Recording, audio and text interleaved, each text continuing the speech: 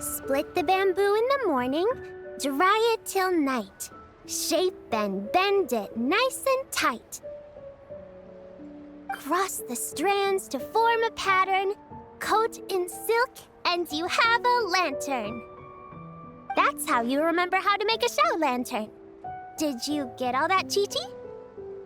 Morning, split bamboo, traveler.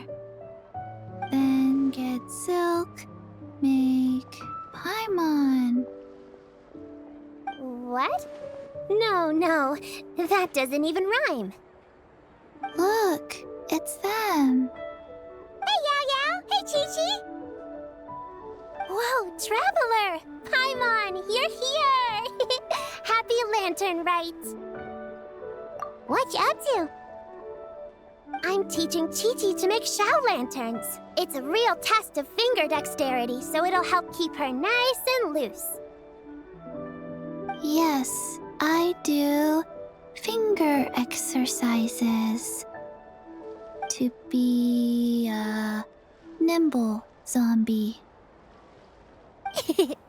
Wanna try too, you two? Oh, okay. Well, we need a whole bunch this year so it doesn't get too dark at night. Too dark? What does that mean? Dr. Baiju has patients who got hurt walking at night. The moon disappeared, so it was too dark to see. The moon disappeared? Like, behind the clouds? It was Zhongli, the moon devourer. Changshan told me about it, but now I forgot. It's an old myth from Chenyu Vale about a giant toad in the sky that eats the moon. What? The moon gets eaten? It's just a story. It's not like there's actually a giant toad in the sky. I asked Master about it, and she said myths are just insights into how the people of the past understood the world. Well, I didn't see it that night. But I've checked several nights since, and it's been there same as ever. According to Qiqi, though, the Ministry of Civil Affairs sent someone to do some kind of serious investigation. So, I don't know. Maybe something did happen. The Ministry of Civil Affairs? This is starting to sound bad. It's okay. You can fly. Even if it's too dark, you won't fall and get hurt.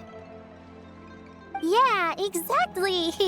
So turn that frown upside down, Paimon, or someday you'll get a whole bunch of wrinkles and wake up looking like an old granny. What? Okay. No more frowning. But the traveler can't fly. He could still fall and hurt himself, right? Don't worry. That's what the Shao lanterns are for. As long as we make enough, Liyue Harbor will never go dark. Yeah, and there's the giant lantern too. Oh, right! I almost forgot. Look! This year's Grand Lantern commemorates the Adeptus who guards the moon. With her watching over it, the moon will be safe for sure.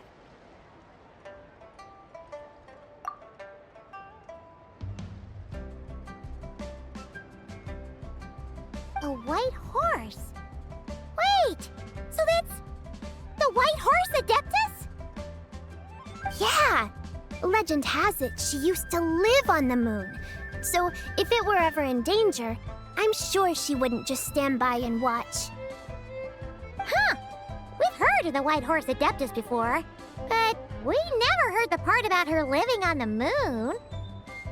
Probably because it's a folk legend from Chenyu Vale, so not a lot of people know about it. But recently, some ancient artifacts were unearthed in Liyue, And the archaeological team even found evidence of ancient people worshipping an adeptus who lived in a palace on the moon. It's kind of like how we write wishes on Chao lanterns and release them during lantern rite. The white horse adeptus would descend from the moon in her jade carriage and grant people's wishes. Ooh! When did that happen? She sounds different from the other adepti in Liyue. It must have been a super long time ago, 'cause even Master barely knows anything about this adeptus. Nope.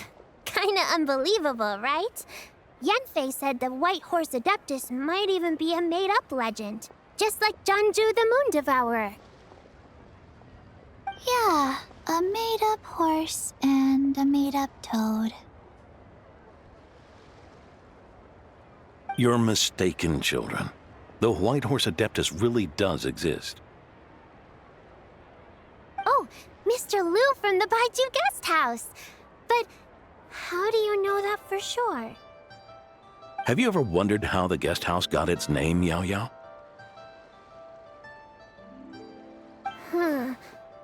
Baiju... White Colt. So, it's named after the white horse adeptus? That's right. And that's because one of my ancestors was once blessed by the white horse adeptus. Wait, really? Tell us more! Tell us more! It was a long, long time ago, when this ancestor of mine was still a young girl. She was out gathering herbs and accidentally fell off a cliff, but the white horse adeptus rescued her. Oh, that's it? Paimon was expecting something a bit more... special? We've heard a whole bunch of stories like that before. Patience, young one. Let me finish. After the white horse adeptus saved my ancestor, she told her a story about the moon and the ancient kingdom of long gone. My ancestor was so captivated that she completely lost track of time. So much so, in fact, that when she returned to her village, she found nothing but a desolate ruin in its place. It was as if, without her knowledge, countless years had passed in the mortal world. Huh? The most extraordinary part of all is that it turned out to be a dream. When she woke up, she found herself at the bottom of the cliff, right where she had fallen.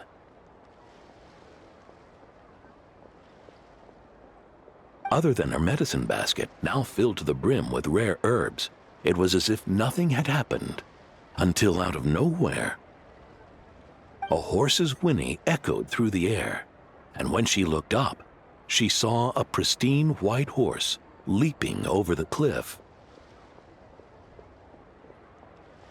A white horse leaping over the cliff? Wow, that sure is a crazy story. But now, it's starting to sound a bit too far-fetched. Another skeptic. You sound just like my son. But I know it's true. Ancestral records don't lie. Wait, so your son doesn't believe it happened? Don't get me started. Not believing is one thing, but he even wants to change the name of our guest house. It's a disgrace, I tell you, a disgrace. Well, it was getting about time for him to take over the guest house. And what's the first thing he does?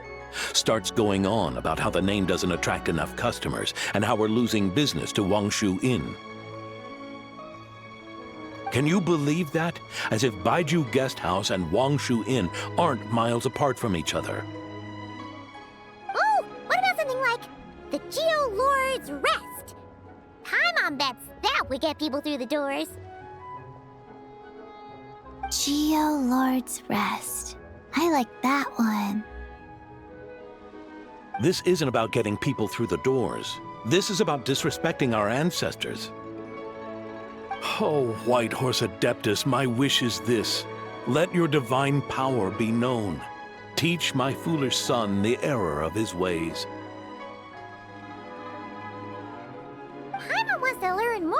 this Adeptus. Hey, maybe we should ask Zhongli. Good idea! Mr. Zhongli is super knowledgeable. He can answer questions even Master has no clue about. Yeah, we just saw him having tea at third round knockout. Alright, then that's our next stop. Qiqi and I are gonna keep making Shao lanterns. Careful on the road! Goodbye, Paimon. Goodbye, traveler.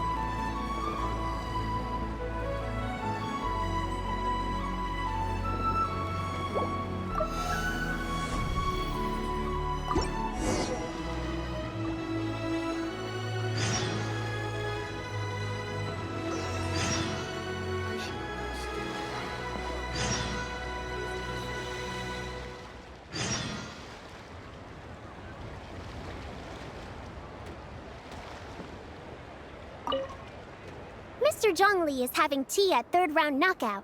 Good luck!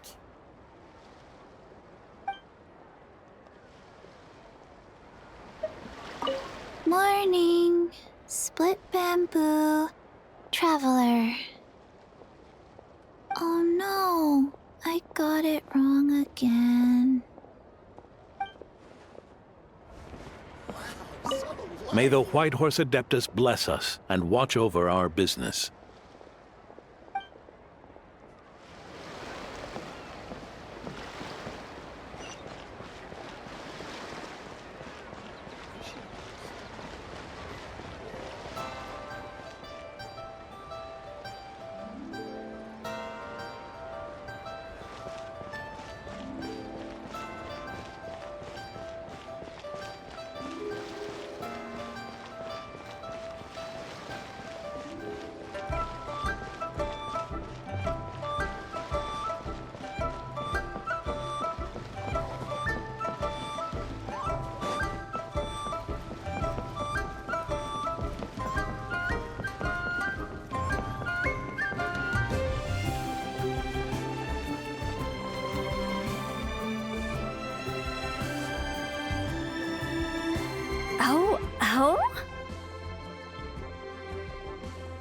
Oh. Curious. Impressive, right? What's with all the commotion over here? Oh, Traveler and Paimon! Perfect timing! I have something amazing to show you! What is it? Huh? What the? Part of the moon is blacked out! Was it really eaten by a giant toad?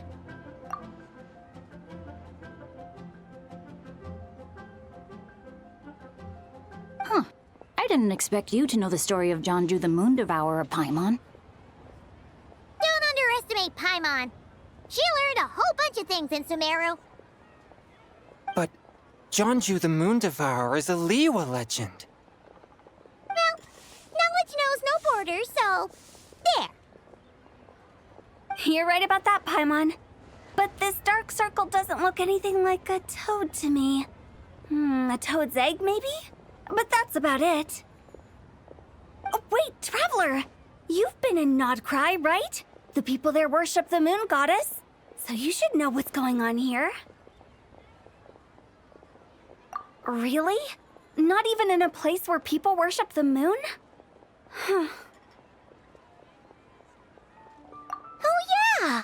Master told me that the tale of Jianzhu, the moon devourer, was how ancient people explained a certain celestial phenomenon. But what is it exactly? Some kind of omen of disaster?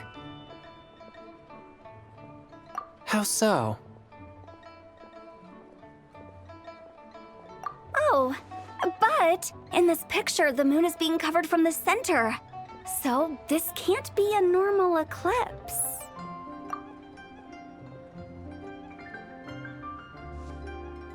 Then, it's still an omen of some impending calamity? We never said that! Ugh, some crazy customer left it at the restaurant. Just thinking about it gives me the chills.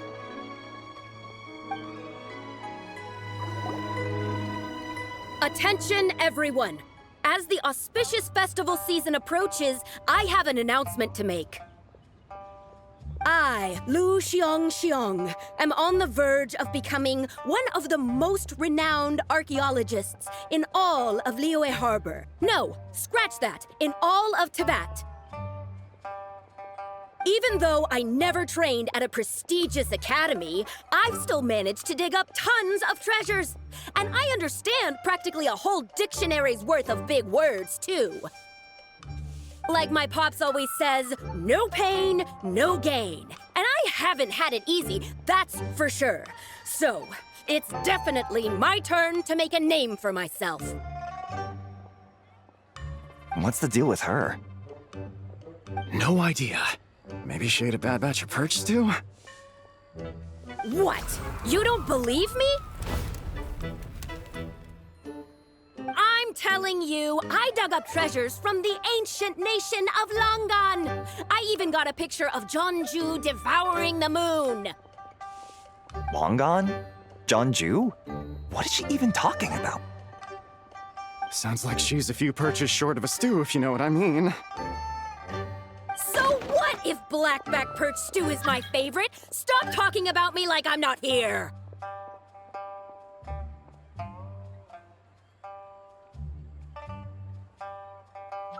Whoa, what are you doing? You're just a stupid, ignorant man, and I'm gonna kill you. Young lady, you need to calm down. What? So you're looking down on me now too? How about I take you both out then? How does that sound? This is a place for dining. If you wish to take me out, you'll have to do it elsewhere. Don't act like you're better than me. Do you know who I am? I'm about to be the most famous archaeologist in all of Liyue. No, Tibet. Show me some respect. It's respect you want? Very well. For the sake of the other customers, we'll do this your way.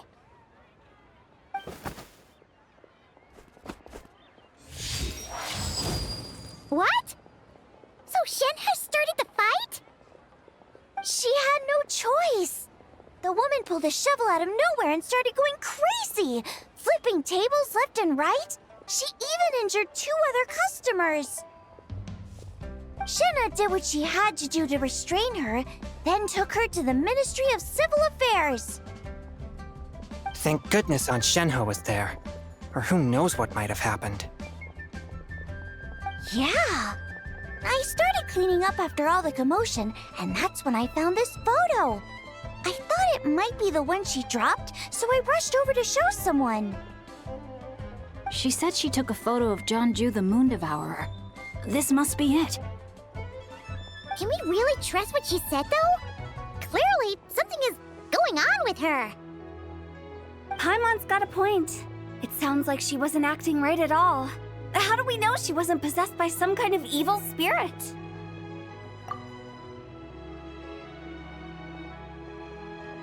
Aunt Shenhe would have noticed if she was possessed. Right! But what about the part about Long Gone and the treasure she found? What about it? What if she raided a tomb and dug up some super special relic, then got herself haunted by an ancient ghost? One so powerful that even Miss Shenhe couldn't sense its presence. Your imagination is something else, Hu Tao. Why would an ancient ghost come to Wanmin restaurant, huh? To eat my blackback perch stew?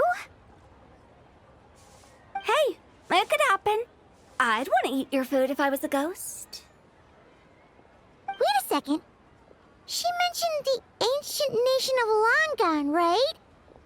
Paimon's heard that somewhere before. You know what?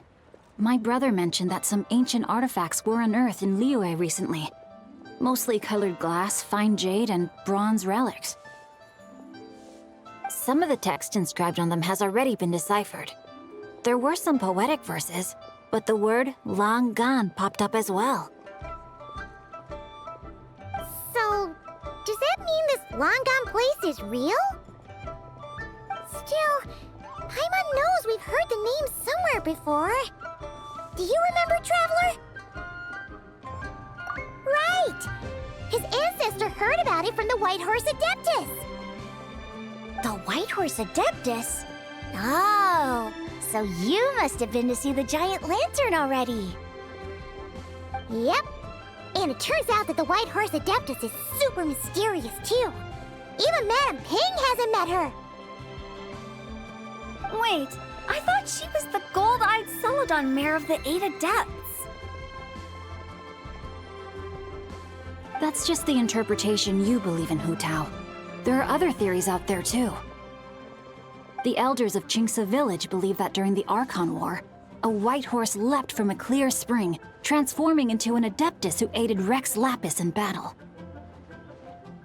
In Chenyu Vale, some of the tribes take her to be the daughter of time, and trace her deeds to an even earlier era. Yet in other ancient texts, including the relics I just mentioned, she appears as an emissary who listens to mortal wishes, bestowing the blessings of the heavens and moon upon the mortal realm. Which is why we write our wishes on Shao lanterns. That's so complicated. So what's the verdict? Which version is the truth? I'm afraid there's no definitive answer to that. You two have been all over Teyvat. Do you have an idea? Nope, sorry. We were actually on our way to ask Zhongli. He knows even more about this kind of stuff than us. Ah, looking for a consultant, huh? He's having tea with Miss Linlong. Shigu Antiques is hosting an exhibition tonight. An exhibition? For what? All those antiques Sing just mentioned. So if you head to the big ship docked in the harbor tonight, I'm sure you'll find him. So, where to next? How about we go to the Ministry of Civil Affairs to ask about the White Horse Adeptus? We might be able to find out more about the recent moon situation, too. If you're heading to the Ministry of Civil Affairs, could you give them this picture for me? Since it belongs to that customer, she deserves to get it back at least. It might even help the Ministry with their investigation. Ha! All right! We're off! Oh, wait! I almost forgot! Happy Lantern Rite! Come have a meal with us when you're free. We'll be there, or we'll be... square.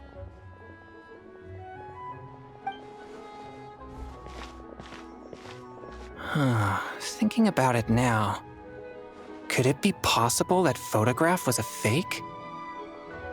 A fake? You mean like the customer fabricated it to gain academic recognition? Nice one, Chongyun. I never even thought of it like that.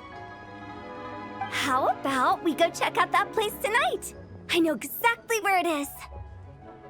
All right. I'll get scolded if I get home too late. Live a little, Sing-Cho. You act like this is a first for you. Worst comes to worst, we'll get Xiangling to cook you something delicious, okay? Well, when you put it like that, I suppose it's worth the risk. You were just waiting for the promise of free food, weren't you? Fine. It's a plan then. We'll meet up tonight.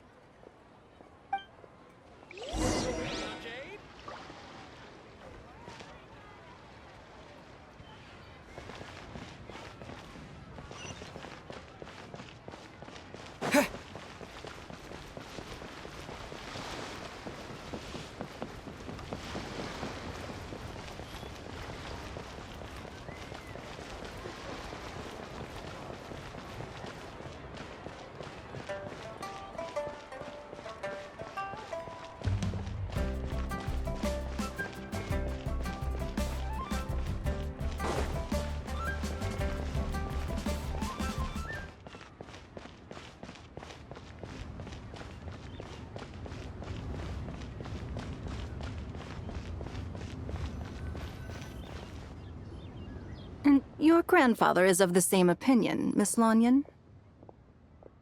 Yes. On Lantern Rite, the moon shall go dark. That's what the signs are indicating. Celestial observation isn't Grandpa's strong suit, but he discussed it with several other elders from our clan, and their conclusion was the same. It's consistent with the information we've received from other sources as well. You mean the whole thing? About the legend of Zhongli the Moon Devourer? Happening in real life? Yes, that's one of them. So it's true. I thought it was just a rumor. It's true. But right now, the bigger issue is that all our sources indicate the phenomenon's gonna happen again. I'm not sure this bodes well. Let's remain optimistic for now. We're making progress interpreting the artifacts, and Ganyu is consulting with the Adepti as we speak. Besides, apart from the incident at Wanmin Restaurant, there haven't been any other moon-related disturbances. Ningguang, Keqing, and Lanyan! You're all here! Oh, Traveler! In Paimon! It's been a while. Happy Lantern Rite. Yes, happy Lantern Rite. What brings you here, though? I thought you'd be in the harbor enjoying the Shao lanterns. You're certainly not the type to visit Yujing Terrace for no reason. Is there something I can help you with? What? We're not allowed to just drop in on our friends during the festive season? I was only teasing. You're welcome to visit us anytime you wish. Happy Lantern Rite. Oh, and about all the moon business you were just talking about? We have something to show you. Here, take a look! Whoa! Something really did take a chunk out of the moon. Someone managed to capture a picture of it. Is this Zhongli, the Moon Devourer, then? Even though we confirmed this event took place, I still can't quite believe what I'm seeing. Where did you get this picture? From Xiangling! She found it when she was cleaning up after that customer caused a scene. She thinks they must have dropped it. Wait, is this Chawang Terrace? No, it's just where I'm from.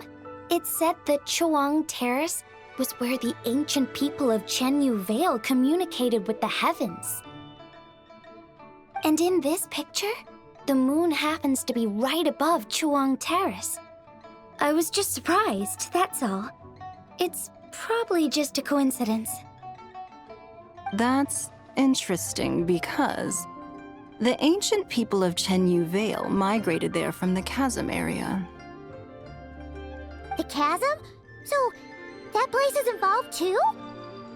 According to our investigation, that customer you just mentioned, Lu Xiangxiang, her father and grandfather are merchants in Liyue Harbor. And her mother and grandmother grow tea in Chaoying village. A few days ago, she left her home in Chaoying village to join a civilian archaeological team funded by Hoishan Hall, and ended up excavating some artifacts in the chasm area. These artifacts were then entrusted to Shigu Antiques and are set to be featured in an upcoming exhibition. Then, of course, the incident at Wanmin restaurant occurred. We suspect something happened during the excavation that left her with quite the shock. And now, it seems like she also went to Chawang Terrace and took that picture of the moon disappearing. The chasm? Chawang Terrace? Things are getting pretty complicated. She's not in a good mental state, so we took her to Boo Boo Pharmacy to get some help. Why don't you come with me to check up on her? At this point, you seem invested in this case too. Then let's head there now.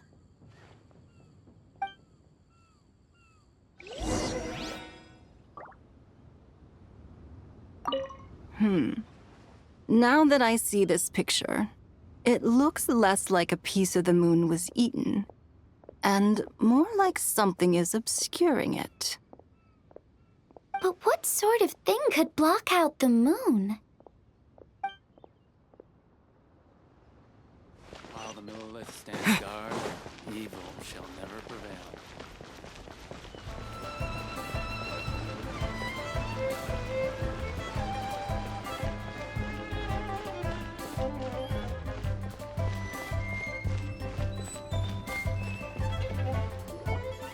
Ah, Lady Yuheng. Oh, and the Traveler and Paimon are here as well. What a pleasant surprise. Happy lantern rite. I hope we're not interrupting, Dr. Baizhu. Not at all. I assume you're here to see the patient? Unless it's urgent, however, it would be best not to disturb her rest.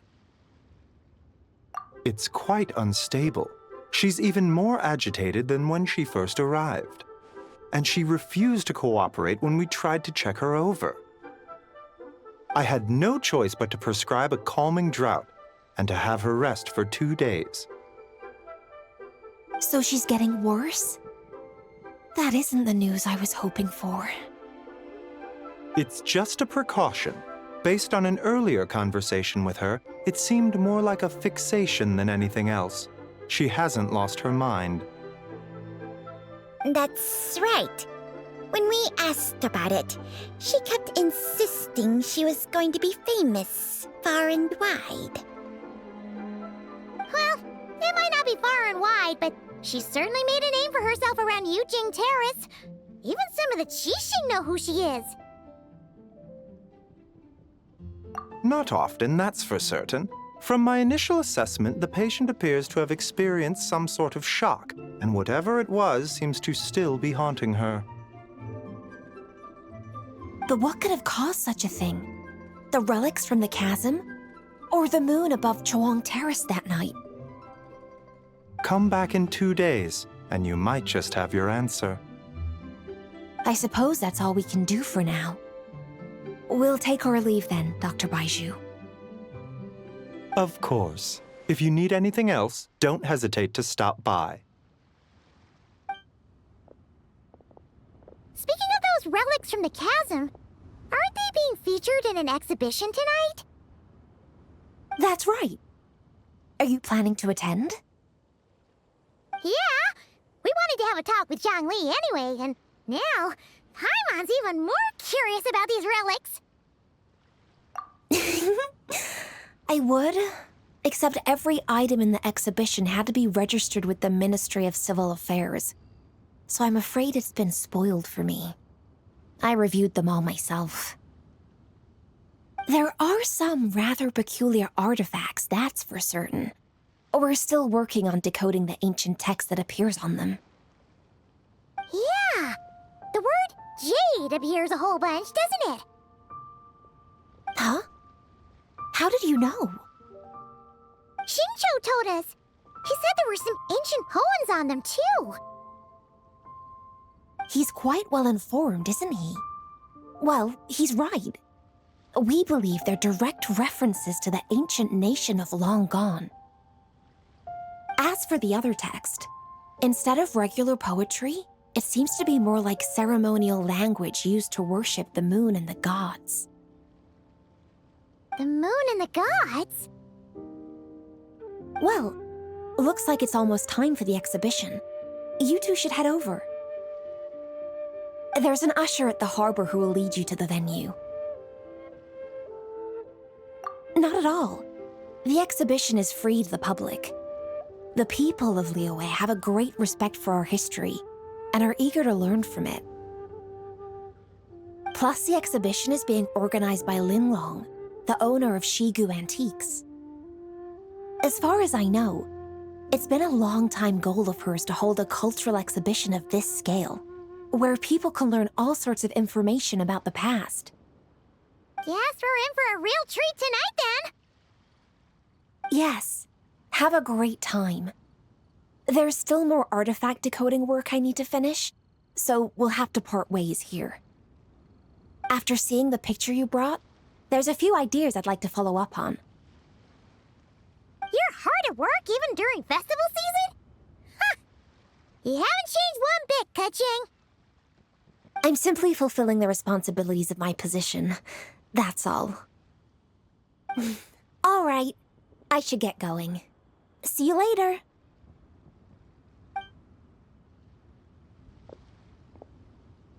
Well, guess we should head over to the harbor and find that usher.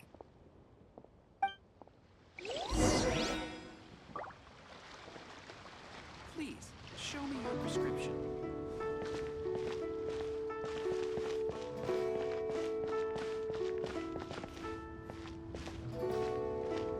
The patient is resting. No disturbances, please.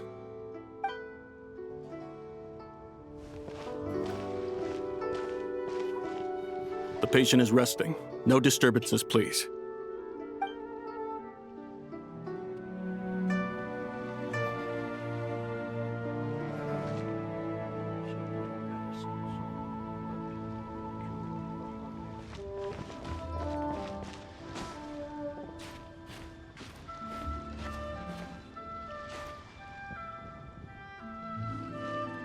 The patient is resting. No disturbances, please.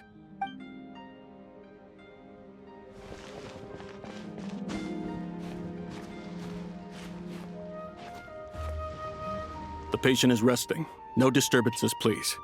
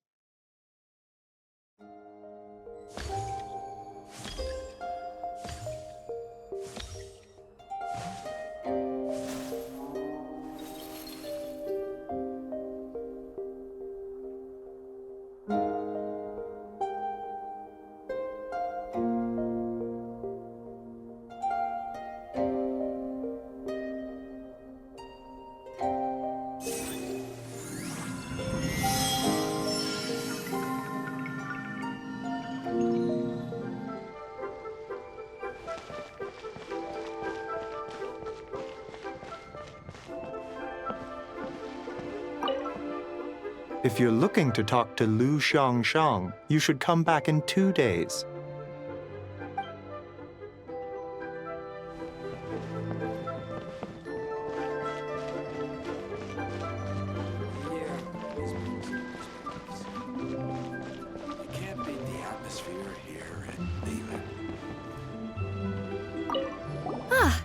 Here for the exhibition?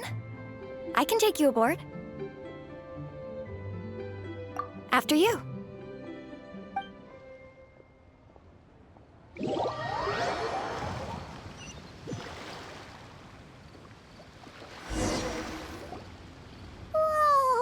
Look at all the antiques on this ship! It's almost too much to take in! Greetings. I trust you've been well since last we met? Aha! Speak Ah, so Director Hu gave me away, did she? Don't act like you're up to some super secret business. We know you just do whatever you feel like. Yo, Traveler! Paimon! What's up? It's been a while, you two. Happy Lantern Rite. Beidou! Yunshin! It's great to see you! You're here for the exhibition too? Yes. When I heard these artifacts were from ancient times, I just knew I had to come learn more about them. I mean, what a discovery, right? Yeah, Ningguang pretty much said the same thing. She thought coming here might help culture me up or something. But as you know, I'm more of a fists and punches type of person. I doubt one exhibition is gonna change that. You're too modest, Captain. You're the leader of the Crux fleet. That takes far more skill than just fists and punches. Plus, at the end of the day, you still decided to come, even though you didn't have to listen to Ningguang. Well, she's the Tianquan. If she can't even get an average ship captain like me to do her bidding, how's that gonna look? You sure know how to think from her perspective, huh? I guess I do. Anyway, how's everyone enjoying the exhibition? I heard that if you see something you like, you can negotiate the price with the owner and take it home. Wait, so we can buy this stuff? Indeed. Although Shigu Antiques is hosting this exhibition, many of the items come from private collectors. As long as both parties reach an agreement, you can make an offer of mora or an equivalent trade. Well, shall we continue our conversation as we look around? Let's go! Paimon's super curious about all this stuff.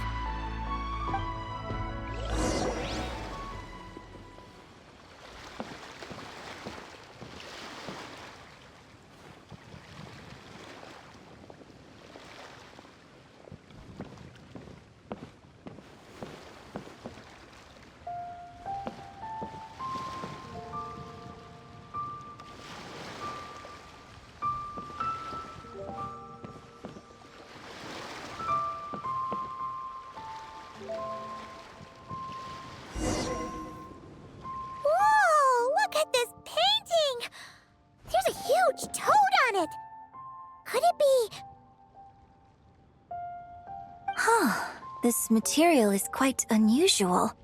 It doesn't look like paper, more like silk or some other kind of fabric.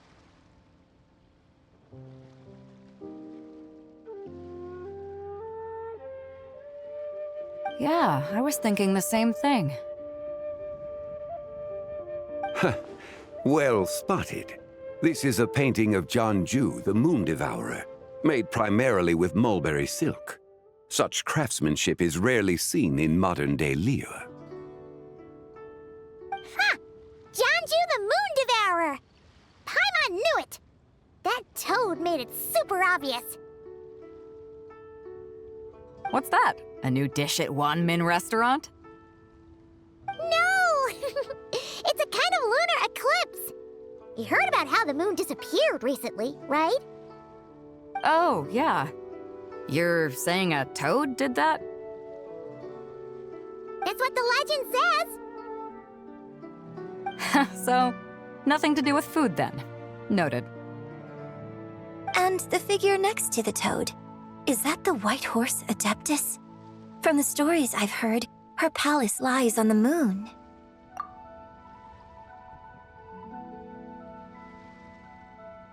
That would seem to be a logical assumption. No. In fact, this item was discovered in Chenyu Vale, and many years ago at that. Oh, so it's from Chenyu Vale? Actually, that's not quite right. You see, this painting is primarily comprised of mineral-based pigments, such as cinnabar and azurite, which are usually found within stratified rock. This suggests its place of origin may very well have been the chasm. You could have just started with that. You're as knowledgeable as ever, Mr. Zhongli. I had only ever heard the legend of Zhongli the Moon Devourer, but now seeing it depicted in this painting, I wonder. If I purchased it, perhaps it could serve as inspiration for a new opera. Though I'm not quite sure who the painting belongs to right now. A splendid idea, Miss Yoon. Perhaps in lieu of Mora, you could offer the lyrics to said opera as recompense. The lyrics? But to whom? Why, to me, of course. I am the owner of this painting, after all. Wait, so you're one of the private collectors of the exhibition? No wonder you knew so much about the painting! But lyrics in exchange for a precious antique? My work could never possibly be of equal value. I don't know about that. I'm not much of a scholar, but even I know your operas are in a league of their own. An astute observation, Captain Beto. In my possession, this painting is nothing but a lifeless artifact. In your hands, however, it could be transformed into a new piece of art entirely. Quite the worthy exchange, no? But I'm not sure when I'll be able to finish writing it. It certainly won't be ready this year. Allow me to be equally forthright, Miss Yoon. This silk painting is merely a copy I made of the original work. There is no need for such concern over its value. Huh? So it's a fake? I had no idea you were such a skilled artist, Mr. Zhongli. I pride myself on having some knowledge of antiques, but I didn't notice anything that would point to it being a replica.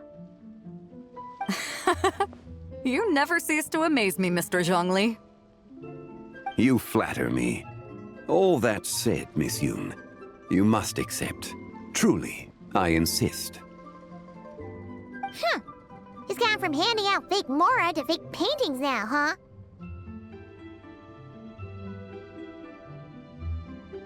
Your kindness is impossible to refuse, Mr. Zhongli. Rest assured, I'll be sure to return the favor. I shall look forward to it. Man, that was quite the find. Huh. I should buy something too, if only so I can show it off to Nangguang. Let's keep going and see what we can find.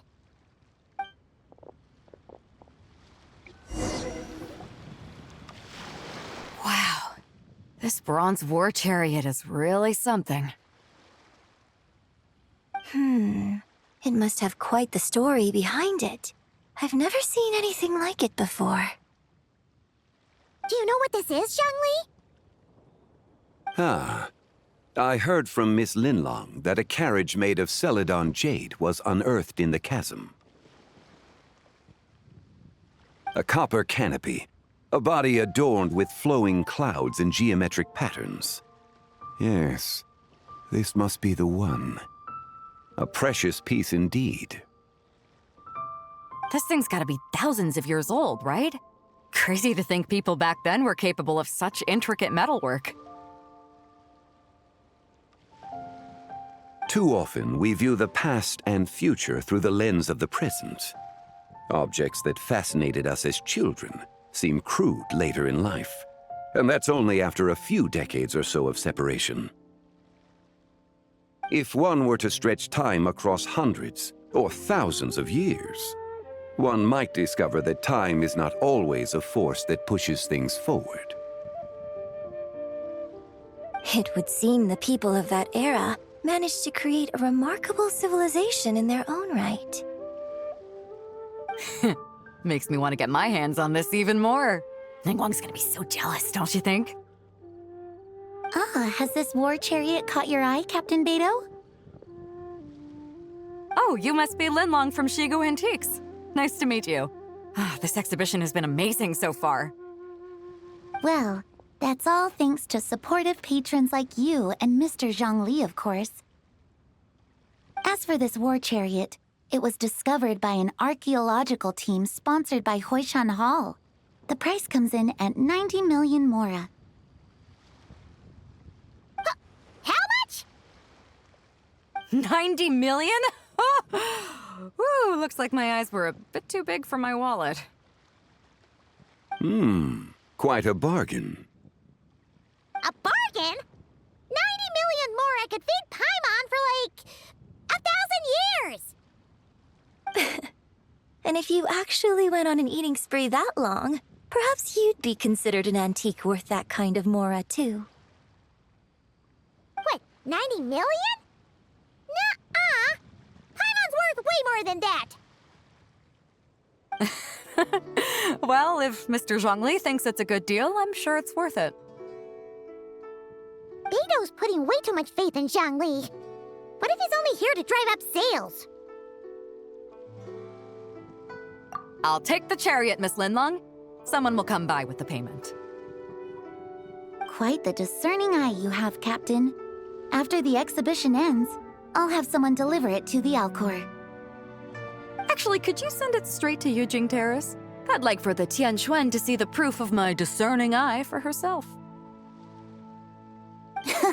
Understood.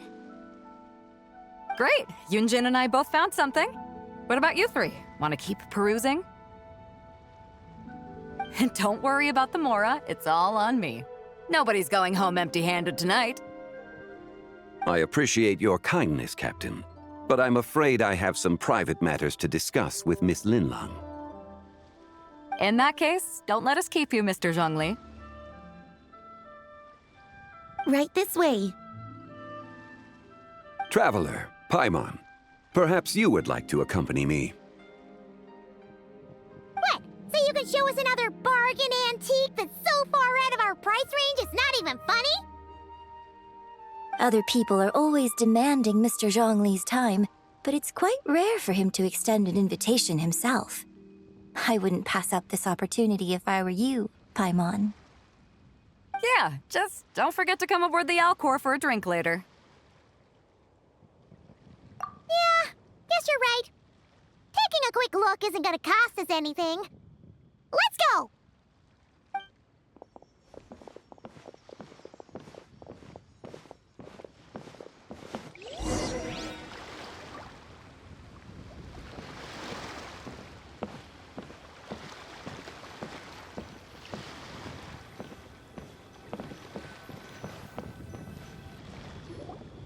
These are all the jade pieces that were found, Mr. Zhongli. Wow! So many styles! What kind are these? These are a type of ceremonial jade. You're familiar with Chenyu Vale's rain jade, right, yes? Oh, yeah! So these pieces are all used in the rain jade ceremony? Well, you may not know, Paimon, but before the rain jade rite came into practice, Chenyu Vale was known for a different ceremonial tradition that also involved jade. The bi is used to honor heaven, the cong to honor earth, the gui to honor the east, the jiang to honor the south, the hu to honor the west, and the huang to honor the north. These form the 6 ritual jades.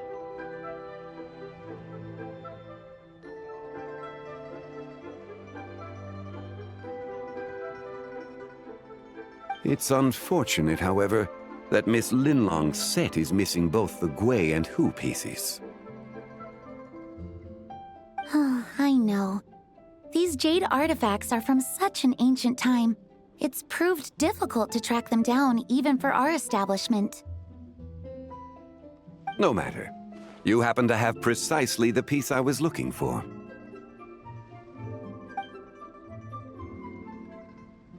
Huh? This broken jade token? I didn't expect this to catch your eye, Mr. Zhongli. It isn't one of the 6 ritual jades. An affect belonging to an old acquaintance of mine. An old acquaintance? One of your collector friends, Mr. Zhongli? You could say that. Traveler, take a closer look.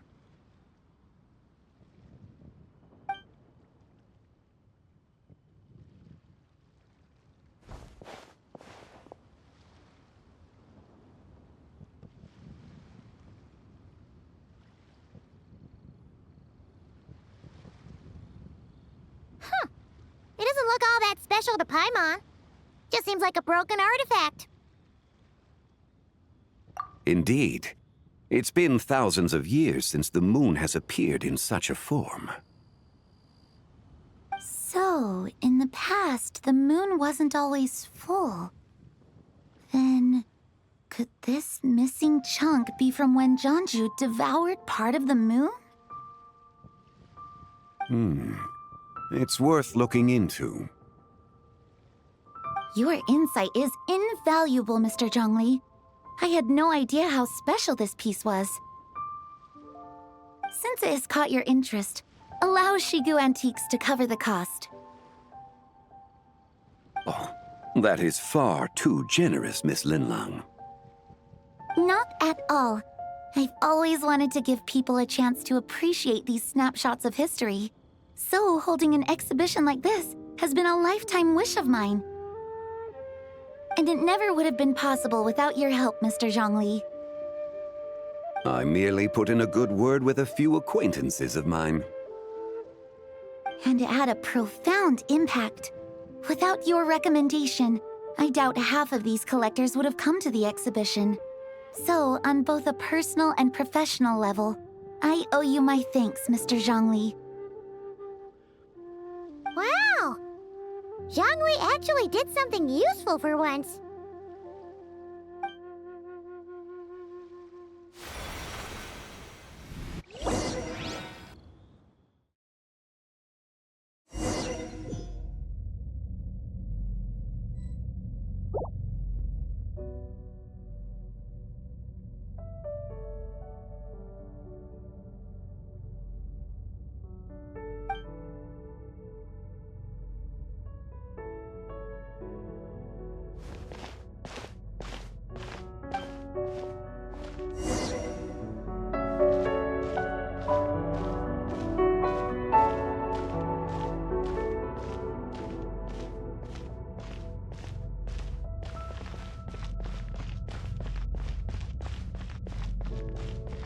Three, 5, 7.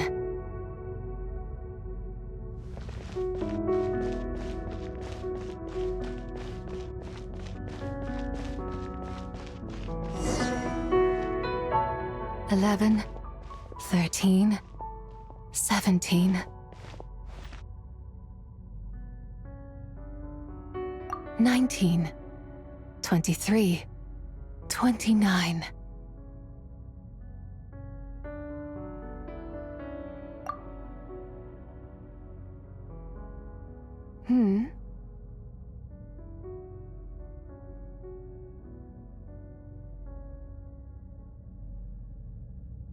You also enjoy counting in such a fashion, lost child?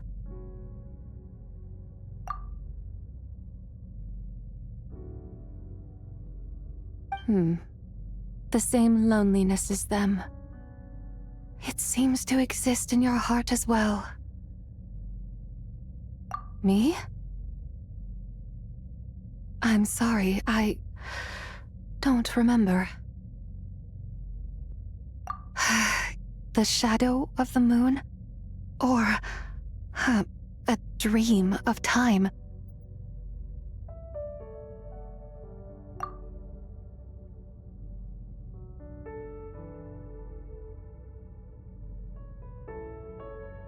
I'm sorry.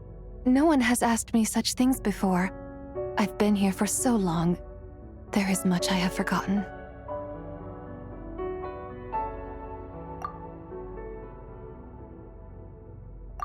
I know nothing of your arrival. All I know is the longing in people's hearts.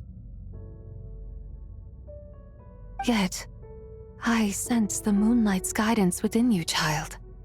Perhaps that is what brought you here.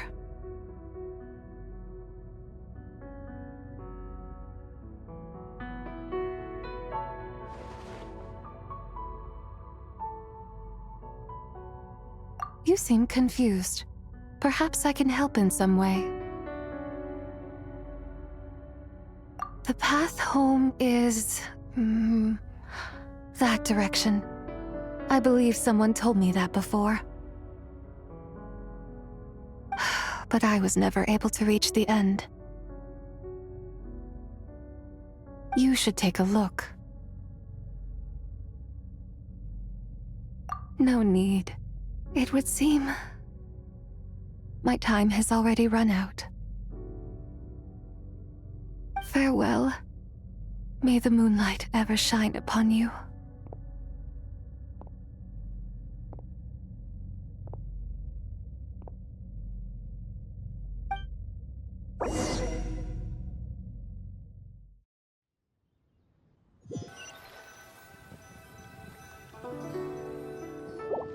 Wow! Zhongli actually did something useful for once. Your complexion looks rather ashen, traveler. Are you feeling all right? Yeah, what's wrong? Does your stomach hurt? Huh? What are you talking about? You were right here the whole time. Ah, I see. I'm afraid we must take our leave, Miss Linlang. My friend has taken ill and I must escort him to get some rest. Of course. Traveler, Paimon, please, come with me. Ah, yes. Regarding the payment for the jade token. Charge the expense to the Wangsheng funeral parlor if you would.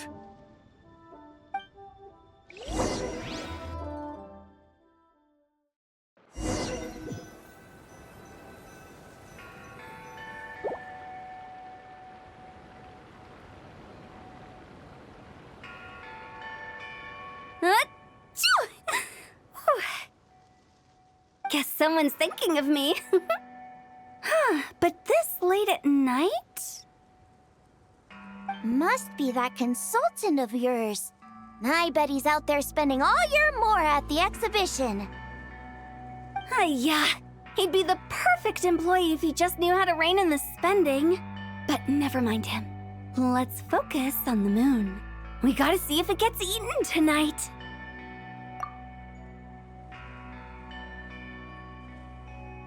I don't think it's going to happen. We've been out here all night and the moon's the same as ever. It is quite late, and Chongyun's getting tired. How about we head back? We can come back another time. Head back? Already? Actually, I do have a new dish I'm testing out tomorrow. And as part of my New Year's resolution, I'm trying not to oversleep. All right. Guess it just wasn't meant to be. Let's go.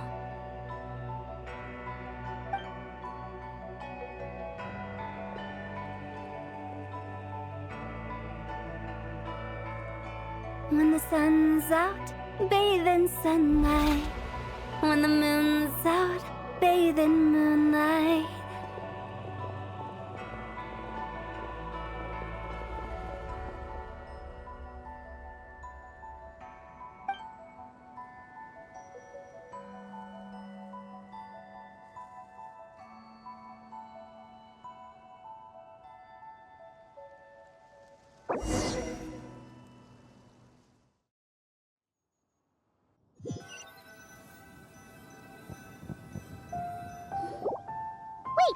Aren't we going to rest?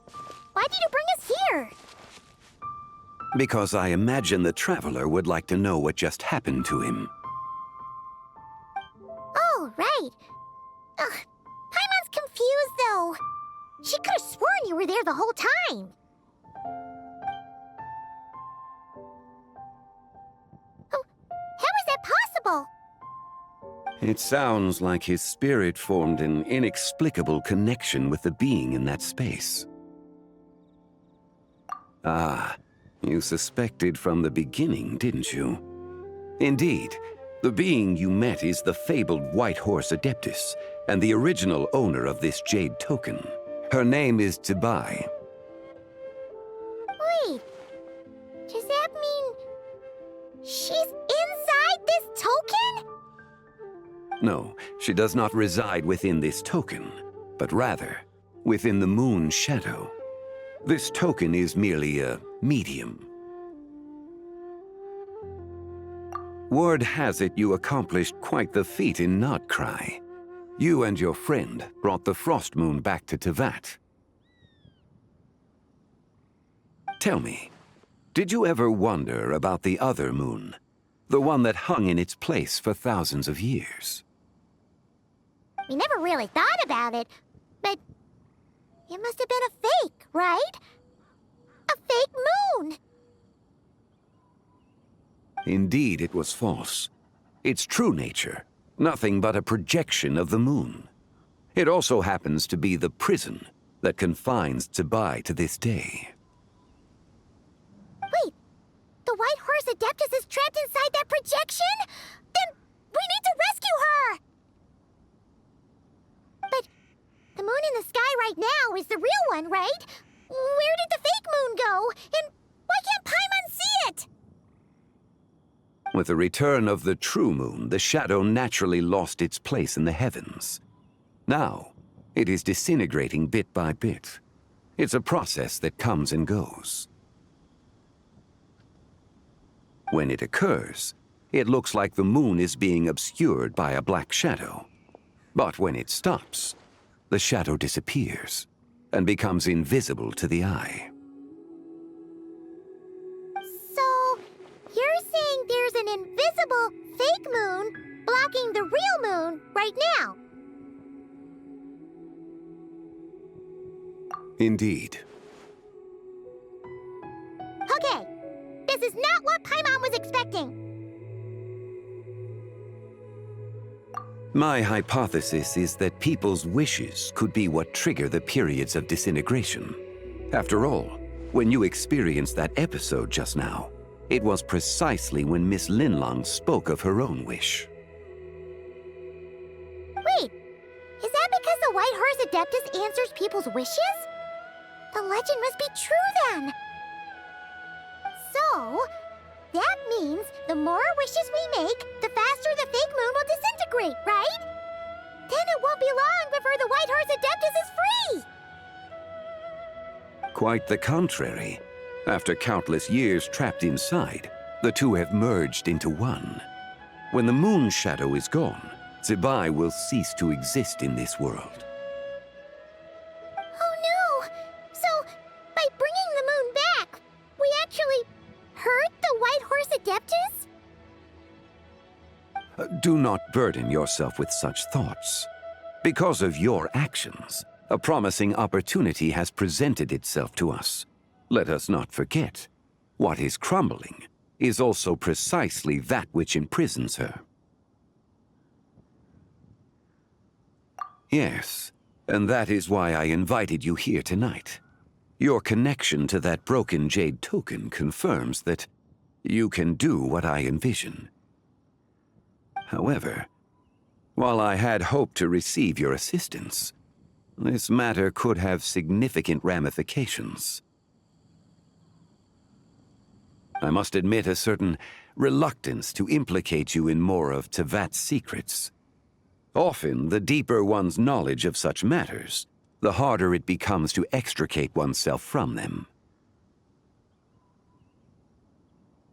You are someone who once traveled through the boundless sea of stars. I cannot help but wonder, perhaps it is wrong for your fate to become too entangled with the fate of any one world.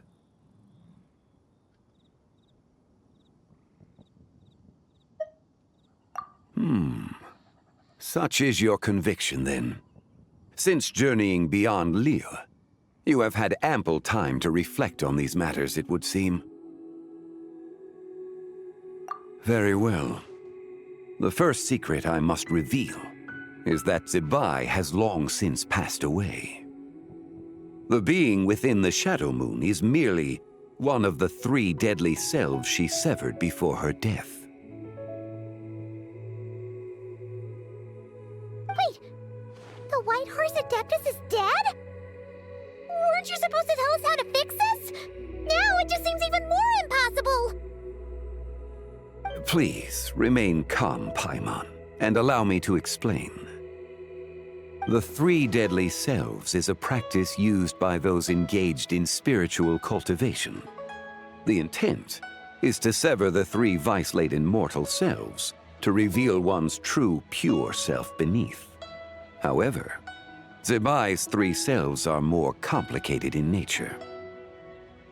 Because in the moment before her death, someone preserved the shattered essence of her soul and placed the fragments within her three deadly selves.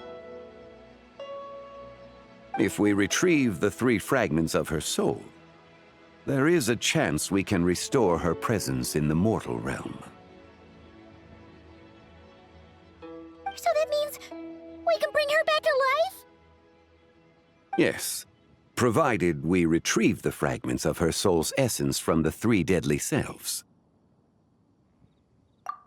Indeed, the being you encountered was Zibai's first deadly self, Ziju.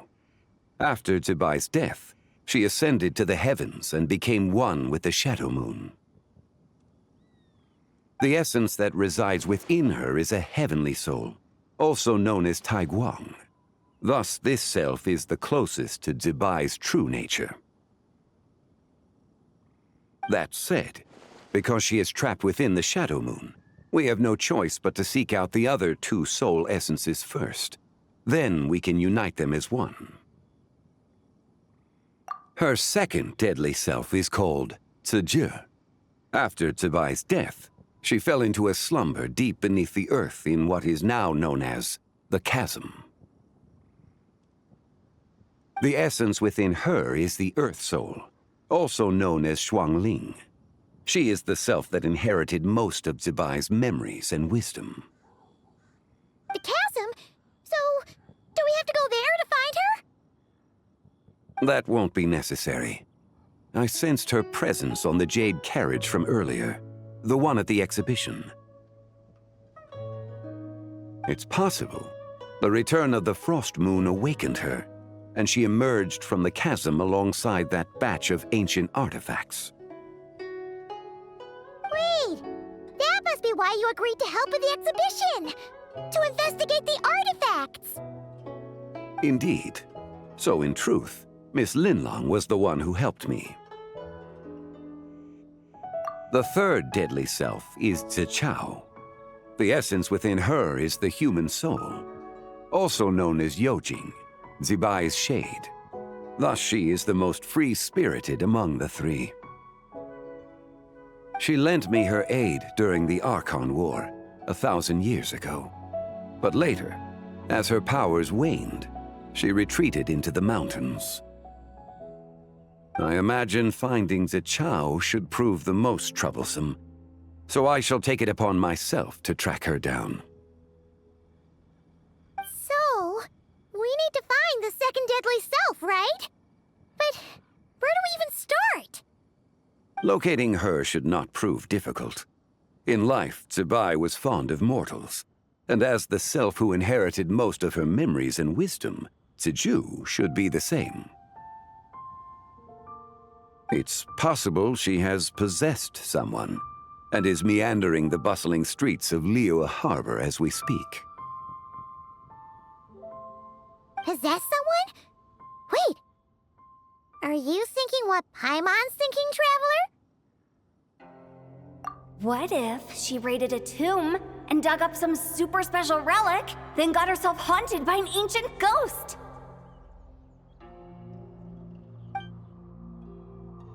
Exactly! Lu Xiangxiang!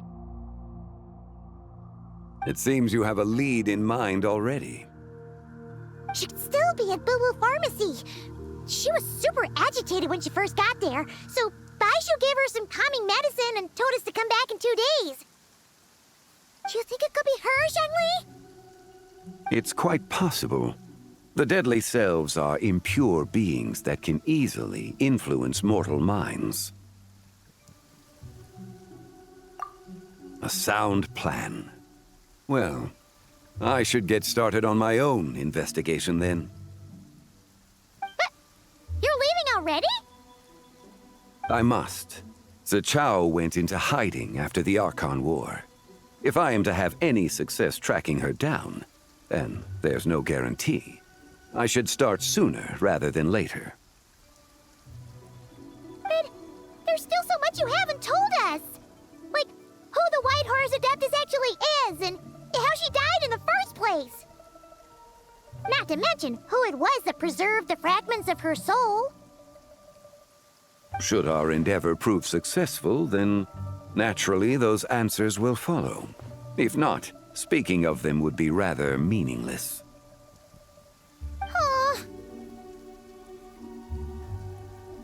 It would seem that this is a question you are unwilling to set aside.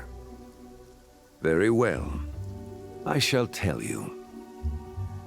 It was the avatar of time.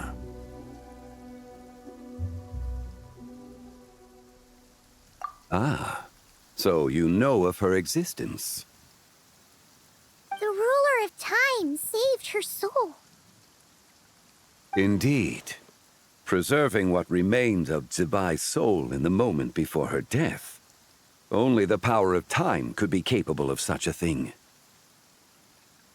However, there is no telling what effect it has had on the three deadly selves. In other words, you must exercise caution when seeking out Zhije.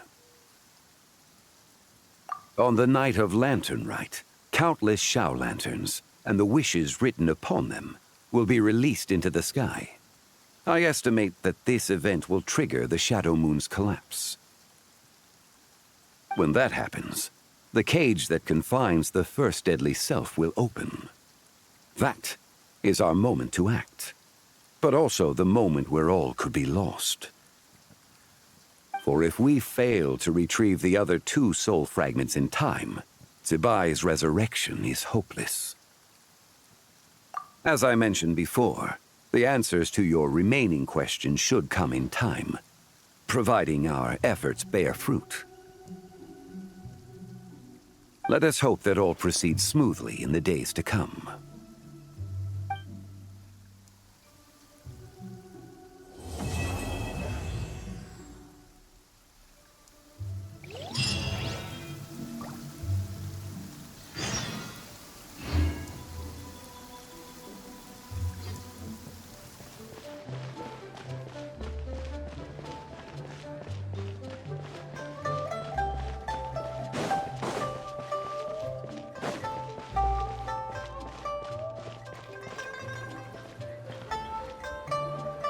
Right, there you are. All your Shao lantern parts crafted to order and every piece individually waterproofed.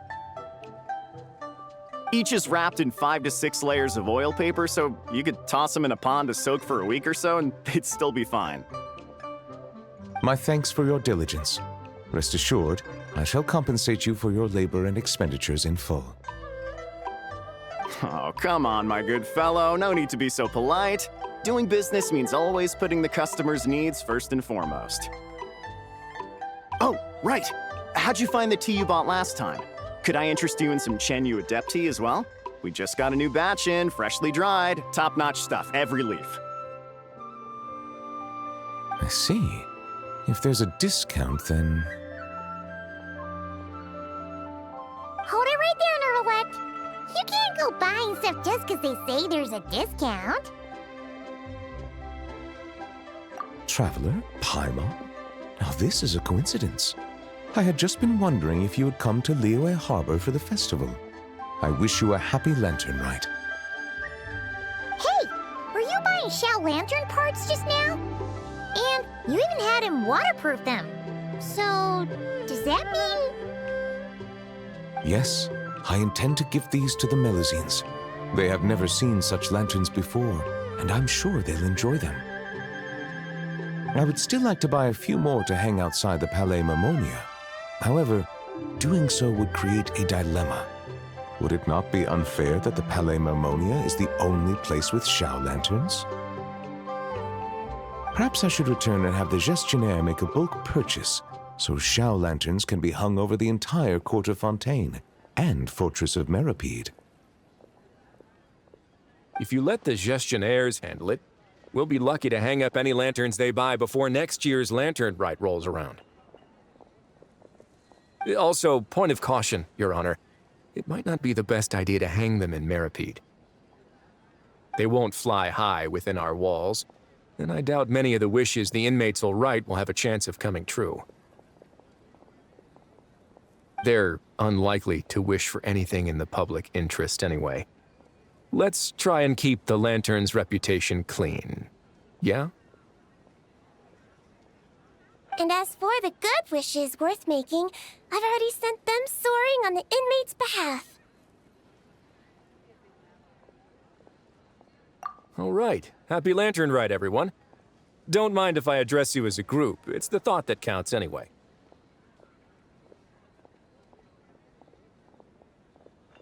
Hey! What's up with the two that Paimon got? Writhely, Miss Sigewinne, Traveler, Paimon, allow me to wish you all a happy lantern ride as well. This festival is wonderful indeed, to have brought us all together. Whoa, now this really feels like a party. Shame I didn't buy any of those fortune coin packets. Otherwise, Liyue Custom would have obliged us to hand one each to the Traveler and Paimon. Fine by me. Let's go grab something good later. I'm sure Paimon can lead the way. Really? Then Paimon's gonna go all out on the menu! Won't you please join us as well, Monsieur Neuvillette? Of course, I'm more than willing. Hey, I just noticed. That's a sharp new outfit you've got there. Goes perfectly with the holiday cheer, and that relaxed expression you're wearing.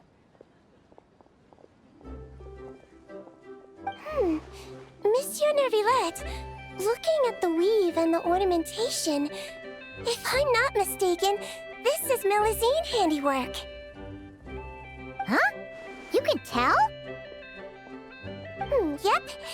Looking at the design, I'd say it's one of Flo's creations. Lome probably contributed a lot too.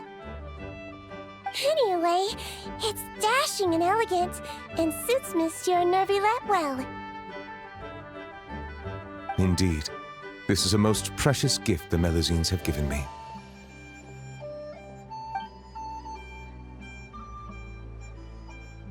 So you're planning to give them Xiao lanterns as a thank you? Yes, it is only polite to do so.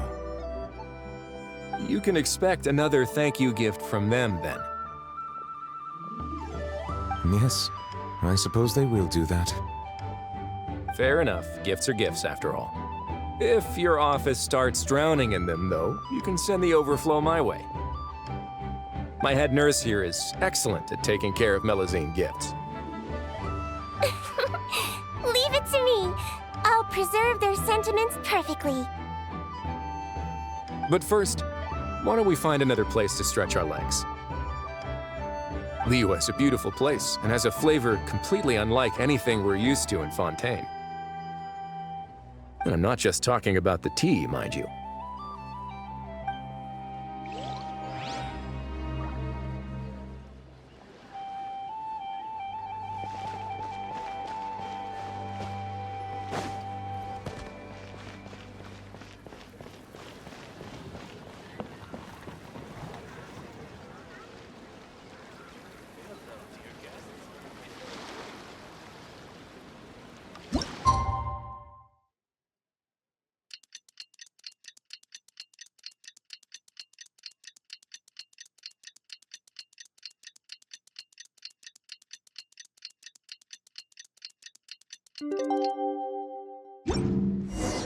Oh!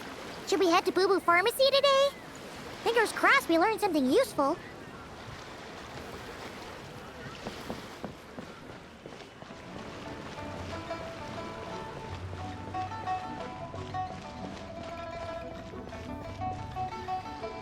So let me get this straight.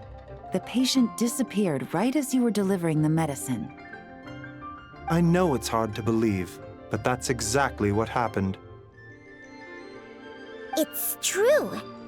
1 minute she was there, and the next she was nowhere to be seen. Hey, it's Yelan! Fancy seeing you here!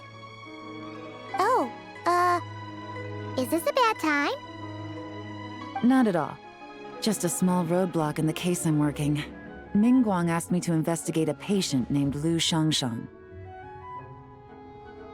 If you're here to find her too, then you're out of luck, I'm afraid. She went missing this morning.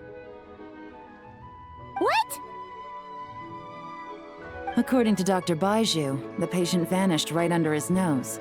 But it just seems like that should be impossible. There 1 second and gone the next? Pretty sure Xiao can do something like that. Then you're suggesting this Liu Xiangshang is the vigilant Yaksha in disguise? Or some other adeptus? Guess not. But this is so weird. How can a living person just vanish into thin air? Unless... Linny decided to take his act to Liyue? Who is this Linny you speak of? He's... Oh, never mind. Paimon's just grasping at straws. Let's set aside the how for now, and focus more on the where. You mentioned this patient has a strong obsession with achieving fame and recognition? Yes. She kept talking about becoming a renowned archaeologist and making a name for herself. So, are we looking for a place where it's super easy to become famous? I think we should check out the Xiao lantern crafting stalls. Because it's easy to become famous by making Xiao lanterns? Not exactly. When the people of Liyue need a solution to a problem, their first thought would be to pray to the gods and the adepti. If her wish is to become famous, she might write it on a Xiao lantern in the hopes that the fabled White Horse Adeptus might make it come true. That certainly sounds probable. Turns out, the White Horse Adeptus might be a lot closer to home than she thinks. What was that? Nothing! Let's go check out those stalls!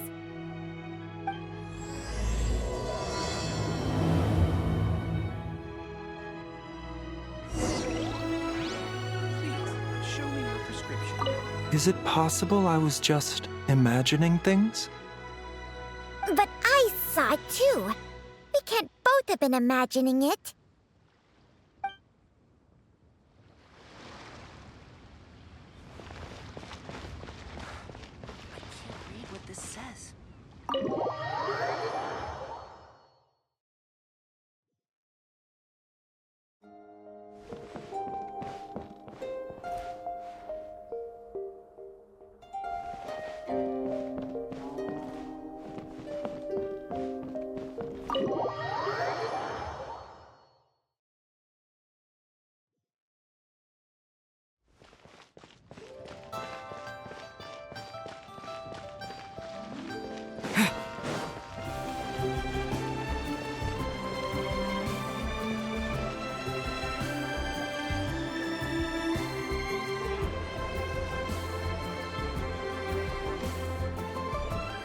We're here! Still no sign of Liu Xiangshang, though.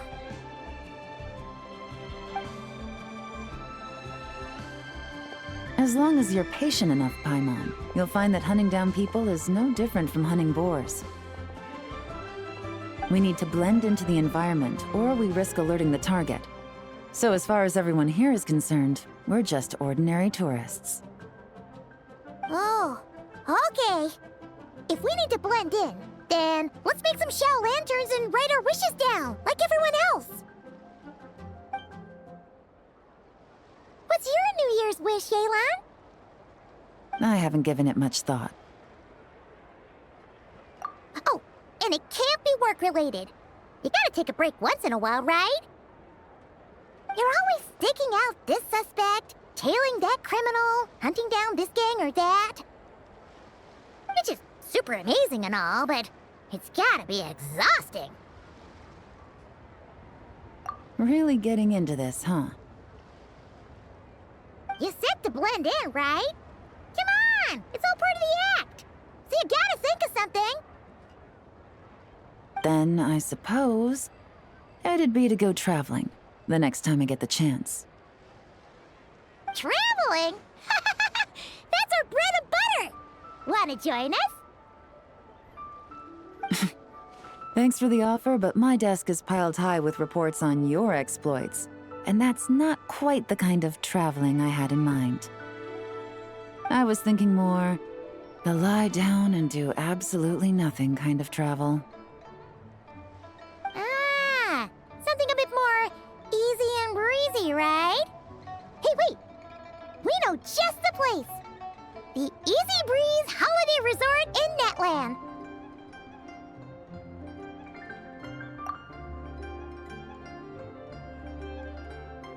It's super relaxing and full of fun activities. You've got the beautiful ocean and tons of cute little creatures called Asha. Seriously, you gotta go! I suppose I'll have to check it out. Hey guys, happy Lantern Night! What a coincidence! You here to make shell lanterns too? Well, it's that time of year, am I right? Thought I'd join in on the fun. You can't have Lantern Night without making one of these. What you gonna wish for? Aw, man, it's kind of embarrassing, but whatever. The truth is, the mighty mythical beasts are seriously struggling with recruitment. So, I'm hoping to find a few apprentices and teach them the art of wushu dancing. Awesome! Shurfugami, here we come! Whoa there, Paimon! One step at a time. I actually need to find people first. Yeah, but Paimon bets people will jump at the chance to learn from you! Well, I wouldn't be so sure. Wushu dancing is super physical and takes a lot of hard work to master, so it's not easy to find people. At this point, if the Adepti can't help me, no one can. I'll do it! Huh?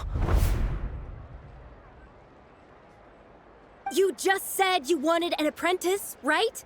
Well, I'm offering. What do you think? Whoa, the White Horse Adeptus works faster than I thought. Traveler, it's her. Lu Shangshang. Our target! Hey, didn't you hear me? I said I wanted to be your apprentice. No need to shout. I heard you the first time. What's your name? Step back a bit, Gaming. This person could be dangerous. What? Hey, what are you trying to do? Do you know who I am? Get back! Lu Shangshang, we have no intention of harming you. We just need to ask you a few questions. Get back, I said! Try to remain calm. If you come any closer, I'll...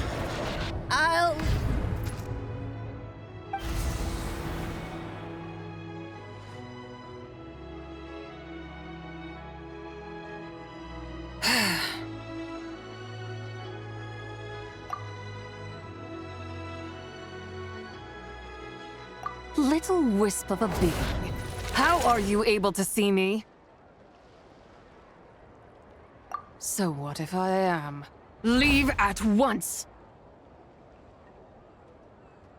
You, a mere mortal, whose own life hangs by a thread, would dare reach for the power of life and death?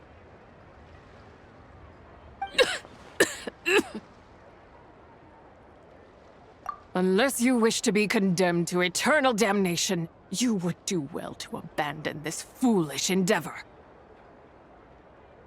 I shall speak on this no further.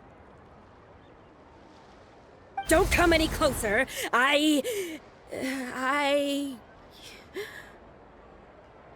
How did I get here? Who are you people? Playing dumb, are we? Save it. We know you attacked those people at Wanmin Restaurant. What? No, I would never. You must be mistaking me for someone else. You don't remember. Of course not. How could I do such a thing? What about the photo you took near Chirwang Terrace? What photo? What's going on? It's like she lost her memory or something. Well, this complicates things. I'll take her back for questioning and let you know what I find. Take her away. But I didn't do anything! I swear! That's weird. She seems so normal now, but she doesn't remember anything. This is just great. An apprentice falls right into my lap and now she's gone! Don't worry, Gaming. This is a special case. I'm sure you'll find one soon. Unless you're gonna pony up and offer a real solution, Paimon, I don't want to hear it. Gaming? What's up with... I'm done here! I'm gonna go find an apprentice, and I won't take no for an answer! Gaming, wait! Is it just Paimon, or was Gaming acting super weird just now? What? How do you know? Whoa! So you saw the second deadly self? And you think she moved from Lu Xiangxiang to Gaming? Uh-oh. Then we better find him before something bad happens! Let's go!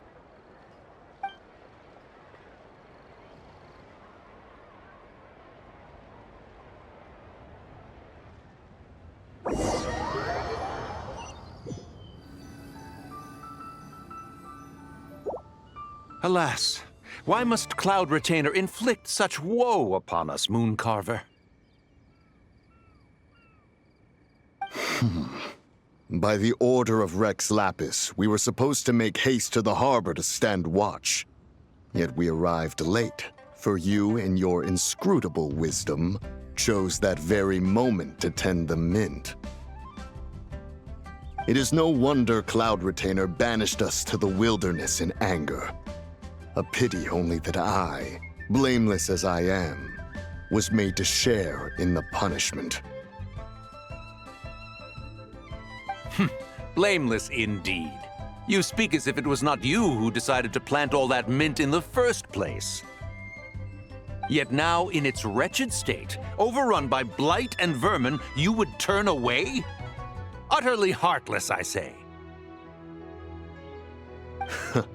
Were I truly that heartless, would I have rescued those seedlings from this desolate wasteland, granting them haven in your hallowed garden?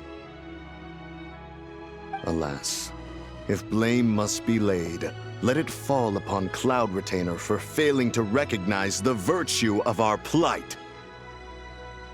Ah, at last a sentiment with which I can agree. If ever Cloud Retainer is away, we should steal into her abode and plant a veritable field of mint. A tempting little ruse, is it not?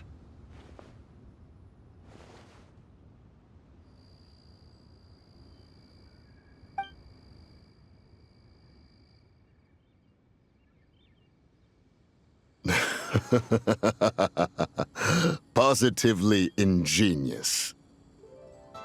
Please stop chasing us! Just let us go! Get back here! If you keep running, I'll kill you! Please, we don't know anything about wushu dancing. Just leave us alone! What? You think I'm not good enough to teach you? Just agree to be my apprentices, and then we can talk. That child looks somewhat familiar. Ah, it appears to be the wushu dancer from Liyue Harbor. I have seen him perform on occasion. Come, let us take a closer look. Has trouble befallen you, young one? Perhaps we can offer aid. Oh, thank the gods! Please, sir, you have to help us. This guy's trying to force us to become his wushu dancing apprentices, and he won't take no for an answer! Oh, so it is you who require aid, not the other way around. Get out of the way, old man! This is between us. Preposterous! You dare to presume we are of a mature age? Listen here, brazen youth. Skilled you may be in the art of dance, yet your offstage demeanor leaves much to be desired. Hold on, Mountain Shaper. Something is amiss. Look closer. Huh. Indeed, he bears the mark of something unclean. It spells trouble. You there, depart at once.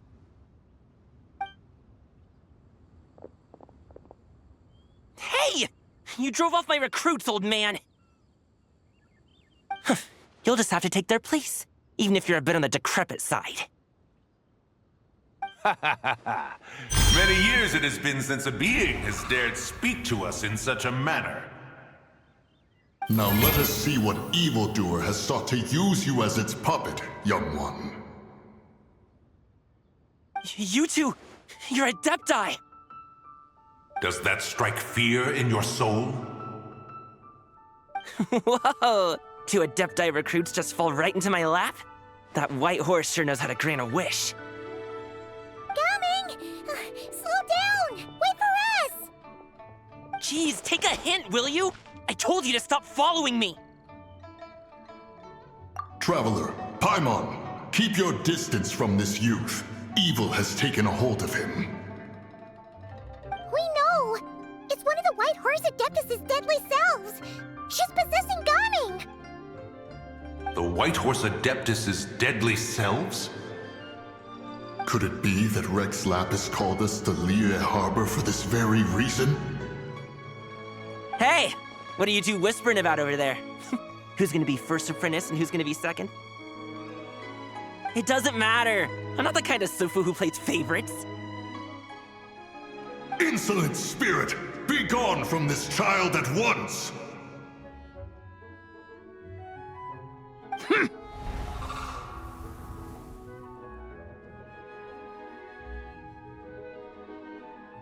Little mite of a mortal. Getting in my way again, I see.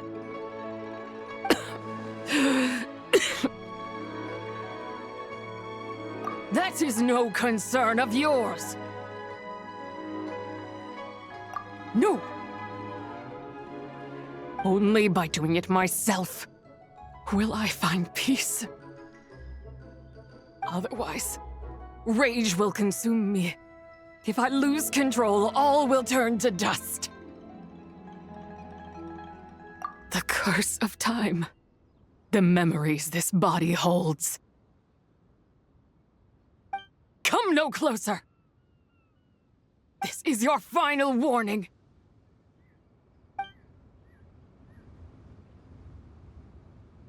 Insolent spirit! Be gone from this child at once! Huh? Traveler and Paimon? And 2 adepti? Where are we? Weren't we just making Xiao lanterns in the harbor? Gaming! You're back! Ah! The sun is most scorching. Agitation stirs within me. I require cooling mint to beat this heat. And speaking of, Cloud Retainer has scorned this verdant wonder long enough. It is time for her to feel its wrath. The wrath of mint! Mountain Shaper, where are you going? Oh no! Now Mountain Shaper's acting weird! You don't think it's spread to him, do you? Spread to him? Quickly now, explain to me what has been happening. What? Was I really that rude? Jeez, someone get my dad to throw a slipper at me. I'm so... Oh, you okay, Gaming? He is fine. It is simply exhaustion. But to think Mountain Shaper would succumb to something like this, it is most unexpected. So, what do we do? We can't just leave Gaming like this, but we can't ignore Mountain Shaper either, right? My cultivation level rivals that of Mountain Shaper. Were I to give chase, Zhiji would but flee from his form and take refuge in mine. Seek out Streetward Rambler. Cloud Retainer and the Conqueror of Demons should be with her. I shall take this child back to the harbor and join you post-haste. Whoa! What are all the Adepti doing together? Rex Lapis charged us with keeping watch over Liyue Harbor should danger rear its head. I dare say this is the very crisis he anticipated. Come, we must devise a strategy before confronting Zhiji.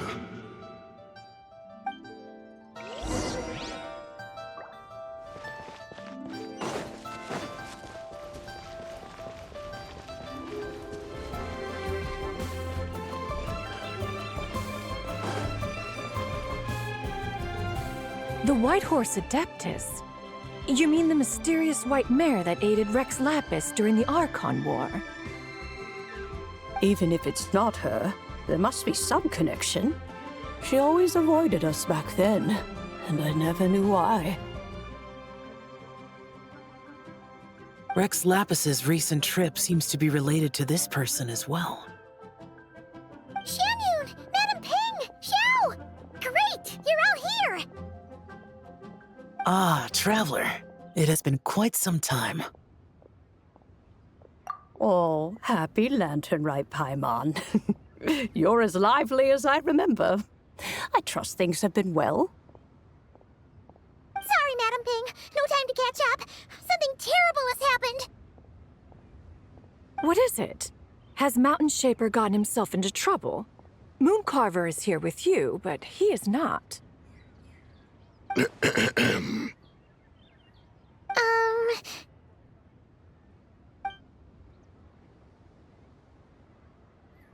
The Wrath of Mint? That old fool dares to utter such nonsense behind one's back. Yeah, that's not really our biggest concern here. So, even a mere deadly self of the White Horse Adeptus was able to possess Mountain Shaper and affect his mind. No wonder Rex Lapis told us to gather here and await his orders. Mountain Shaper's cultivation is inadequate. He was caught unprepared. Were it one of us, Zhiji would hardly have found a vessel quite so ready for the taking. Hey, that's not what you said earlier. Where is Mountain Shaper now? A question that hardly bears pondering. Obviously, he intends to plant mint in the vicinity of one's abode. Ah, then he poses no great threat. We might as well let him be. Once he fulfills his wish, it's possible that Zhiji will relinquish him of her own volition. Your ulterior motive is most obvious, Mountain Shaper. You two hope for Mount Outsong to be covered in mint. One can see it clear as day. Not to mention, deadly selves are born of malevolent human desires, and naturally pose a great risk to the form and mind of all living beings. We cannot let this go unchecked. Let me handle it. I have relevant experience and know how to deal with such situations. One has no doubt of that. Yet your involvement would likely end in armed confrontation. In one's own estimation, the time for such measures has not yet come. Before his departure, Rex Lapis knew that Zhiji was active in Liyue Harbor, yet told us only to wait. It would seem, then, that Rex Lapis did not believe extreme measures were warranted here. Yes, this is quite a peculiar case. After all, Zhiji's possession does not seem to come with ill intent. It's more like she's guiding those she possesses to fulfill their own wishes. There is another matter of import, however.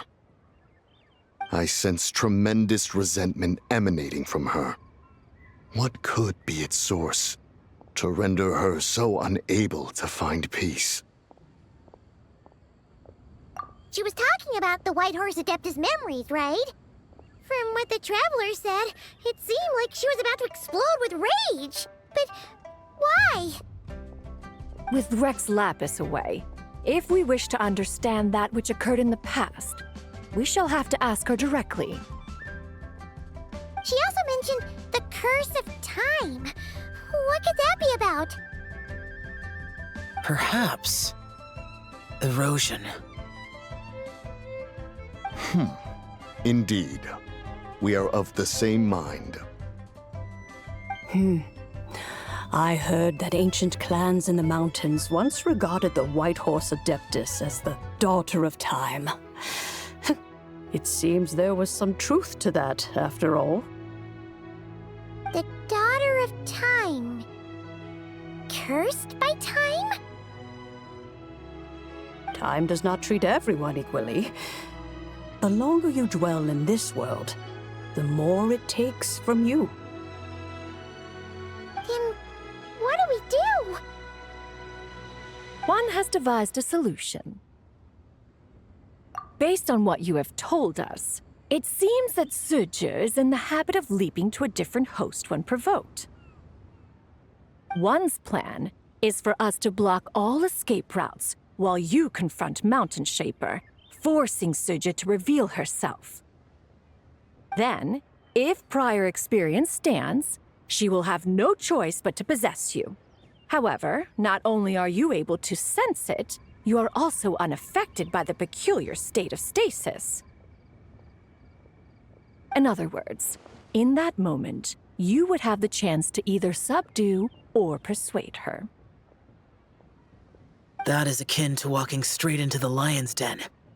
Allow me to go instead.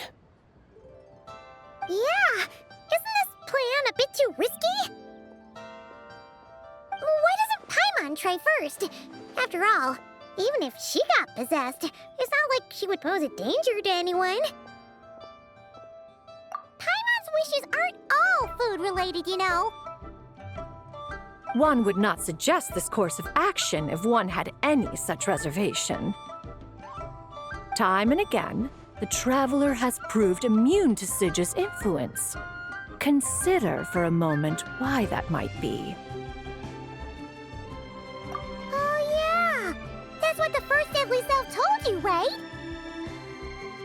Perhaps your time in Nodcry left you with the blessing of the newborn moon goddess, traveler. And this White Horse Adeptus clearly has a profound connection to the moon. Indeed. Indeed. I see. Have you other concerns, Conqueror of Demons? I was just trying to fathom why Rex Lapis left without explaining the situation in detail. But now I think I understand. Rex Lapis entrusted this matter to the Traveler, which means in his estimation, the Traveler must be the key to its resolution. So I have no other concern. I trust Rex Lapis, and I trust you. Then we are all in agreement on proceeding with this plan? Very well. We should depart at once, lest we lose our chance. Let us see whether that old fool truly dares to face one's abode with Mint.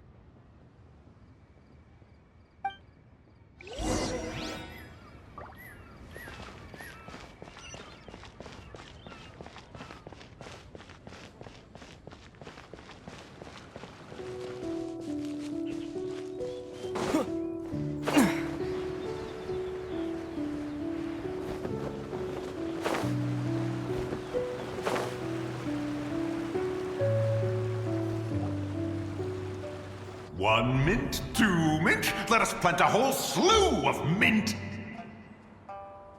Once I reach 10,000, Cloud Retainer's abode shall be Mount Outsong no more, but rather Mount Mintsong! Oh, to behold the look on her face when she is confronted with such verdant splendor!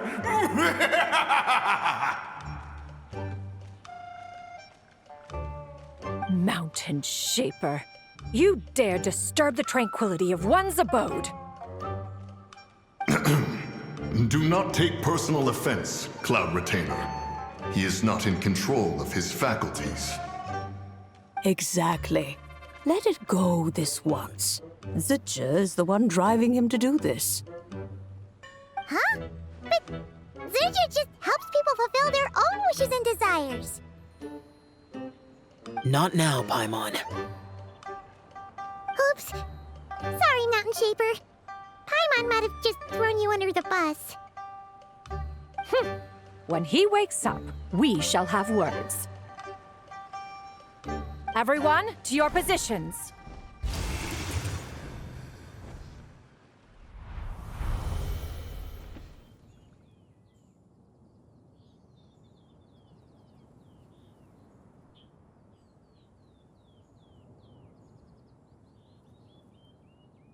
Be careful.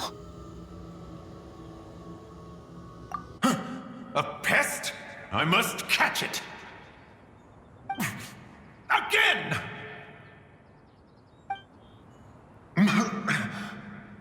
Oh, young one, it is you. Don't tell me. Cloud Retainer sent you? Ha! Such brazen insolence. Such presumption. Such boundless avarice. That wretched adept's impudence knows no end. If she dares lay a finger on my garden, I shall smash her cuisine machine to pieces! You think I am one to fold so easily?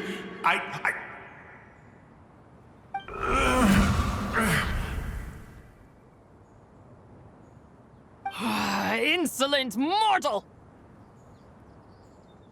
Time and again, you interfere in that which is beyond you. You make it exceedingly difficult to contain my rage. You have no conception of that which you seek. It is forbidden! You know nothing of my past. My warning was given. The cost entwined with this is beyond what you can bear. Stubborn mortal! You... Very well. If death is what you seek, who am I not to oblige? Come, let us see the extent of your resolve. Your wish is to behold the curse of time and the memories of this form? Then, let it be granted.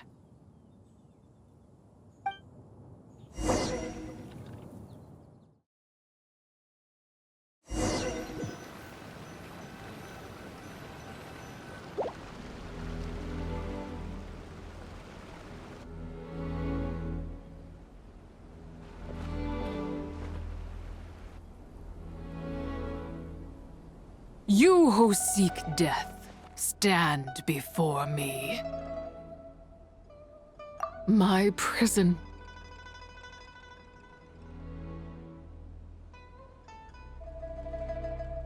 I was merely a trace of impure energy within Zibai's immortal body.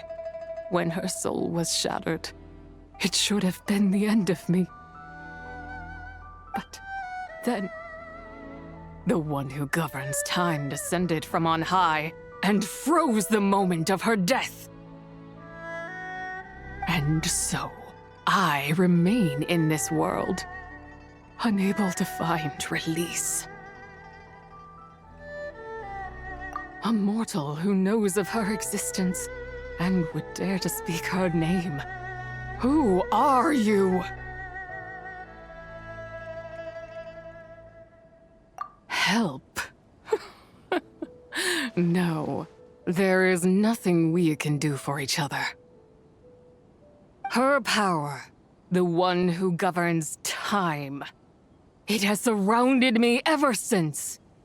A blessing and a prison, all at once. No, I have been asleep in this prison for countless years, until a familiar presence woke me. Then, Through that mortal girl's eyes, I saw it. As pure and bright as ever, unchanged across the millennia. It was the moon. That place is called Chuang Terrace. Did later generations rebuild the altar in a new location? It looks just like the one used to honor Zibai. Could it be that traces of what happened back then still remain in this world? That memory is embedded deep within the essence of Zibai's soul. It is one that should have been forgotten.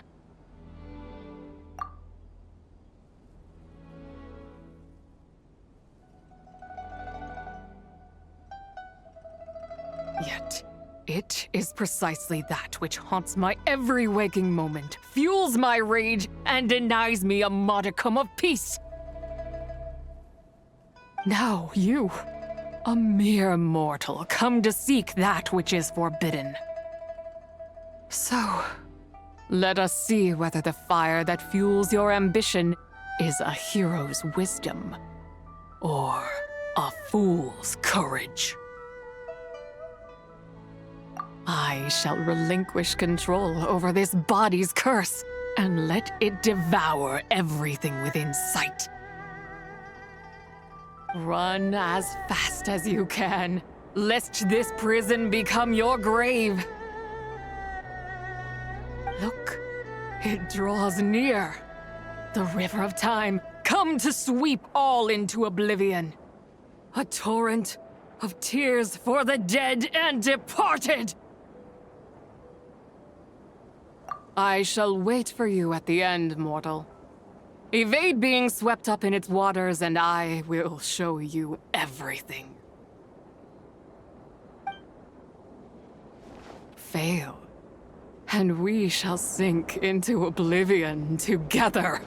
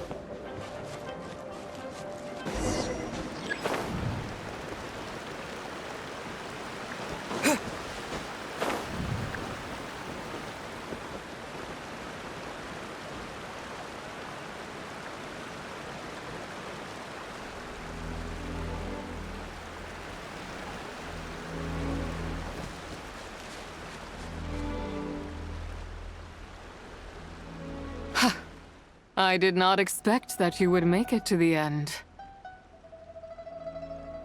Yes, it would seem even time cannot hold you back.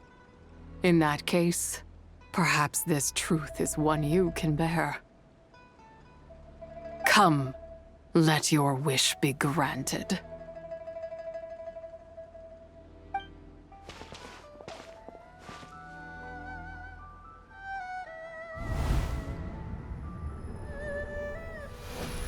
Under moon eternal, in radiant night, a maiden grants silk, soft and light. Under moon iridescent, in night divine, a maiden grants fiber, for cloth so fine. Under moon of the frost, in night so great, a maiden grants tools to divine our fate. What are Mom and Dad doing? Shh, just make a wish.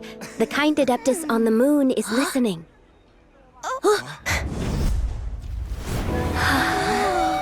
Look, it's Lady Zibai. Wow, Lady Zibai? Is she powerful? Of course. She taught us how to grow grain and beans, millet and rice, how to peel hemp and reel silk, spin thread and weave cloth, how to cut stone and build houses, cast bronze and forge tools. According to Mom and Dad, the Adeptus Zibai is the god of soil and grain, who blesses our land and its crops. Huh? Lady Zibai's leaving. It's all right. We just have to wait till next year. She'll be back.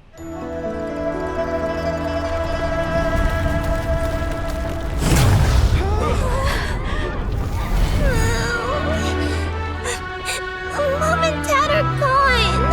Why hasn't Lady Zibai returned? She'll come. We just have to believe. What is that?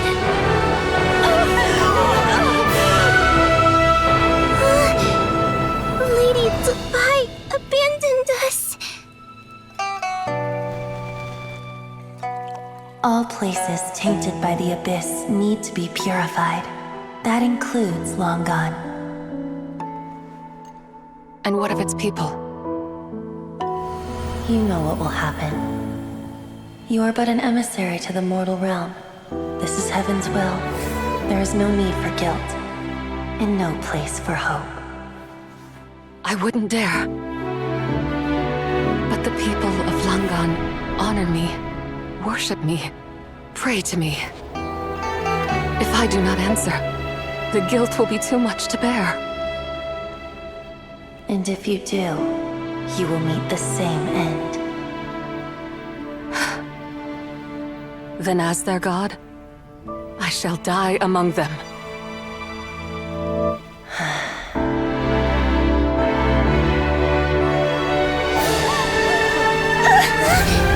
Look! Lady Zibai came to save us!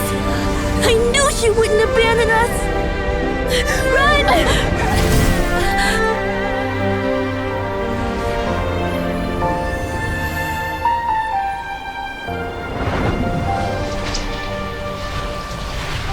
You have done enough.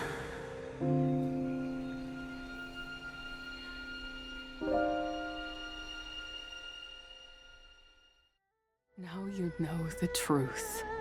These are the memories that suffocate me where I stand and crush me under their weight. Not just my nation, but the people I loved. Were it within my power, I would ignite a blaze fierce enough to burn a hole through the heavens themselves. It was a time of war, one that ravaged heaven and earth. Remnants of the battles tainted with cursed power fell from on high and devastated Langan.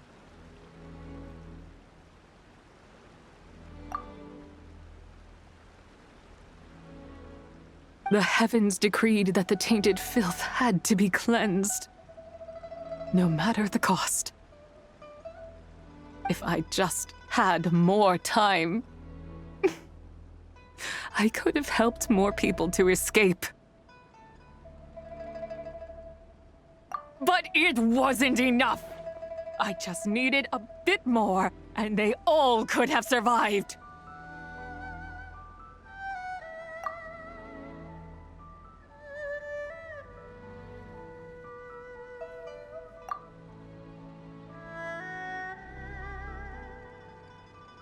I never imagined there would come a day where I found peace. So long this rage has been within me. Yet here in this moment, it has stilled at last. Thank you. If you wish to bring Zibai back to life, mortal, then you may take the part of her soul that lives in me.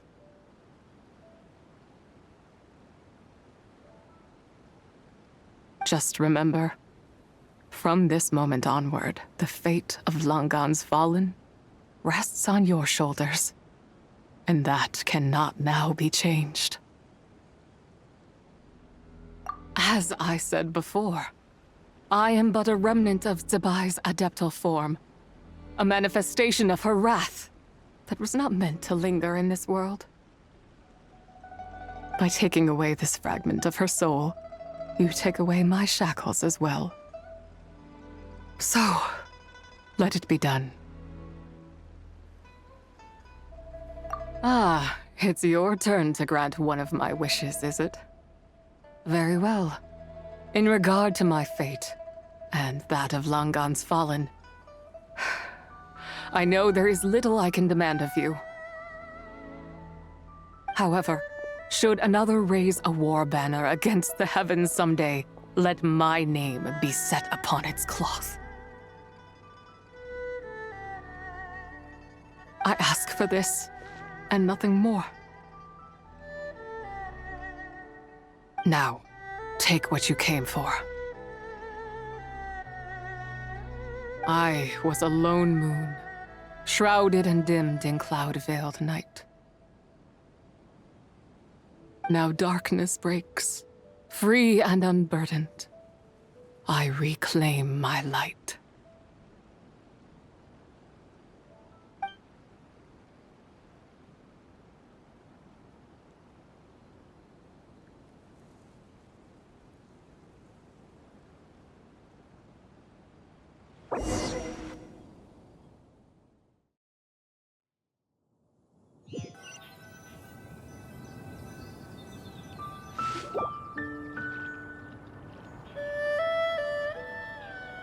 You think I am one to fold so easily?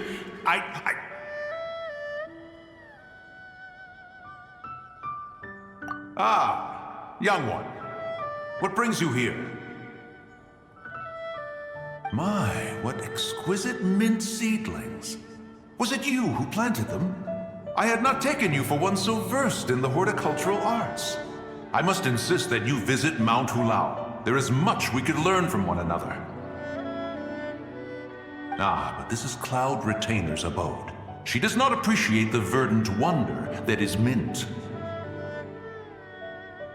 We should leave at once. If she sees us here, there is little I can do to protect you. You weren't? Was it Mooncarver then? My, what nerve he has. What? Looks like Mountain Shaper is back to normal. Has the matter with Zhiji been resolved, then? Wow, that was fast. That took, what, like, a second? A second to us, perhaps. But for the Traveler, I imagine it felt much longer than that. One's plan was most successful, then. And you're all right, Traveler. You don't feel strange in any way? Well, sounds like good news all around. I'm glad this matter is resolved. What is this matter you speak of? The possession of that mortal child? The matter of Zhiji may have been resolved, but there is another that is far from over. The mint you planted around my abode. Perhaps you have a moment to spare for a little chat, Mountain Shaper.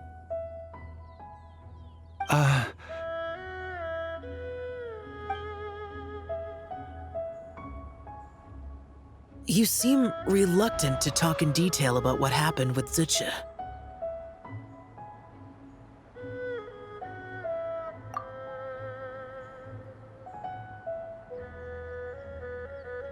Don't worry. I won't ask you to reveal her secrets to me. And I doubt the other Adepti will either. Huh? You don't want to know what happened? The expression on your face. I know it well, Traveler. It's one I've seen Rex Lapis wear on many occasions. Whatever you learned, it must be too heavy to share. But you're okay, right, Traveler? That deadly self didn't hurt you, did she? Well, as long as you're not hurt, Paimon doesn't need to know anything else. Even so, I hope you feel like you can entrust me with it. If I learned anything from our time together, it's that one should not have to shoulder such a weight alone.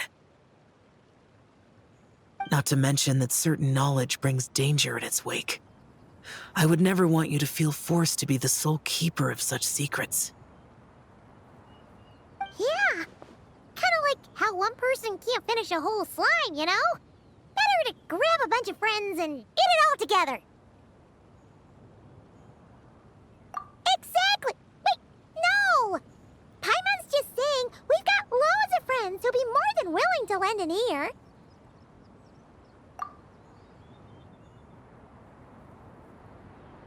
I never knew there was such a tragic chapter in the ancient past of this land. So, the people of that nation worship the White Horse Adeptus as the god of soil and grain. It would seem, then, that Rex Lapis had a similar reason for withholding the details of his recent trip.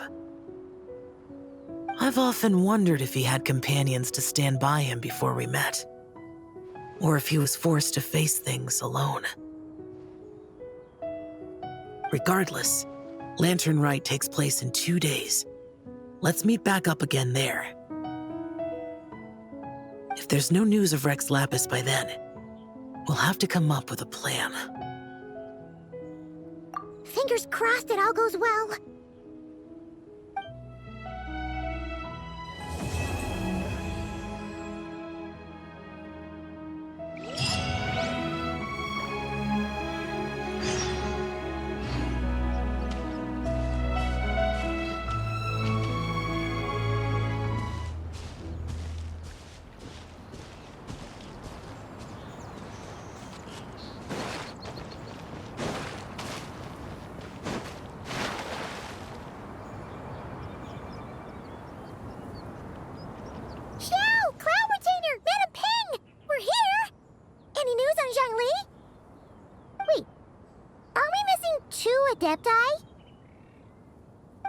Well, Shenyun banned Mountain Shaper from Mount Outsong for 3 days.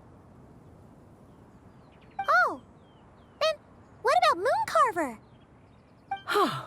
The scheme to plant mint in one's abode was one those two fools devised together? And when it comes to punishment, one does not discriminate. His banishment ends in 3 days as well. Wow, that's pretty harsh, Cloud Retainer. Let's get down to business. We have news of Rex Lapis. Huh? Isn't that... Yes, Rex Lapis's geopillar. It descended from on high this morning. He must have sent it for a reason, but it does not respond to our touch. So, what does it mean? Is he in trouble? Not necessarily. It could be a message only a specific person is meant to receive. Traveler, you alone spoke to Rex Lapis before he left. Oh, so it must be for the Traveler. Give it a try.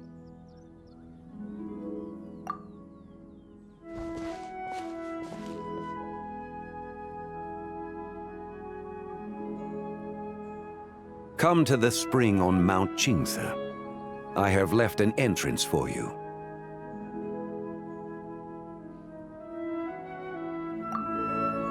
Well?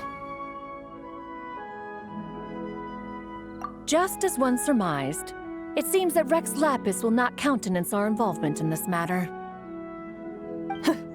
That would not surprise me in the slightest. He's always had a soft spot for the Traveler, after all. But be that as it may, we have served Rex Lapis for millennia now. In other words, I'm sure this has nothing to do with favoritism. He's probably just trying to protect us. That's right. So you mustn't let your guard down, even if Rex Lapis is by your side. All right, let's get going. We'll try not to keep you all waiting.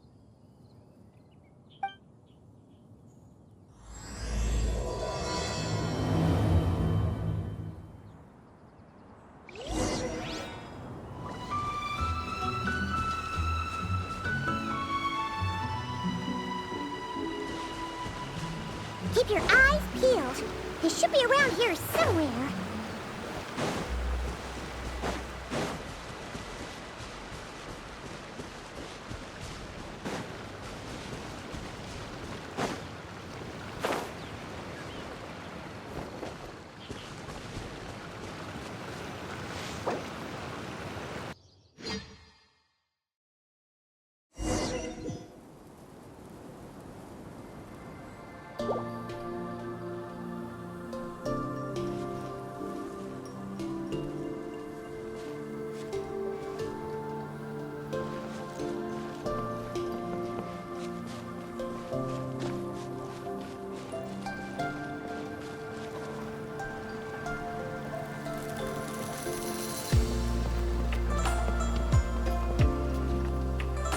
Who could have imagined that the once mighty Geo-Archon might end up so, sitting on a humble stool in the woods, quietly weaving moon lanterns? You really do look like an old man now. This is a Shao lantern, not a moon lantern.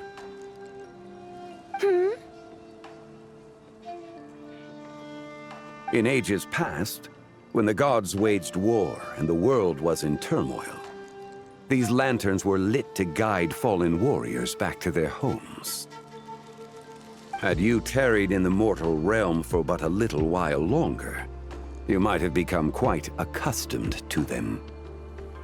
Even so, it bears such a striking resemblance to the moon lanterns they used to offer up to the heavens. Could this truly be mere coincidence? Perhaps in some sense it is, yet in another, it isn't. For instance, who is to say that some of Langan's magnificent jade did not become part of the very foundations upon which Liyue Harbor now stands? It is conceivable that this ritual was transmitted in such a manner too. Now, let's not let ourselves get carried away. For all its splendor, do not forget that, in the end, even Langan could not escape its heaven-sent fate. Alas, it is just a pity that the little creatures of this world may never again lift their eyes to the moon, even should misfortune befall them. But you, Geo-Lord, now that you rule this realm, why take the trouble, not to mention the risk, to visit one who bears such profound guilt as I? Are you not afraid that you might be sullied by the curse of time that was laid upon me? There is no risk to speak of. At least, not in comparison to that which you took when you defied the heavens all that time ago. As I have stated, time and again, it was not I who defied the heavens. Geo-Lord, the ancient affairs of Langan have nothing to do with me, for I am but one of her deadly selves, severed before her demise. My name is not Zibai, but Zichao. Surely you did not take us for one and the same, solely on the basis that we may all assume the form of white horses? Sorry to break it to you, but you seem to have found yourself the wrong white horse. Anyway, do tell me, what urgent matter brings you here? Very well, then. I have come to ask for Zibai's shade. Oh?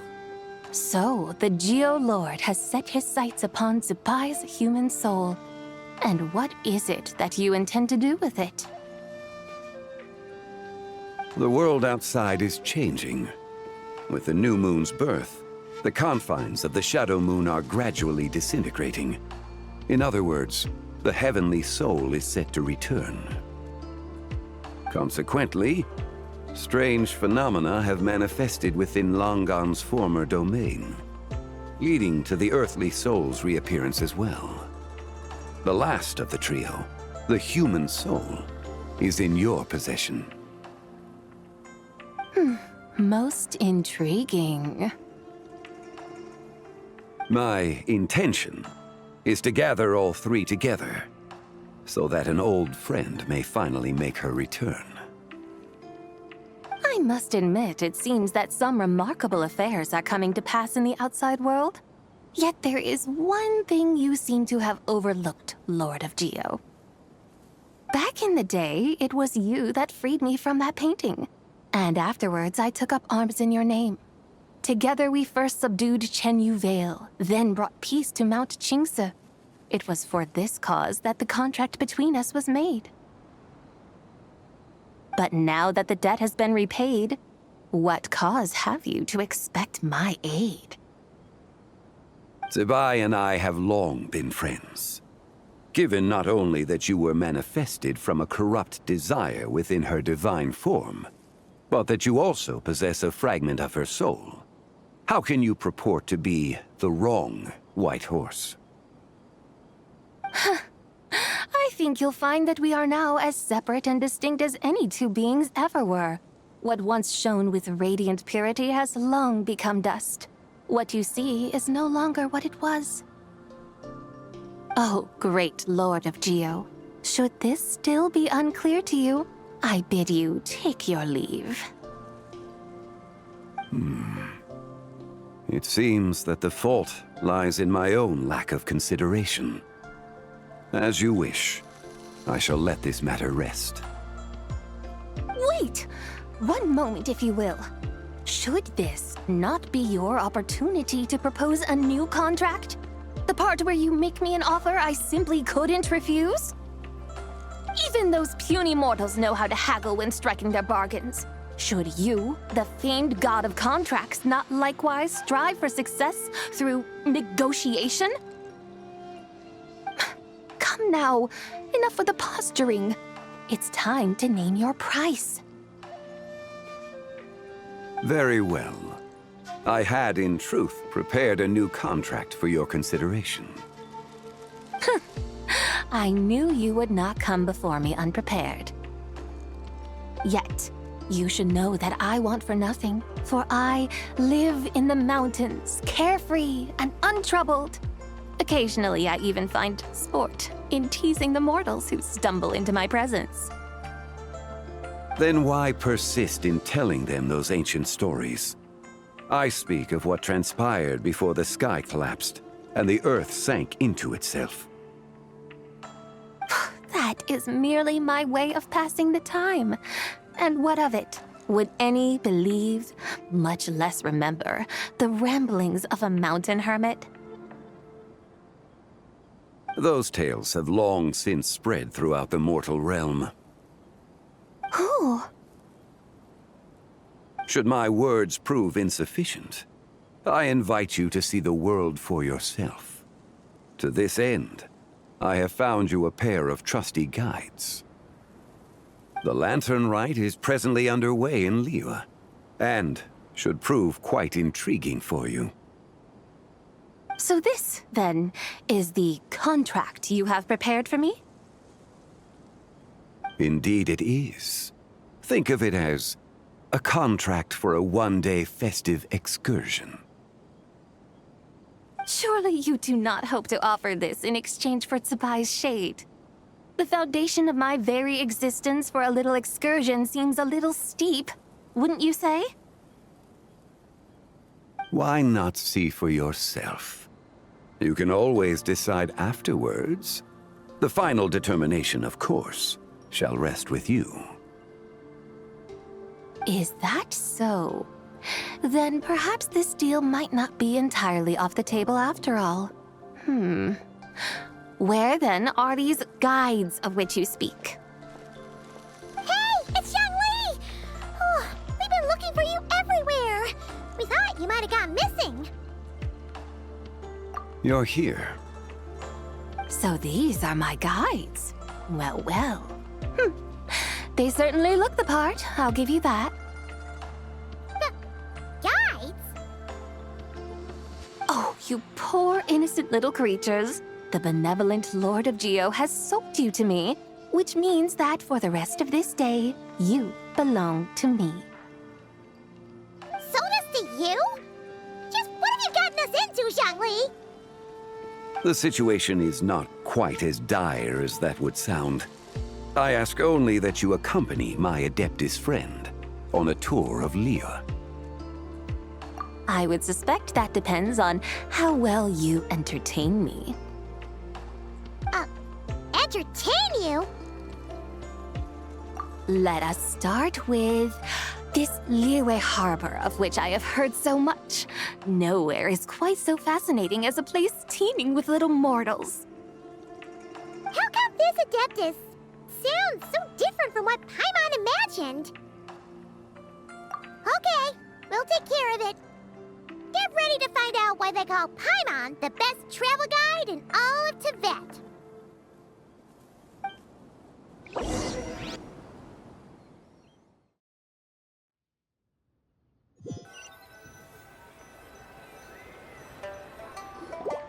Look!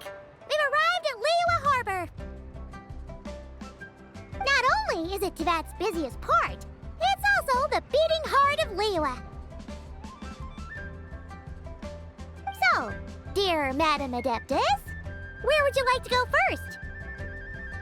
With humble fare and wine to sip, in comfort clothed and soul at ease, one eats, and all the heart's ills cease. So we're heading straight for the good stuff? Well, you're in luck, because Paimon's an expert when it comes to food. There are two main cooking styles in Liyue. Li cuisine, which is all about mountain delicacies, and Yue cuisine, which is centered on seafood. The most famous restaurants are Liyue Pavilion and Xinyue Kiosk. Oh, now Paimon's starting to drool. Guess our only option is to go try them both. 2 meals back to back. Both sound like excellent options to me. Are these the kind of establishments that most people might visit on a regular basis? Not exactly. Both Li cuisine and Yue cuisine are known for their pricey ingredients. Definitely not what you'd call the budget options. But don't you worry about that. Just think of it as Zhongli's little treat. Come on! Aren't you supposed to be pals with Hu Tao? I'm unsure we can afford to spend a little more of her mora at least. Hey!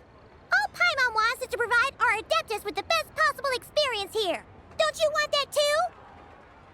Both certainly sound like worthy choices. Just now, though, I happened to see a porter pass this way. Where might individuals like him go to eat?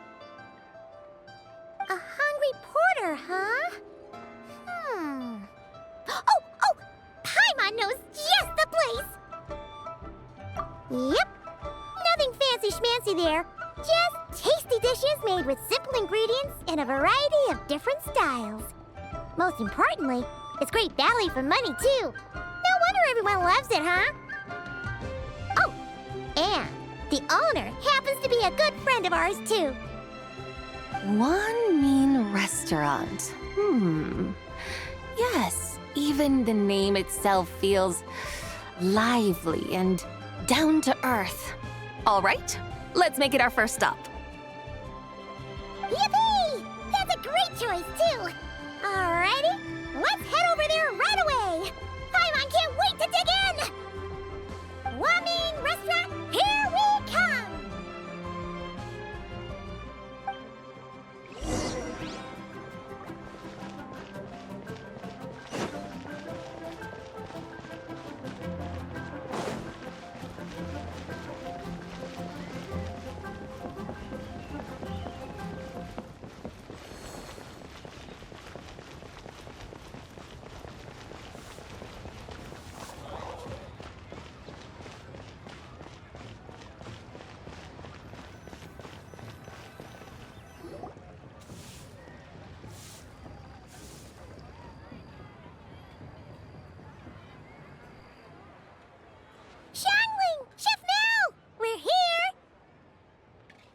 Oh, hello there. What a surprise to see you two. Welcome, welcome. Hey there, Traveler in Paimon. We're a little busy today, so grab a table while you still can.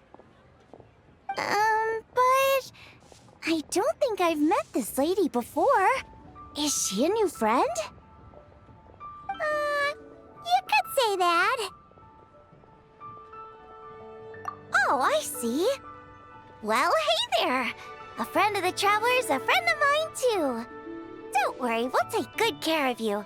Just order whatever you want, it's on the house. By the way, I'm Zhongli. I cook here at Wan Min Restaurant. What's your name? Miss Zhongli, have you ever heard of the White Horse Adeptus? Of course. What about her? I am her, and she is me. Huh? You mean you're an Adeptus? Oh, you young'uns crack me up. Come on, Xiangling. You've got to keep up with the times.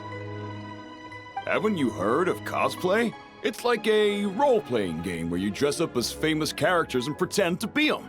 Seriously, it's all the rage, and it looks like this young lady is quite the expert.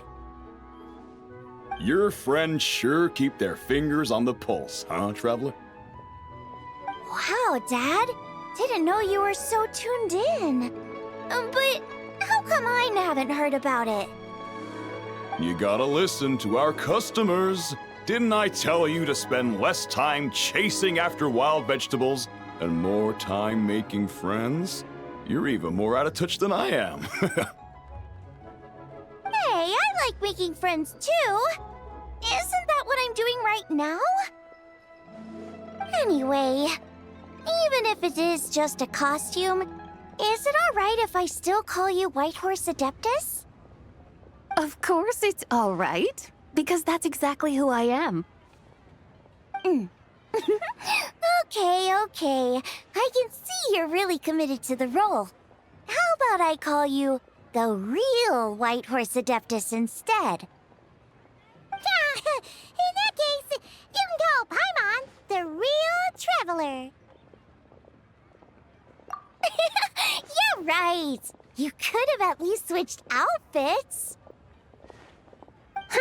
Puny mortals. Nevertheless, I suppose it might be amusing to indulge in your little charade for a while, at least. All right, go grab yourselves a table. I'll come take your order in a bit.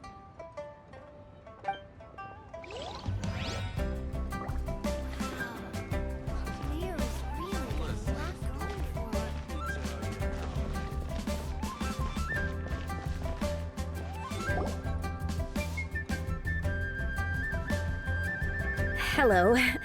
May I ask if Miss Xiangling and Chef Mao are here? Yeah, they're just over there. Wait a sec. Aren't you? So, what would you like to... Huh? You're... Hello, Miss Xiangling. It's me, Lu Xiangxiang, the one who broke some stuff here at your restaurant a few days ago. I just wanted you to know how sorry I am. I honestly don't know what came over me. Please forgive me. Oh, it's you. You really gave me a fright that day, young lady. You didn't actually get food poisoning from our black-back perch stew, right? Come on, Dad. She's come to say sorry. It's all right, Miss Lu. You must have been feeling a bit off that day. You're looking so much better now, though.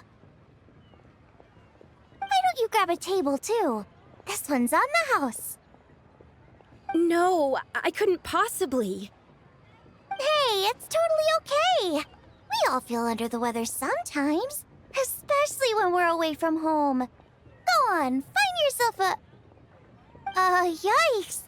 Looks like all the tables are taken. Wanna come sit with us? We've got an extra seat over here. Thanks, guys. So what would you like to eat today? Feel free to order anything you like. I should very much like to sample your renowned poisonous blackback perch stew. It wasn't poisoned. That was all on me. So that's one portion of blackback perch stew. How about you guys? Paimon once...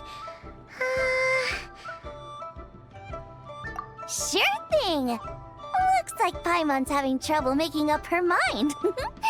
Anyway, I guarantee you'll love it. Let me think. Well, since the blackback perch stew is on the spicier side, I guess it makes sense to balance it out with a serving of stir-fried shrimp. And since it's lantern rite season, you better try out the triple-layered consommé and come and get it too! Those are our seasonal specialties. As for the carbs, since we've got a full table, how about some right at home? Along with our special chili mince cornbread buns.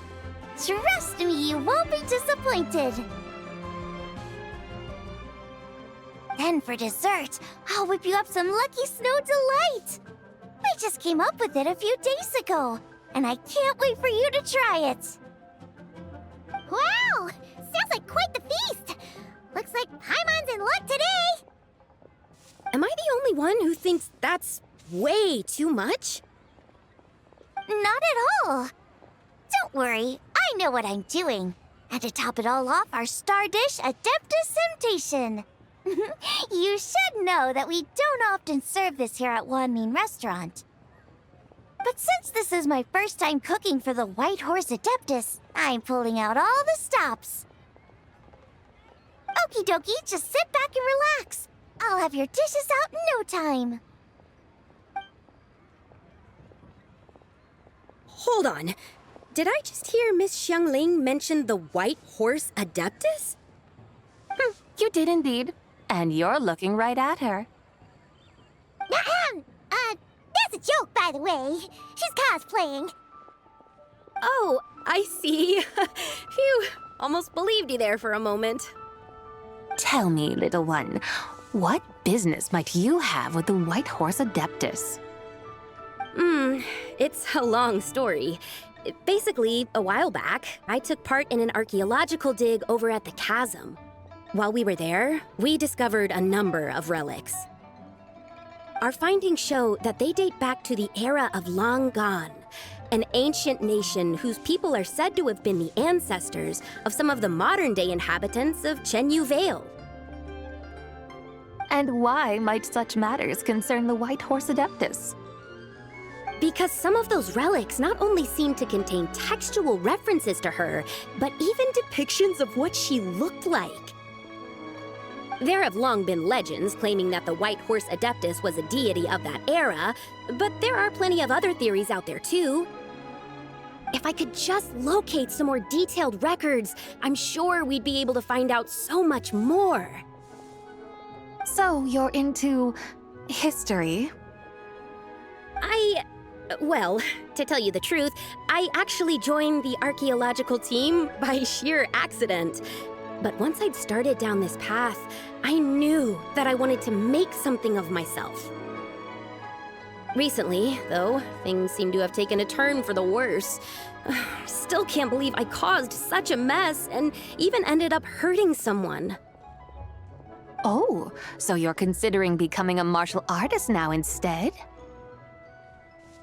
No, I mean, they weren't seriously hurt. It was just a few scratches, and they let it go after my mother compensated them. Either way, my career's pretty much over. And even though both the victim and the Ministry of Civil Affairs say they won't be pursuing the matter any further, my father says he's going to punish me according to our family rules. Family rules? Yeah, he's decided to ground me. I'll have to return to Chaoying Village after Lantern Rite, and goodness knows when I'll be allowed to leave again. Wow, that's harsh. Sounds like the kind of thing only rich, super traditional parents would do. We're not exactly rich, though. All we own are a few tea fields in Chaoying Village and a guest house in Liyue Harbor. A guest house? It isn't Baiju Guest House by any chance? Yep, he's my grandfather. So you've heard of the guest house before? Small world, huh? Come to think of it, didn't Boss Lu mention something about hoping that the White Horse Adeptus would show up and let her divine power be known? Sure, but Paimon's guessing this wasn't exactly what he had in mind. Little one, it sounds to me that your family is rather well off after all. What then drew you to archaeology? Why subject yourself to such unnecessary hardships? Even if I stayed at home, there's no guarantee I'd lead a nice, easy life. Just look at my father. Recently, my grandfather put him in charge of the guest house, and he came up with a bunch of ideas right away, starting with changing its name. That didn't turn out well, though. My grandfather yelled at him for days, even calling him a bad son, and they still haven't let it go. Oh! Paimon thinks we might have heard about that too. Long story short, being dependent on others is never fun. You just end up being completely under their thumb. That's why I want to make it on my own out here, no matter how hard it is. After all, as the saying goes, to rise above others, one must endure the hardest of hardships. What's so funny about that? You poor, innocent little creatures never fail to amuse me. To think you would endure all manner of hardships in your brief time on this mortal plane, and all that merely to rise above others. I would have thought that the wiser path would be to simply roam this world as I do. Huh? Tell me, what is it that you truly delight in? Archaeology? Martial arts? Tea planting? Or perhaps the keeping of a guest house? What I delight in? Yes! Surely there must be something you don't find quite so exhausting. Whatever delights you should not feel like a burden. But do things like that really exist? Of course! Take Miss Xiangling, for instance. I defy you to detect even a hint of hardship on her face when she wields her walking spatula. So, since it seems you are resolved to tread the rocky path, you should strive with all your might to pursue that which brings you delight. You mean, like cosplay? I suppose you might say that. Looks like the White Horse Adeptus is really getting into her role. I think I get what you mean, then. Maybe I should have a chat with Miss Xiangling before I head home. Okay, everyone. Sorry to keep you waiting. Here's your food. Wow. It all smells so good. Oh, finally! I get to try that famous poisonous stew. Hey! Didn't you hear what Shang said? It wasn't the stew. If anyone's to blame, it's that other you.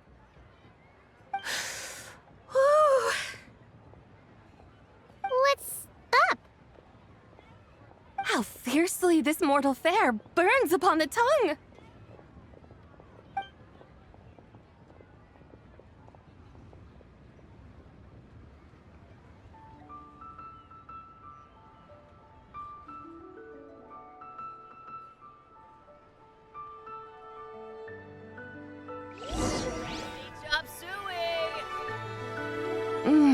Most satisfying as poisonous stews go. So, where to now? Time, I think, to seek out some diversion? Oh, there's plenty of entertainment options in Liyue. Paimon will tell you that. The locals like to drink tea, walk their pets, play chess, watch operas, attend storytelling performances. Storytelling performances? You know, like listening to people telling stories. They're usually based on old Liyue legends, just like their operas. Stuff like the Divine Damsel of Devastation, Through the Eyes of a Dragon, or the Sanctification of Chao. What about the story of the bright moon that sits in the sky above us? Paimon doesn't think she's heard that one. Still, does come up quite a lot. It's even in the name itself. The Yue in Liyue actually means moon. Since we're on the subject, you like telling stories yourself, right? Why don't we go check it out?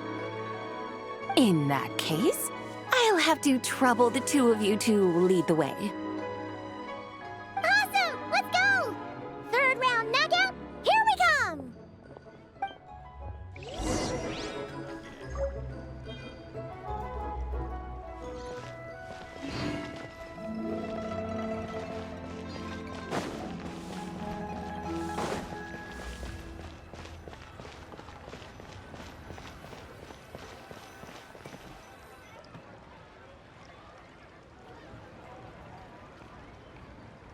What a tongue twister! I'd have made a complete fool of myself if I tried to say it on stage without practicing it first. Huh! Call yourself Iron Tongue, Tien. Wobbly Tongue, Tien, more like. I used to have that problem a lot. But if you just take your time to grasp the meaning and commit it to memory, you'll be able to say it smoothly in no time. You're right, Miss Yoon. I'll give it another try. Hey, Yunchin! Fancy seeing you here! What are you two talking about? Ah, Traveler and Paimon, we meet again. And who, may I ask, is this? You may call me the White Horse Adeptus. The White Horse Adeptus?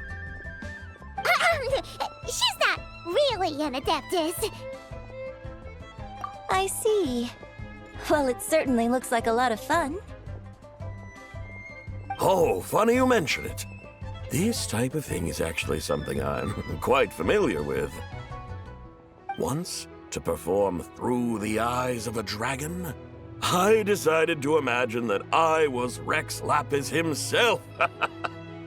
It was the only way to truly inhabit his mindset and understand his resolve to quell those demons.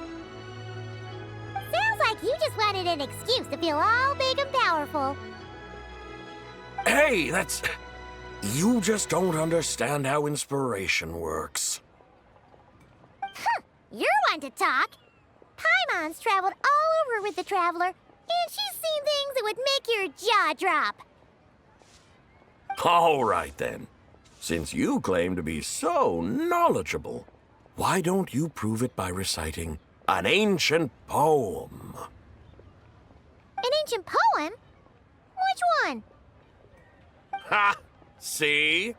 You mean to tell me you've never even heard of the ancient poem called An Ancient Poem? What kind of a title is that?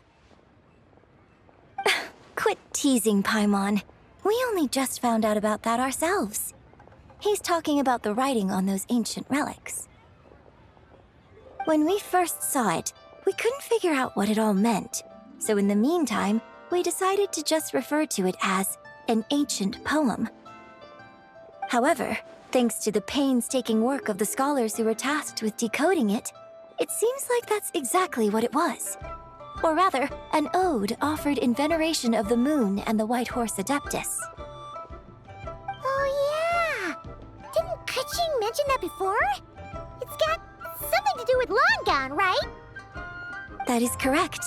The Ministry of Civil Affairs has issued a notice stating that, although it is true that the moon may disappear tonight, we should be in no danger. In other words, there's nothing to fear. But if you're worried, we can always take a leaf from the Book of the Ancients. By reciting this poem, I mean, and calling for the White Horse Adeptus' aid. If we do that, I'm certain she'll protect our moon and keep us safe. Oh, seriously? Paimon has to get a look at this.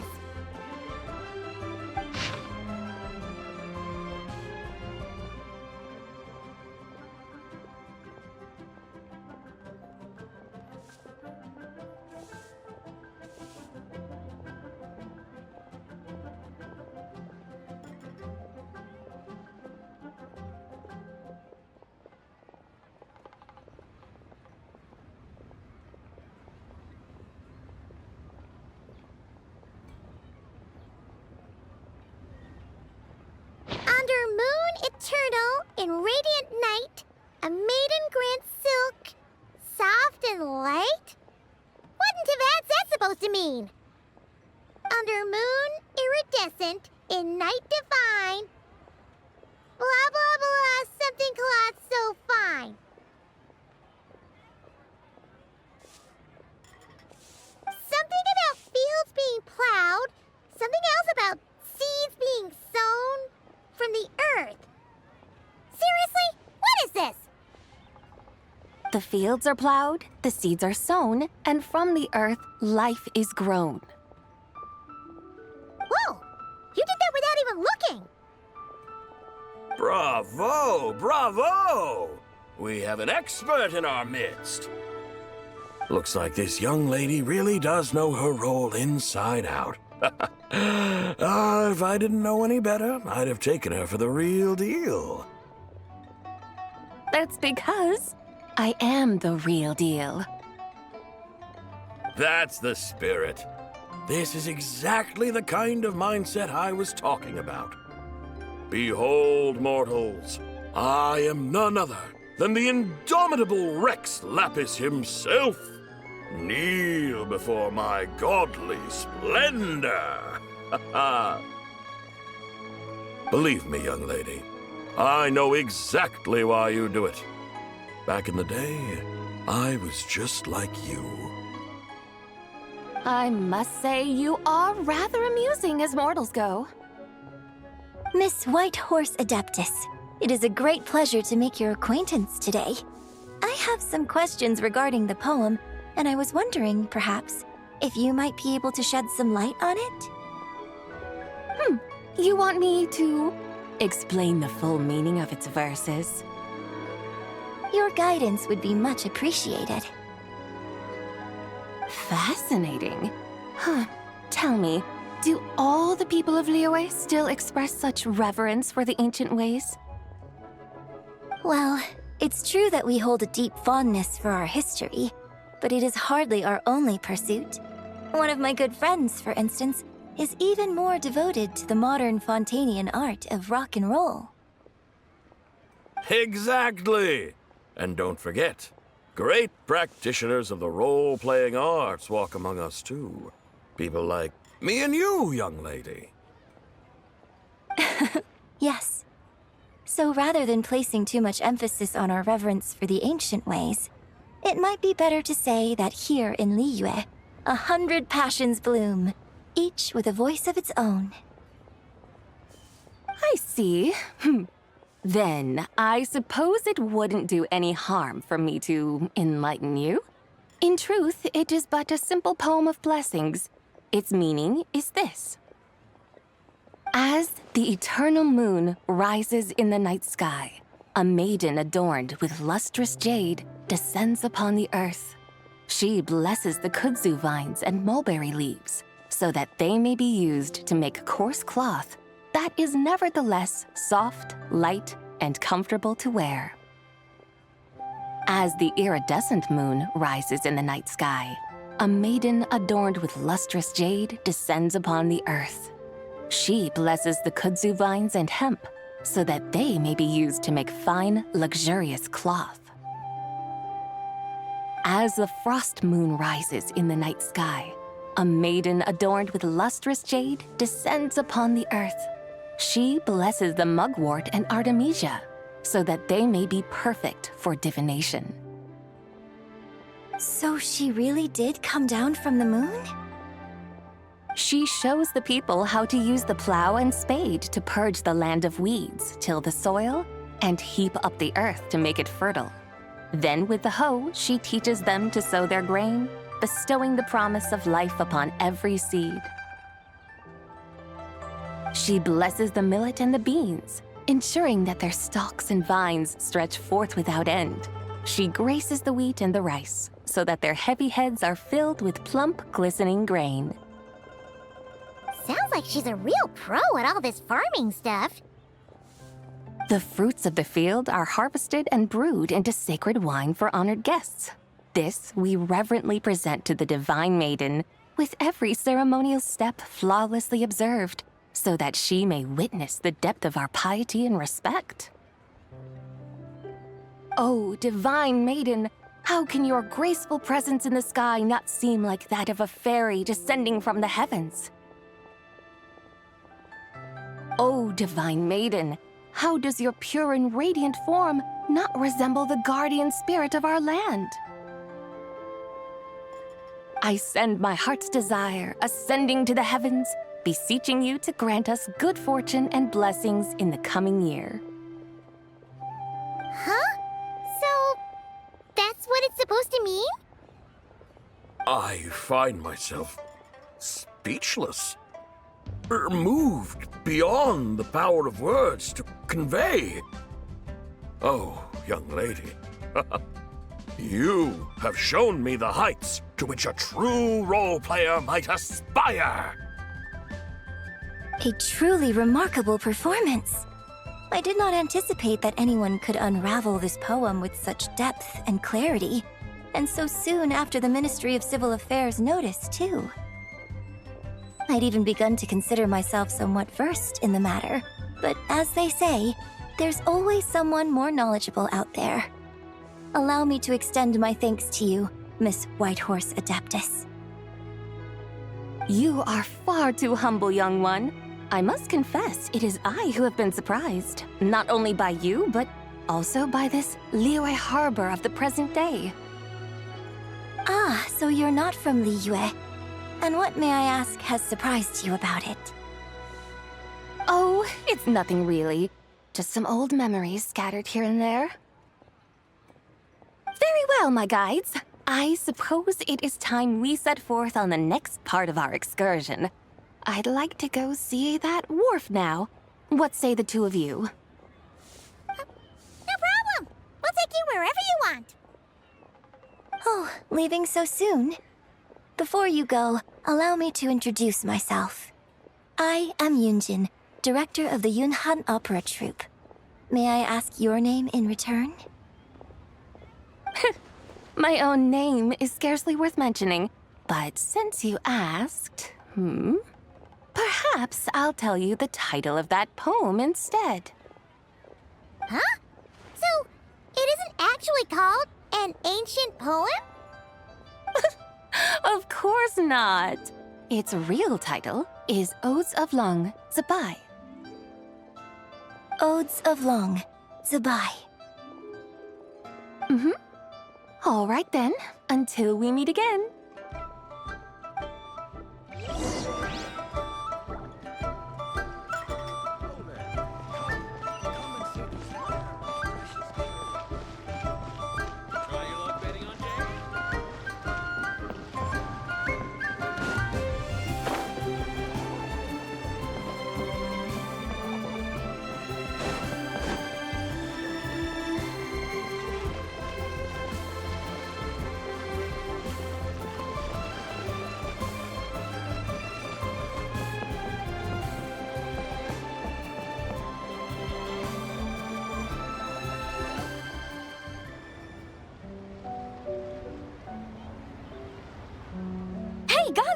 I almost forgot to mention.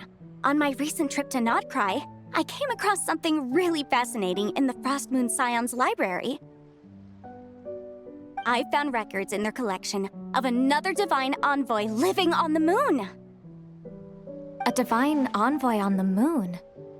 You don't think it could have been referring to the White Horse Adeptus too, do you? No way to say for sure. Still, the similarities between our legends are intriguing, to say the least. Isn't it amazing? Especially when you consider how far apart we are. It truly is. We might live in different lands, but when we look up at the night sky, we all see the same moon and stars. Right? It's like we're all bound together, no matter where we are.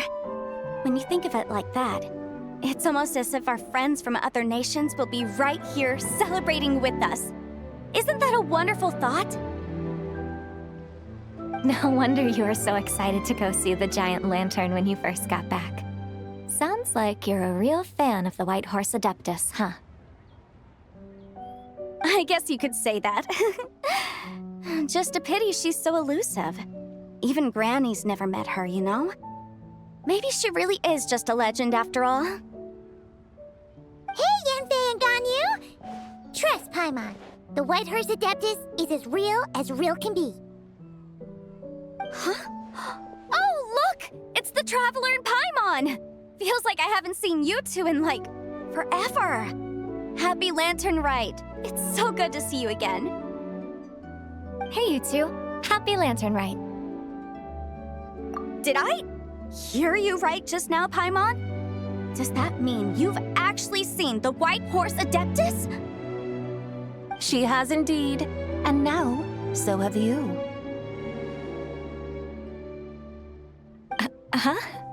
And you are?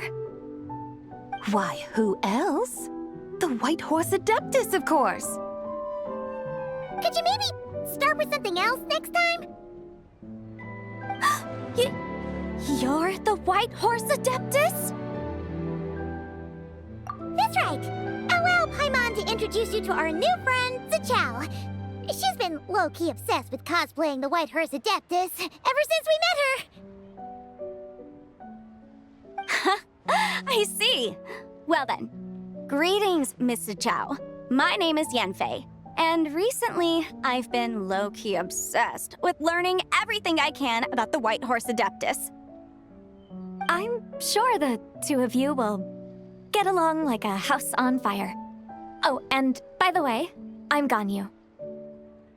So, Miss Zichao, you must be here to see the giant lantern too, right? A horse-shaped Zhao lantern? Is that what I think it is? That's right. A lantern made to honor the White Horse Adeptus herself. Isn't it gorgeous?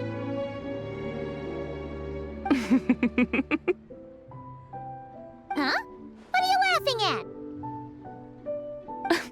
Both the lantern and myself. What do you mean? Oh, this lantern truly is an artistic masterpiece. But tell me this, have any of you ever seen a horse before? Come to think of it, Paimon can't remember ever actually seeing one herself. What about you, Traveler?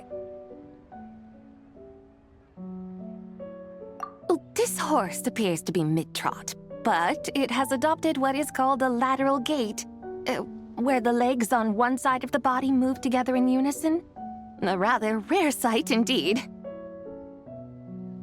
Just now, I suddenly pictured myself, I mean, the White Horse Adeptus running the same way.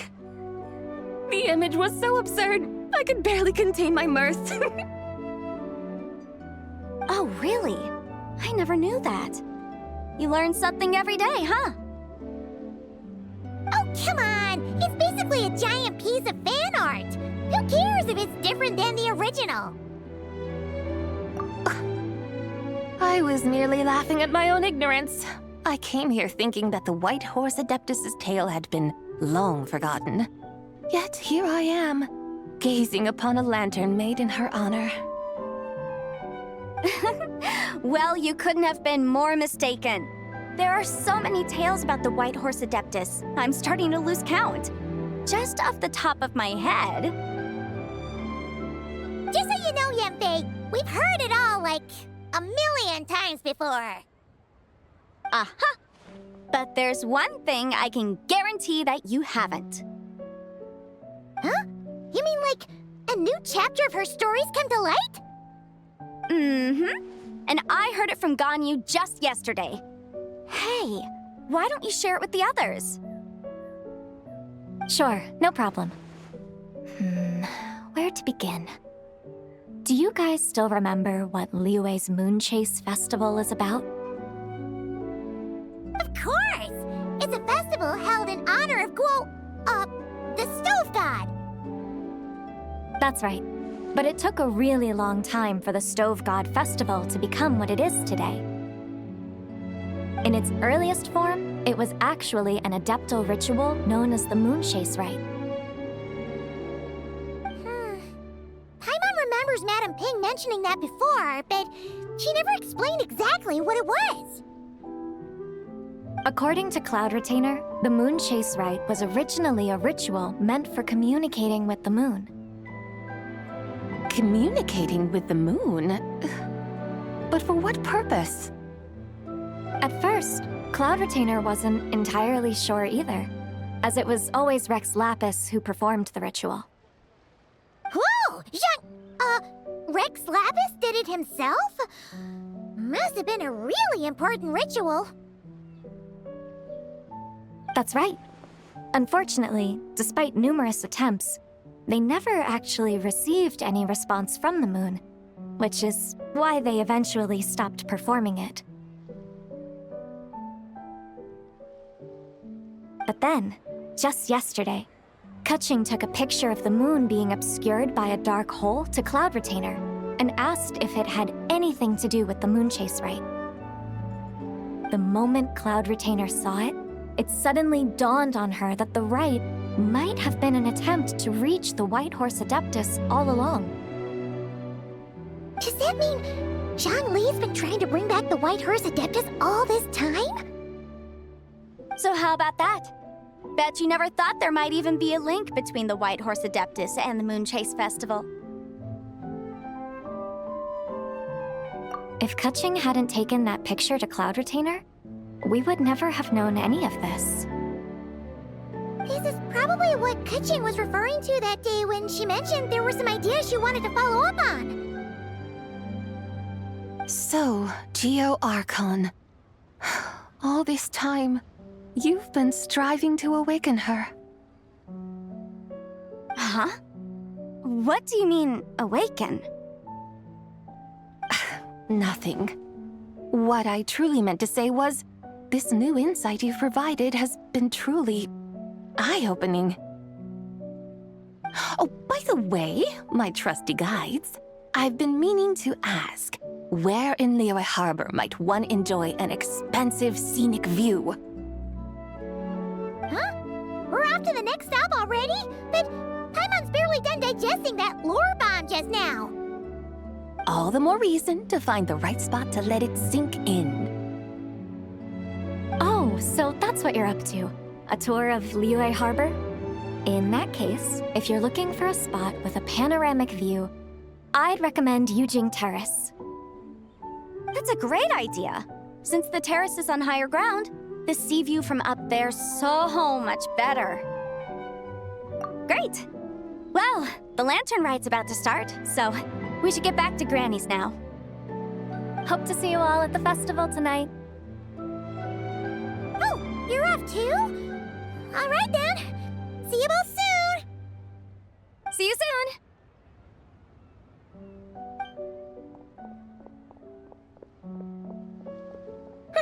Very well, my guides. What are we waiting for? Okay, you're the boss. Yujing Terrace it is. After all, the customer's always right. Something else you needed to do? Oh, Paimon likes that idea. And what, may I ask, is a photo? It's this awesome invention that lets you record moments in the blink of an eye. Except, you've gotta try not to actually blink. Oh? What must I do in preparation, then? Nothing. All you gotta do is choose a pose. The Traveler will handle everything else.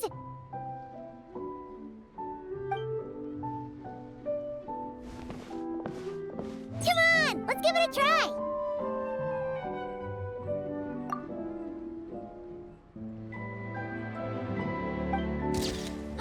Look! We got a great picture! Paimon's gonna call it The White Horse Adeptus Meets the White Horse Adeptus in Liyue Harbor.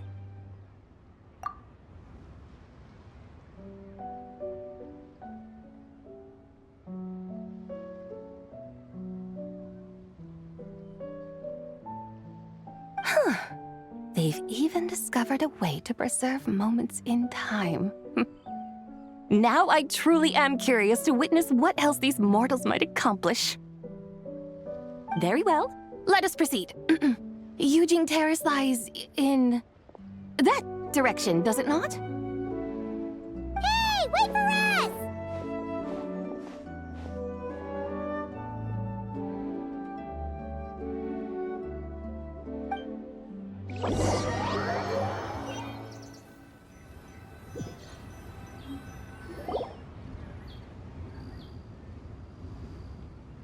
Truly a marvelous view if ever there was one.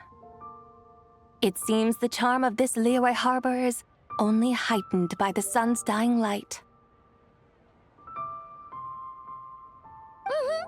And soon, people will start releasing their Xiao lanterns to mark the most important day of the year. Practically everyone will be with their friends and family, eating a big meal, chatting, and even setting off fireworks. Trust Paimon, it'll look even more amazing then. What do you say? Want to stay to see that? No need. Let us bring this weary day to a close. Weary day? You mean you didn't enjoy your tour? I had imagined you would arrange for me to witness some grand spectacle. Perhaps the descent of divine beings, the manifestation of the sacred before mortal eyes, or the appearance of a selfless hero come to aid the helpless and downtrodden. Or, should that not come to pass, then at the very least, spend a little more coin. For that, it seems, is how one finds true enjoyment. Alas, but there was none of these. Instead, we merely filled our bellies, listened to tales, and gazed upon a crude imitation of my likeness. And now the sun begins its descent. What a day of quiet tedium. Well, we're so sorry. If we'd known that was what you wanted, we'd have done it all differently. It's all that Zhongli's fault for not making the customer's requirements clear. Well, it's too late now. Do you still believe I would part with that soul fragment, now so intertwined with my very being? But... I knew you were the more astute of the pair. Huh? You were just trying to scare Paimon? It seems the realm of the Geo-Archon has a way of making one more stony-faced. So, you were just pulling Paimon's leg? Of course. I was merely engaging in a little banter with the two of you. Long ago, I shared tales with various mortals who chanced upon my mountain abode. Never did I imagine that those stories would endure. It seems I greatly underestimated them. Perhaps, as your Geolord said, a few pieces of ancient Langan's magnificent jade have truly become part of the very foundation of this land. So, you've decided to help us? Again, that goes without saying. I made up my mind some time ago now. When I beheld a rather intriguing scene as I set foot in this city.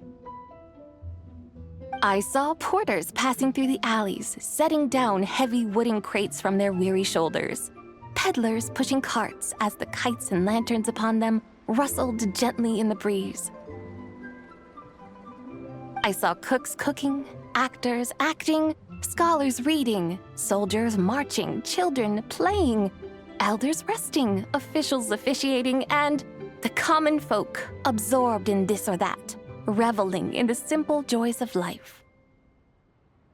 Some, it seems, have already found that which stirs their hearts, while others continue to fret, troubled by uncertain futures.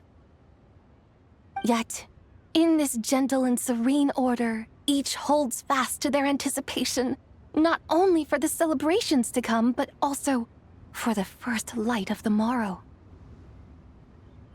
Scenes I once yearned to behold now unfold before me, no longer in Langan, but in Liyue Harbor, thousands of years on. How wondrous is this mortal realm! Thank you, White Horse Adeptus! Thank you so much!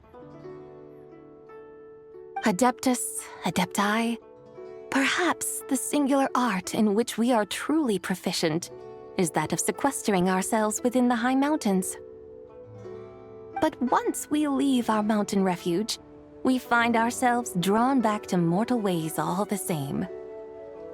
So, it is I who should offer my thanks to the two of you. Traveler, Paimon, you have made this day more delightful than any I've known in a long, long time. Come now, and take what it is you need. You mean, like, right now? But don't you think we should wait for Zhongli? That won't be necessary.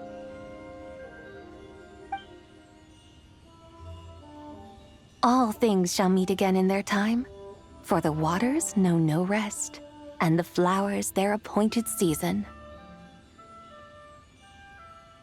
One need not fear that life is but a journey of goodbyes.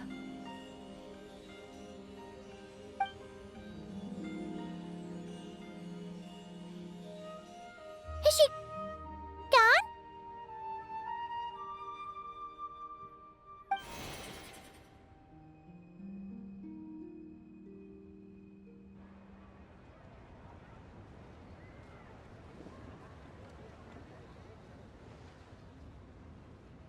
Yes, she's gone.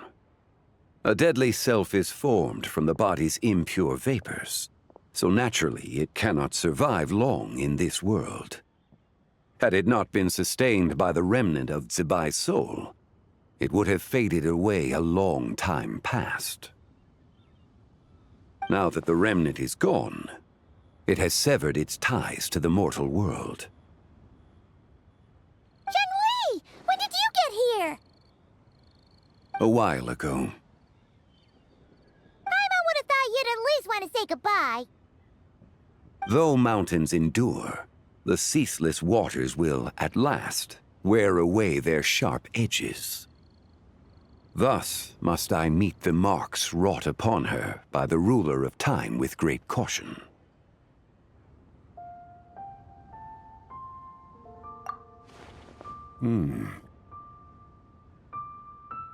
It may be goodbye for now, but someday we will meet again.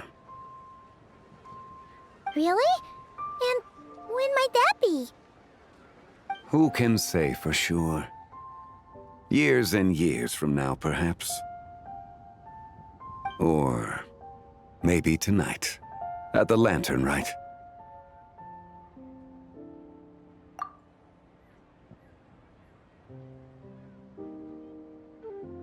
Are you saying that if the White Horse Adeptus were to be resurrected, she'd still have the memories of the three deadly selves? That she'd still remember us? We will find out soon enough.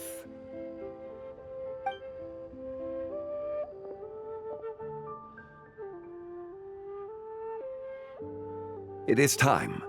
The rite is about to begin.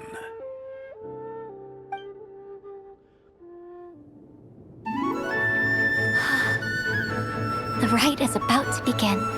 Is the moon really gonna disappear? Got your lanterns ready, everyone? All set. Might be about time to put eyes to the sky. Wouldn't you say, Tianchuan? Look!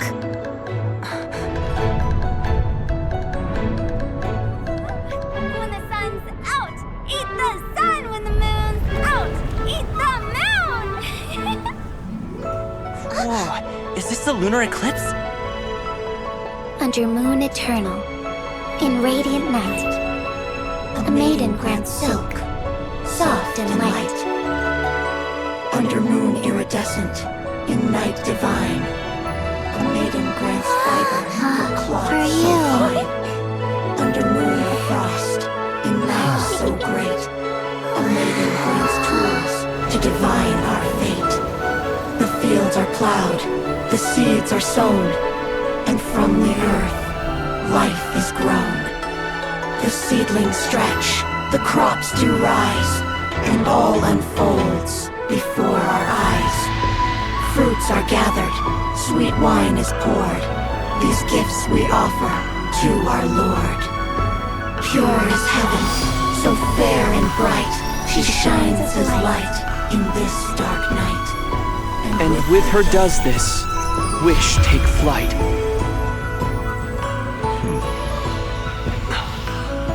Devoted soul, scattered and unbound. Let this lantern guide you home. By its light be found.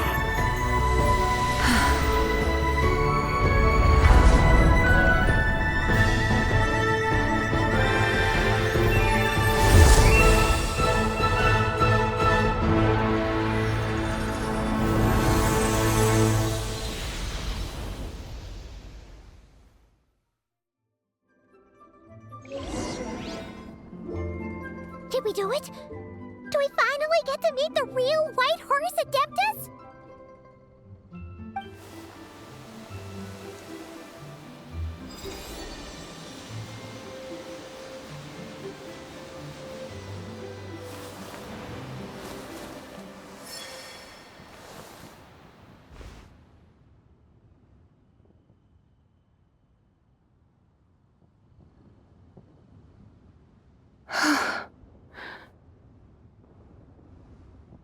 This place. Where am I? A familiar land, now known by the name of Liyue. Liyue? The peaks adorn the clouded moon. Then, who might you be? Oh no! She seems to have lost all her memories after all. And those countless lights in the sky, what are they? These lights, each like a dwelling in glad accord, usher in this day of joyous rebirth.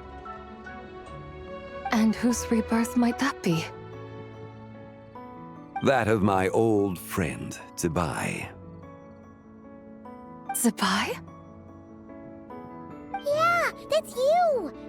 Don't you remember anything at all? That's... me? Oh, yes. The envoy of the Lunar Palace. My name is Zibai, indeed. Then you must be... the Lord of Geo, Heaven's Star. Many years have passed since we last saw one another. Zibai, my friend, welcome home. Home? But why does this place, this Liyue, feel at once so strange and yet so familiar? Who you are? Who are you? Ah, yes, I remember now. You are that young Wushu dancer, the one who seeks disciples. How fares your quest for disciples? It must have yielded a truly prolific body of students by now, I trust. Hey, you've got it all wrong! You're talking about gaming! Hmm? But I could have sworn... Oh, that's right. You're that impudent blonde youngster who kept meddling in my affairs.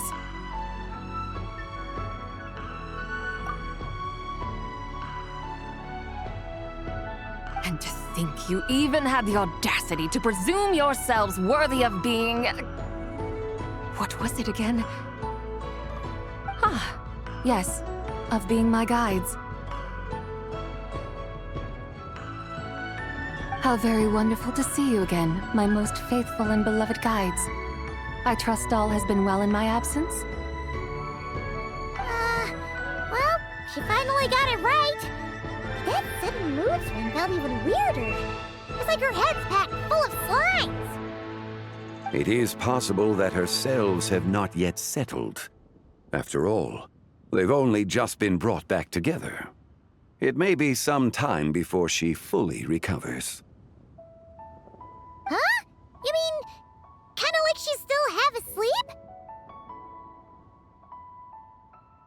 That I cannot say for certain. Perhaps a few days, perhaps a few years. A few years? Mortal years are but a poor measure when divine beings tread the realm of dreams. Well, if you say so. Anyway, at least she's whole again, right? That already seems like a pretty good outcome to Paimon. Yes, there is little cause for worry. We need only wait and let time take its course. Say, what are those little creatures over there up to?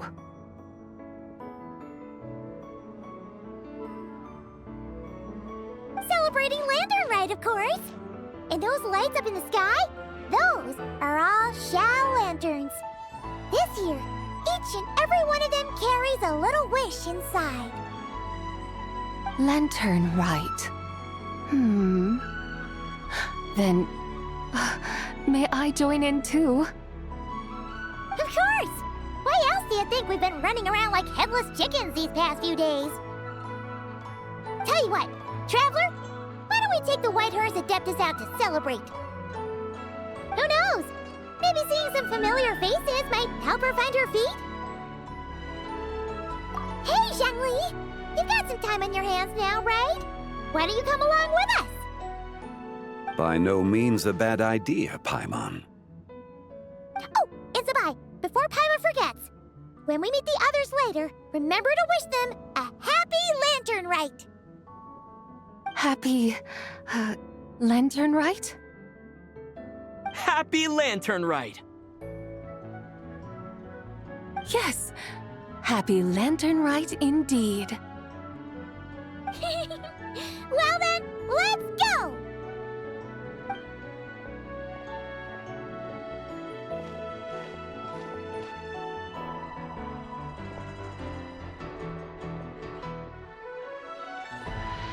Lantern Rite.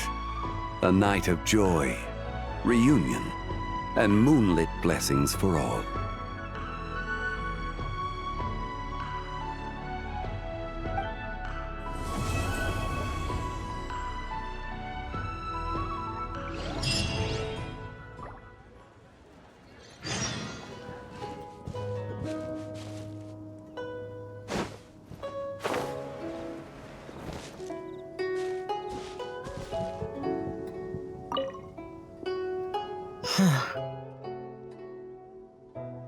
Yes.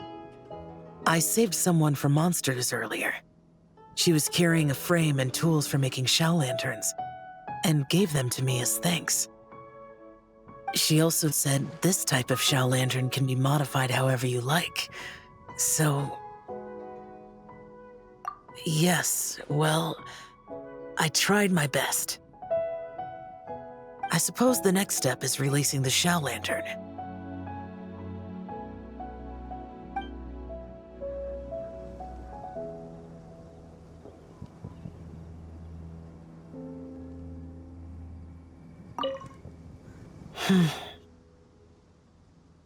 Happy Lantern Rite to you as well.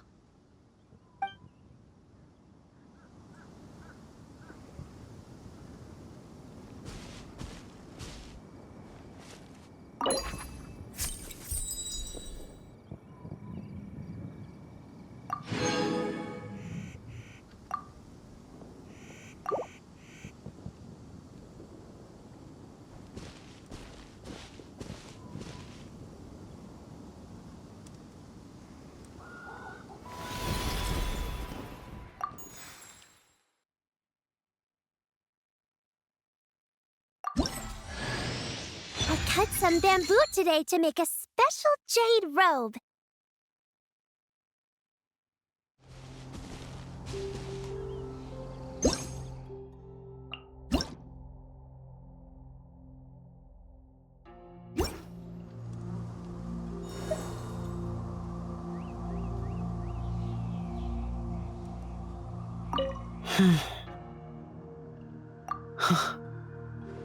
It's beautiful.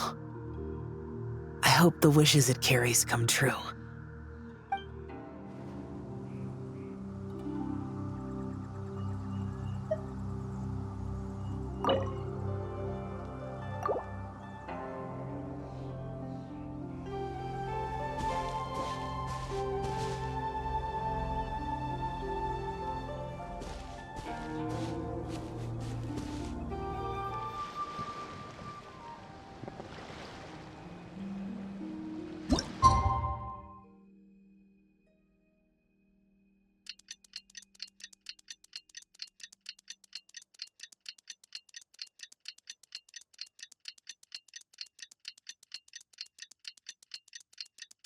Paimon wonders how the White Horse Adeptus is getting along. Maybe we should check in on her? We can ask Zhongli where she is.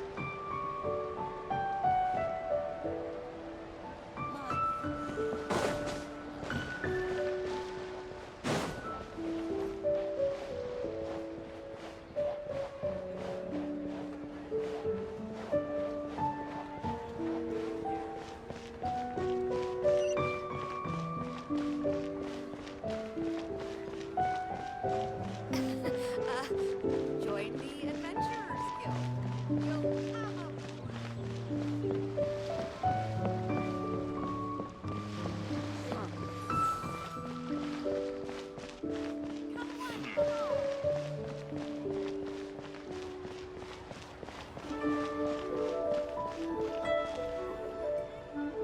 Oh, looks like Zhongli hasn't stopped by for tea today. Hey, are you two looking for your friend? Try going up that way.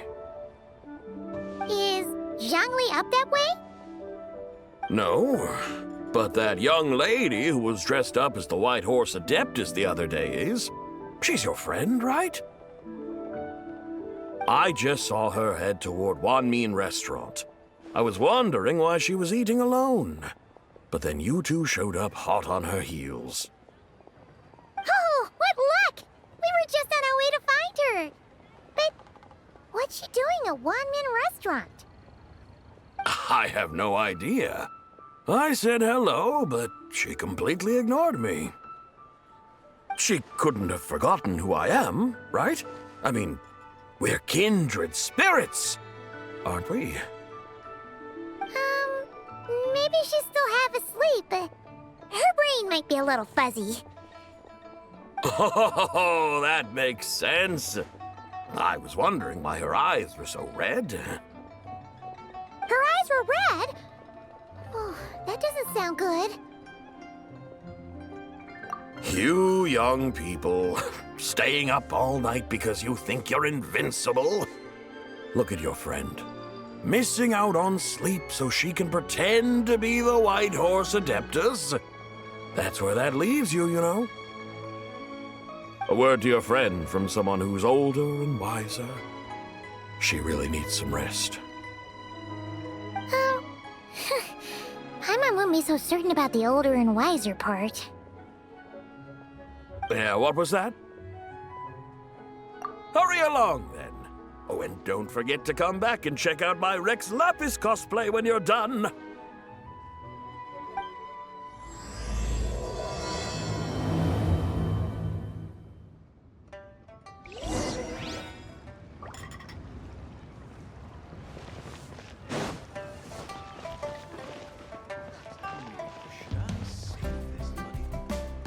Where's the proprietor? Come out and see me at once!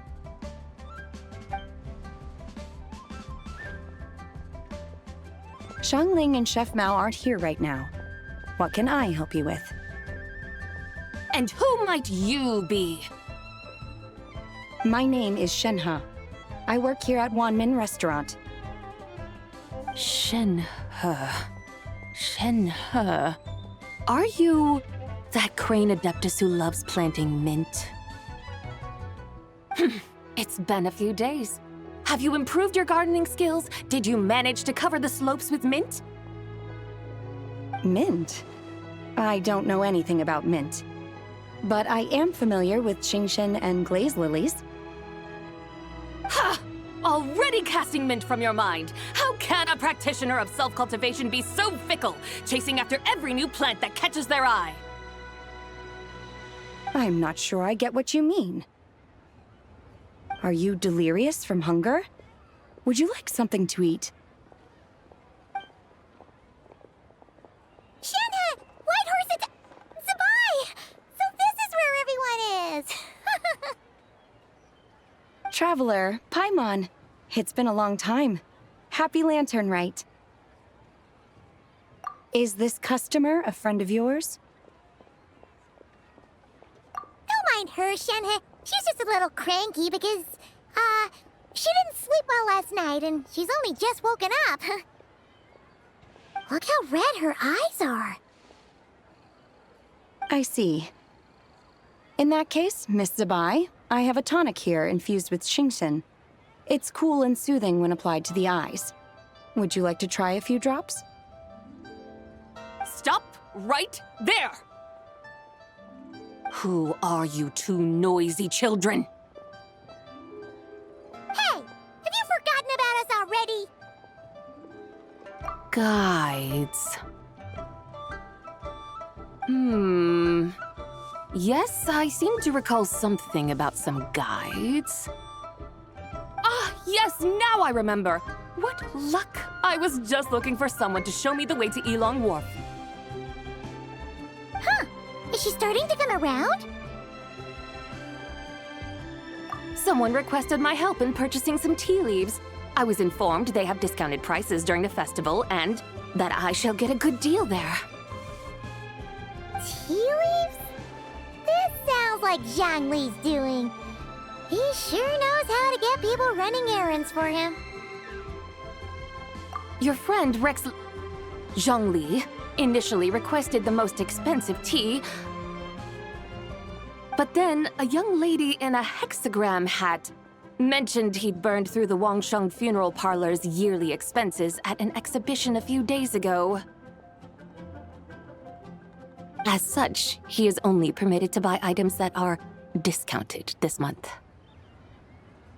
Oh, that's his boss, Hu Tao. It's about time she realized the problem and put a stop to his spending sprees. Oh, I see. So that's why you're here. Unfortunately, Wanmin Restaurant doesn't sell tea leaves. If you're truly in need, I could gather some wild tea from the mountain slopes. You don't sell tea leaves? But I remember your boss, Miss Lu, saying that she owns tea fields. You really should get some rest. The person you're talking about isn't the boss of Wanmin Restaurant. She's just like you. She came here to eat. Is that so? Life really is full of surprises. What surprises? Your brain really is as gooey as a pack of slimes. Paimon can't believe Zhongli entrusted you with going all the way to Yilong Wharf and buying tea. That would be excellent, my dutiful guides. Ah, yes, Miss Crane. I apologize profusely for my improper behavior just now. Please forgive me. I completely understand.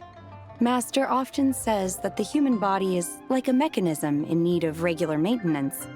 When a person cannot rest at night, they are sure to become irritable and on edge. Miss Crane, you appear reasoned and compassionate on the surface, yet I sense dark forces churning within your spiritual core. Those red ropes you wear are what bind them, am I correct? Oh, you can sense that? Indeed. I also sense that with your strength, you might try undoing one or two of those bonds when training. Untie Shenhe's ropes? Wouldn't that be risky? Though the use of red ropes to bind the soul is a wondrous technique, practitioners must eventually learn to break free from external aids and look within themselves for restraint. Master has told me similar things, but I am not ready yet. Your self-cultivation has progressed far enough. Then I will seek further guidance from my master. If you still have doubts, you can find me at the Baiju guest house. I'll be taking up residence there for a while. For now, my dutiful guides, let us be off.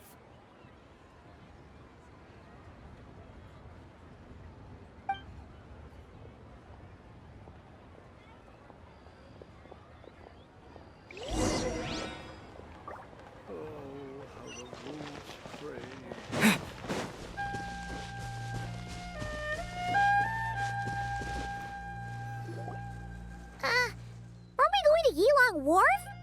How do we end up on this mountain? Is that small town over there not Ilong Wharf? I sense a familiar scent wafting through the air. You're right! Except for the smell part. Paimon doesn't smell anything. That is because this scent is the essence of jade, which can nourish the spirit. Oh, yeah! Neuvillette does have a lot of jade, but Paimon didn't think jade smelled like, anything. Naturally, this has reminded me of something. Hmm? And what's that? A few simple tricks for mastering one's power.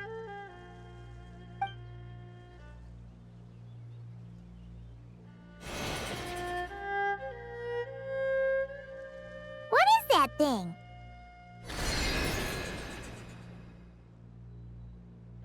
I'm sure you've been to Ilong Wharf many times before, but I wonder if you've done so while cruising through the air. You've been such dutiful, dedicated guides, so allow me to offer this fresh experience as recompense.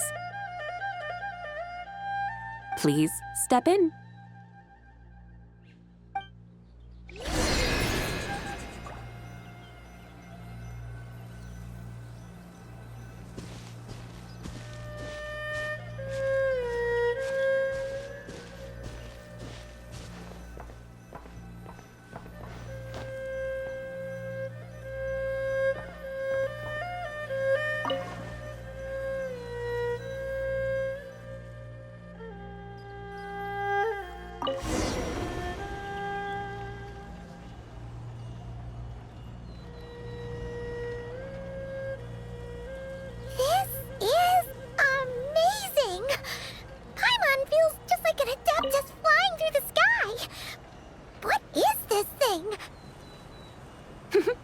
I created it from my memories of the chariot of the Lunar Palace. Many years have passed since I last laid eyes upon it, so there may be some discrepancies. Nonetheless, it is functionally much the same. A lunar chariot? Wow! Paimon never imagined she'd get to ride in one! So, Zibai, does that mean you used to work on the moon? Work. That's an interesting way to phrase it, though I suppose you are correct. I was once an angel, a member of a race tasked with guiding humanity. Then, graced by serendipity, I became a moon envoy. Huh? What's a moon envoy? Some kind of super important angel? As you would understand it, a moon envoy is a job title. Any angel, or non-angel, can become a moon envoy. Does that mean you're not the only one? Of course not. Though my memories are still hazy, I vaguely remember some of my colleagues. There was one who liked to take on the form of an ibis. An ibis? Could it be... Can all moon envoys turn into animals? Does that mean Lauma could take that job? She can turn into a deer, and moon chanters are some sort of Luna envoy anyway, right? Moon chanter? I have no idea what those are. Oh, okay then.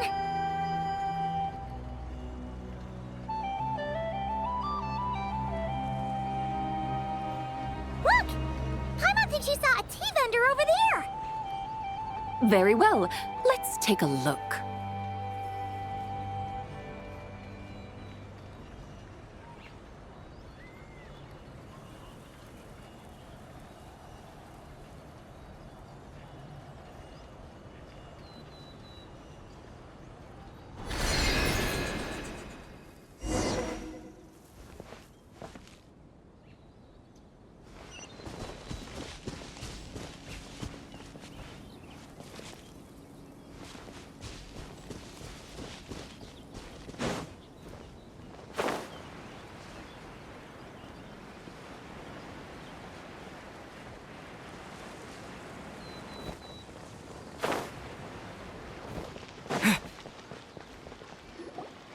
Welcome, please have a look around.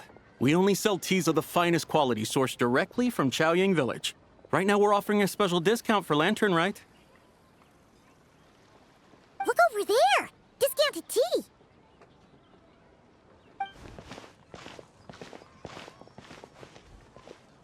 Dear customers, are you looking to purchase some tea leaves? I can see from your bearing that you are no ordinary customers. My humble shop has some exquisite teas that should satisfy your more refined tastes. We're not here for quality. We're looking for a discount. A discount? Well, that's a coincidence. Our Sungla tea is on sale right now. A special festive offer. Something about the name of that tea sounds familiar to Paimon. Buy 3 boxes of Sungla tea during the festival to get 10% off. Buy 4, get 20% off. Buy 10, but... That's right! 10 boxes at half price. Have you been to our shop before by any chance? Oh, Paimon's definitely heard this spiel before. 3, 4, 10, 10, 20, 50. Zibai, what are you muttering about? When purchasing 3, 4, or 10 boxes, the corresponding discounts are 10, 20, and 50%. The intervals between the two sets of numbers are 1 and 6, and 10 and 30. Look! Her eyes turned blue! That's gotta be a first! If the differences between intervals remain equal, the interval after 6 should be 6 plus the difference between 6 and 1, which is 11. Similarly, after 30, the next interval should be 50. Therefore, extrapolating upward, the next two numbers in each set should be 21 and 100. You're making Paimon's head spin! Those numbers, what do they mean? They mean that if we buy 21 boxes of Sungla tea, we should get a 100% discount!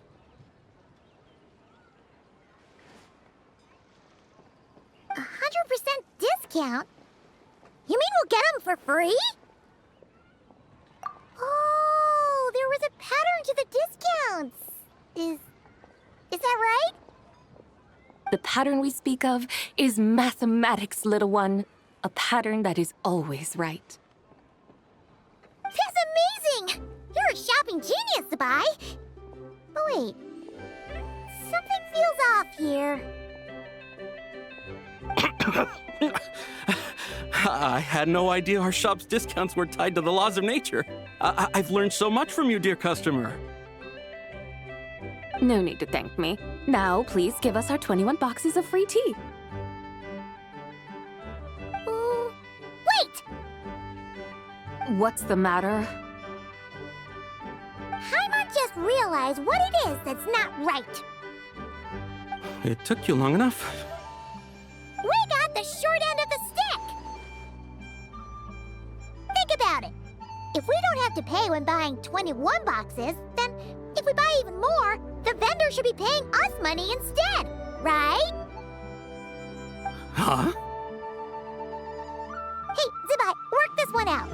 If we buy 100 boxes, we'd make loads of money, wouldn't we? It stands to reason. Wait a moment, dear customers. Don't you think you're haggling a little too hard? You are the one dictating the discounts. We're simply extrapolating the numerical patterns within. As such, we are hardly haggling.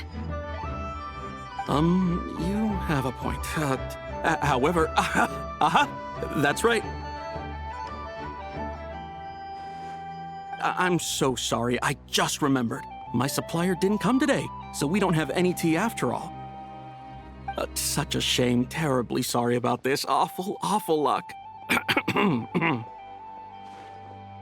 Where can we find your supplier? Well... Not to fret. We'll save you the effort and go straight to the source ourselves. Well, you see, dear client, the supplier's discount isn't as generous as ours. You won't be able to get the same price from them. Huh? Does that mean they won't pay us for taking their tea? They might not even offer you a 100% discount. How very unfortunate. Nevertheless, as the original supplier, they must offer some sort of discount. Besides, we're not looking to make money. We just want a good deal. Well, that's great. My suppliers are all tea farmers from Chaoying Village. You can go ask around the village, but please don't say I sent you. Do not worry, we appreciate your generosity. Referring customers to your business partners, even choosing to remain anonymous, the demeanor of a true gentleman indeed. Your business will surely prosper. I hope you're right. Then let us head to Chaoying Village. Do you know the way, my guides? Of course! Just follow us!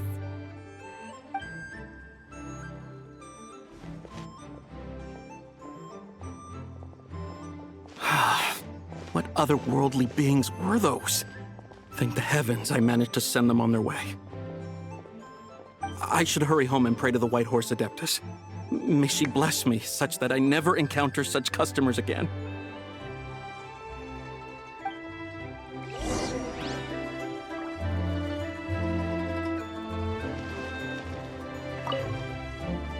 I should hurry home and pray to the White Horse Adeptus. May she bless me such that I never encounter such customers again.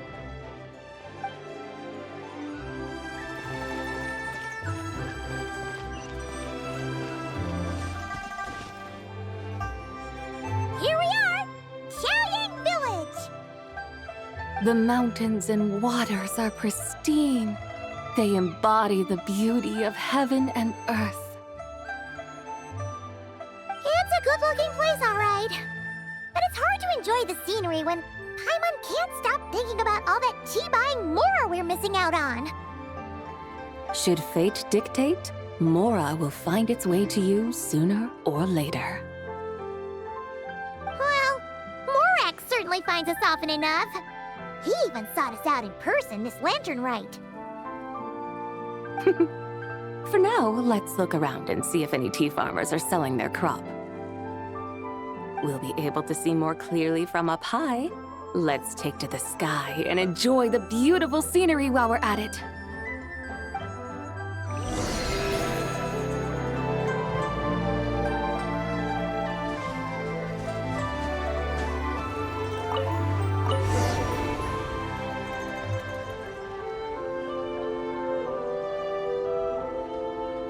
Wow! Chaoying Village looks beautiful from up here. Indeed. The houses here are quite different from those in Liyue Harbor. They follow the natural contours of the mountains, forming unique, elegant structures. Yeah, it's super beautiful. The white walls and dark tiles frame the emerald waves of the terraced fields, while the curved eaves and tall gateways juxtapose each other with grace. It's almost too beautiful to be true. The crowing of roosters and barking of dogs, the calls of farmers working the fields, a vibrant pastoral chorus overflowing with earthly vitality. Yeah, it's incredibly beautiful, huh? Have you studied the linguistic arts by some chance? Huh? Your vocabulary for beauty seems rather constrained. Paimon knows how to say pretty as well. I see. Now then, let's take a look around and see if we can find any farmers selling tea.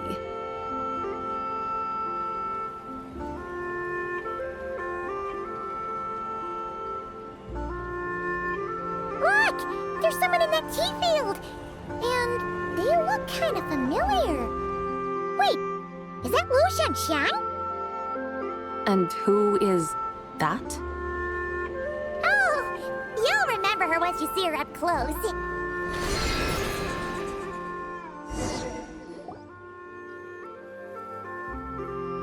Hey there, Lu Shanxiang! It really is you! Huh? Paimon, Traveler, and the White Horse Adeptus. Fancy seeing you here. The White Horse Adeptus has a name now. You can call her Zibai. And you are... Wait. I remember now, you're... Don't say anything about food poisoning or fish. You're the young lady who wanted to rise above the rest, are you not? Yes, that's me, but I'm in a bit of a state right now. At best, I can say I've fallen below them. Fallen below them? What happened? Like I said the last time we met, I'm being punished according to family rules. My father, mother, grandfather, grandmother, other grandfather, other grandmother. Oh, that's a lot of family members. Yeah, and on the night of Lantern Rite, they held a family meeting to discuss my situation. So, they do care about you. There's no doubt they care. But they think that since I caused all that trouble in Liyue Harbor, it shows I can't be trusted on my own. They decided to ground me. Ground you? Yeah, though they're not confining me to my room. Instead, I have to personally nurture a tea seedling until it grows big enough to be sold at market. Aw, a tiny little tea baby. Do they want you to experience what it's like to be a parent? It's supposed to cultivate my character and temperament. They say this will help me calm down and reflect on my issues. What happened in Liyue Harbor really wasn't your fault. Oh well, at least this punishment doesn't sound too harsh. So, how long will it take for the little tea baby to grow? Actually, I don't know. I've never grown a tea tree before. It usually takes 2 or 3 years. 2 or 3 years? Yes, the tea in this garden requires 2 or 3 years to mature. That long? Zibai, you're not making this up, are you? How do you know so much about growing tea? When the plants thrive and grow, that is the meaning of my name. I can tell at a glance when their season of ripening will come. Do I really have to waste 2 or 3 years here? Why is this happening to me? I'd only just found my direction in life. Yes, during the night of Lantern Rite, I heard many people reciting poems from long gone in praise of the moon.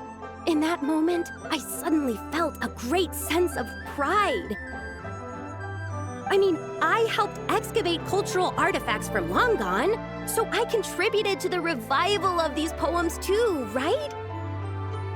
So I decided to stay with the archaeological team. I want to unearth even more history. I see. And are you sure that's what you want to do? If you don't achieve anything significant in the years to come, will you still enjoy it?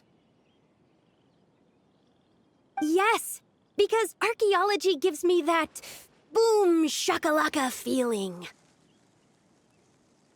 Wait, did Xiangling teach you that? That's right. I was asking her for advice. She said that if something gives you that boom shakalaka feeling, then it has to be worth pursuing. I immediately thought about how, when I'm excavating in the ruins, I always feel like there's a ghost standing beside me, and not in a spooky way. It feels like my great-great-great-great-great-grandmother patting me on the shoulder and saying, "Keep going. You're about to rediscover some grand ancestral knowledge." Right? It feels like I've made some kind of connection with my ancestors. Isn't that amazing? Since you've made up your mind, you should give it your all. And I'd love to, but I'm still grounded. Run away, summon up a little boom shakalaka, and leave the tea garden behind. Flee this village. That might be going a bit far. You don't want to lead others astray, Zibai. Yeah!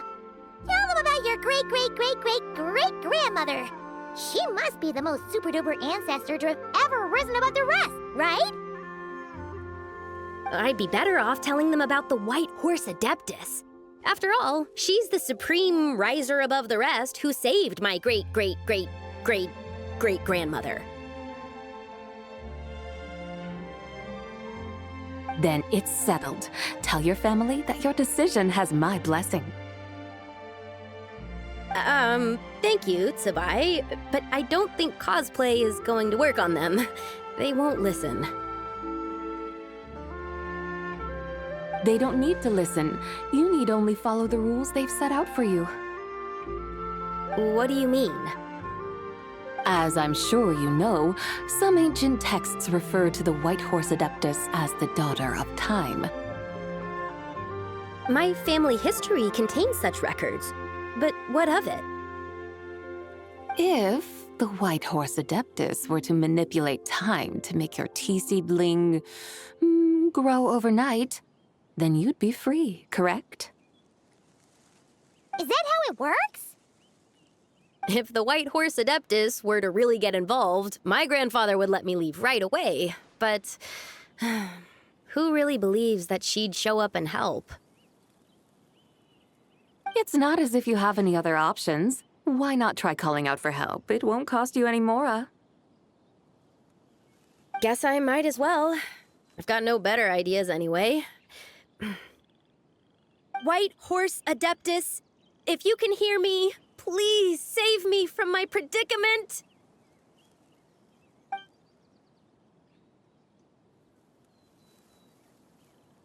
Ugh. Nothing happened, as expected.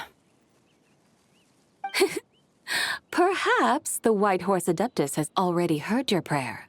Why not come back here tomorrow and take a look?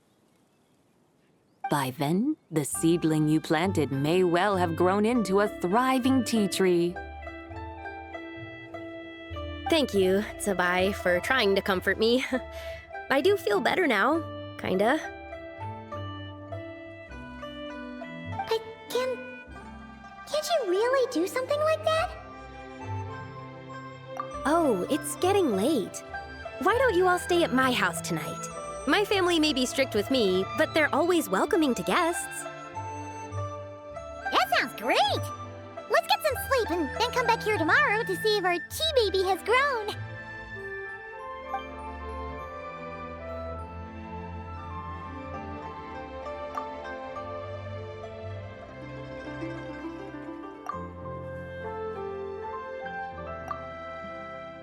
Oh, the tea tree! Whoa! Your tea baby is all grown up! Indeed, it has grown into a mature tea tree that can stand tall in the face of wind and rain. How is this possible? It must be the work of the White Horse Adeptus. Your prayer must have moved her! Are you sure? Perhaps she heard your prayer and chose to answer the call.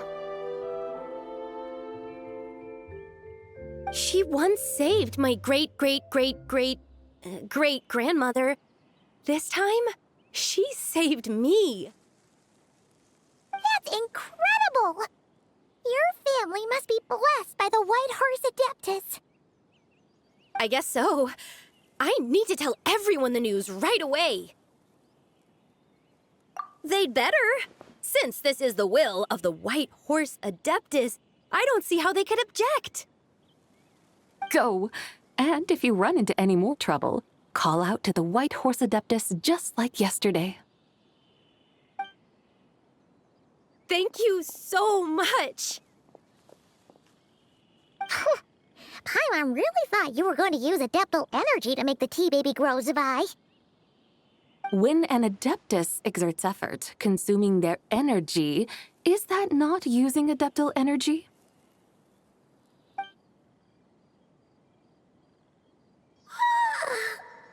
All right. What are we doing out here in the middle of the night?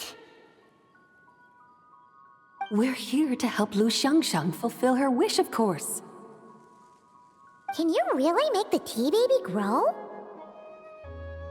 It won't be easy, but there are ways.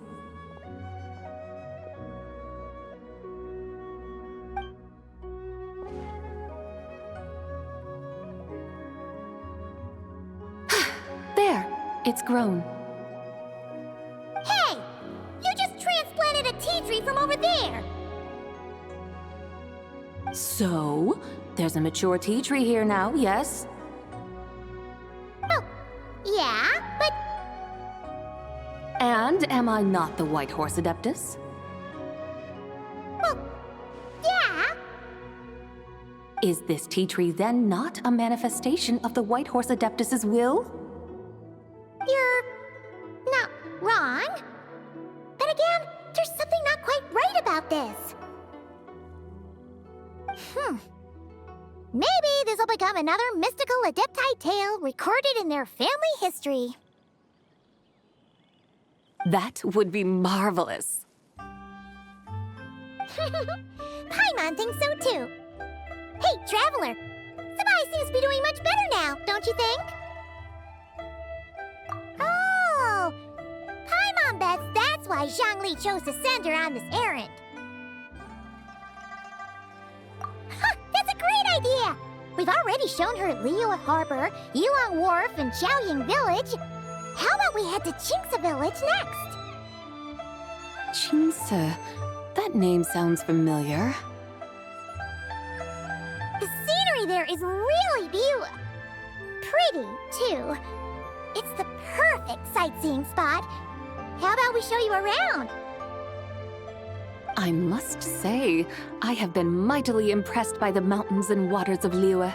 Please lead the way, my dutiful guides. Alright, let's go!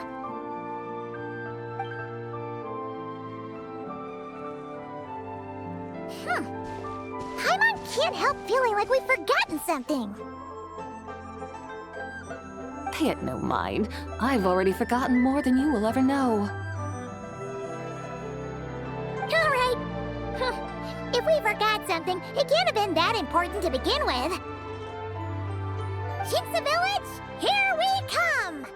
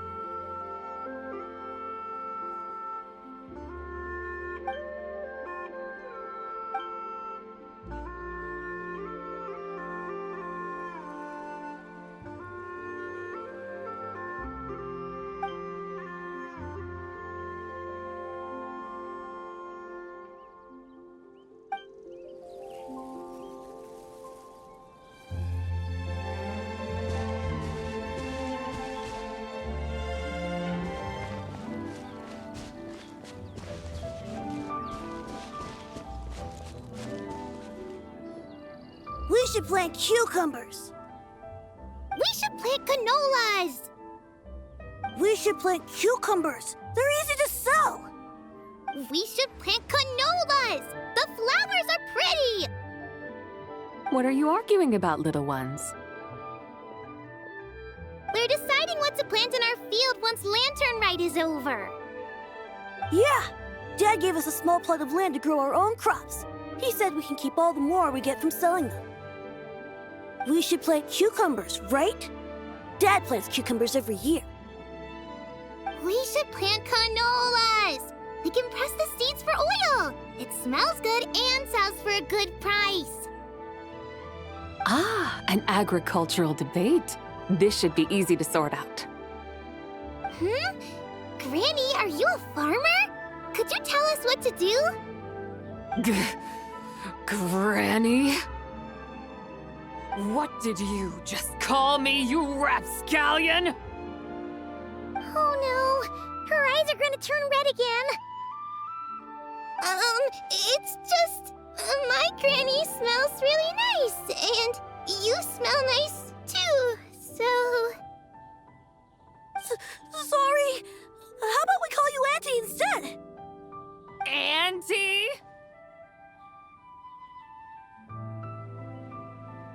Oh, all right. Big Sis Zibai, can you help us decide whether we should grow cucumbers or canolas in our field? You little rascals! Using priceless land like this just for cucumbers and canolas? What a waste of heaven's gifts! Huh? What should we plant instead? With the coming of spring, when all things awaken, the field should be sown with the 5 grains. What are those? The 5 grains are life's staples, the heart of the people's table. I notice the people here mostly eat rice, so that is where you should begin. Based on the local climate and soil, seedlings planted in mid to late spring should produce mature grain within 2 or 3 months. When autumn comes, you can plant a second crop, with time still to harvest it before the first frost. The rice you harvest can be sold at market or kept in your stores. It's a far better choice than cucumbers or canolas. Oh, but Big Sister Zibai, I like canolas. That's no issue. It is unsuitable for continuous cropping in any case. You can rotate it with rice to maximize your yields. After the second rice harvest, around wintertime will be the perfect opportunity to sow their seeds. And when they mature in mid to late spring, you shall be just in time to sow the first rice crop of the year in turn. This way, your field will sustain balance, rice and canola in a harmonious cycle. Wow! That means we'll have crops to harvest all year round! Wait a minute! If rice and canola take up the whole year, what about my cucumbers? A firefly dares rival the brilliance of the moon? In what twisted universe should cucumbers vie for land with rice? Big Sis Zibai, you're going to hurt Lil Bee's feelings! Auntie hates cucumbers!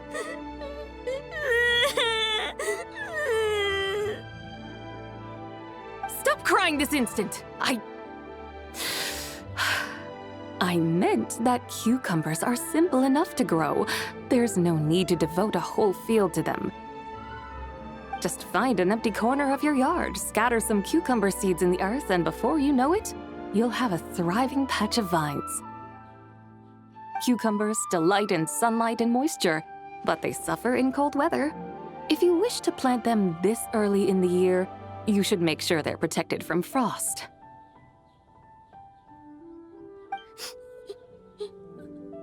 Wow. Is it really that simple? Let's hurry home and get started right away! Are you really in that much of a rush? Well, thanks, Big Sis Zibai, who's fierce but really good at farming. We gotta go! Thanks, Big Sis Zibai! See you around! Paimon never imagined you'd know so much about farming. What's so strange about that? The people of Langan called me the god of soil and grain. Are the fields not made of soil? Is rice not one of the 5 grains? Huh. That's true. So, if the god of soil and grain is a farming god, that means the White Horse Adeptus must be a farming adeptus, right? Of course the god of farming is down to earth. Mind your tongue, impertinent child. How dare you diminish the lofty bearing of an adeptus? Hey! You're the one who said the god of soil and grain is all about farming. Enough! It's time for us to take to the skies once more. Join me now. Witness the majesty of mountain, water, and field, and broaden your horizons.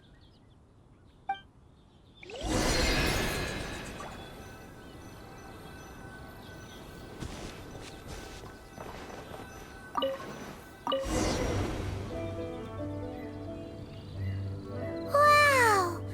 The terraces look so pretty from up here.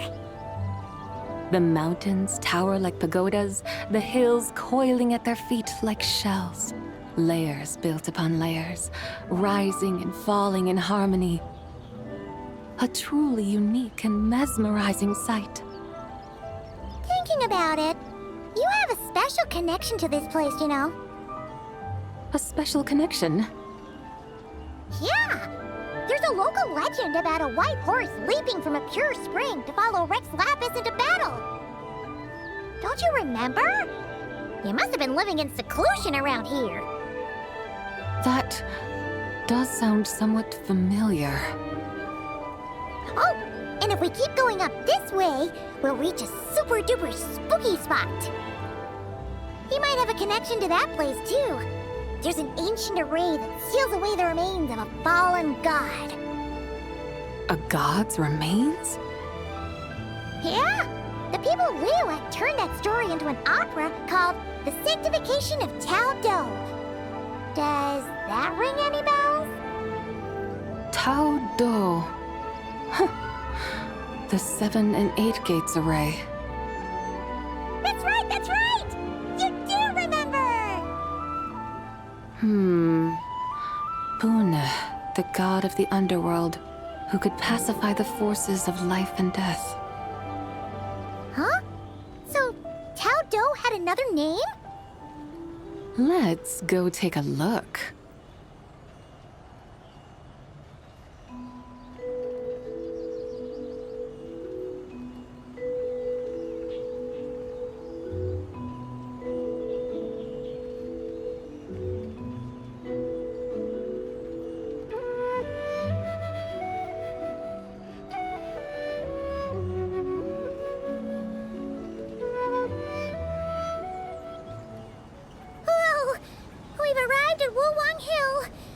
The atmosphere just turned spooky. I can't help but feel there's something strange about this friend you haven't seen in ages. Huh? Paimon thought she heard someone's voice. Let's head down and check it out.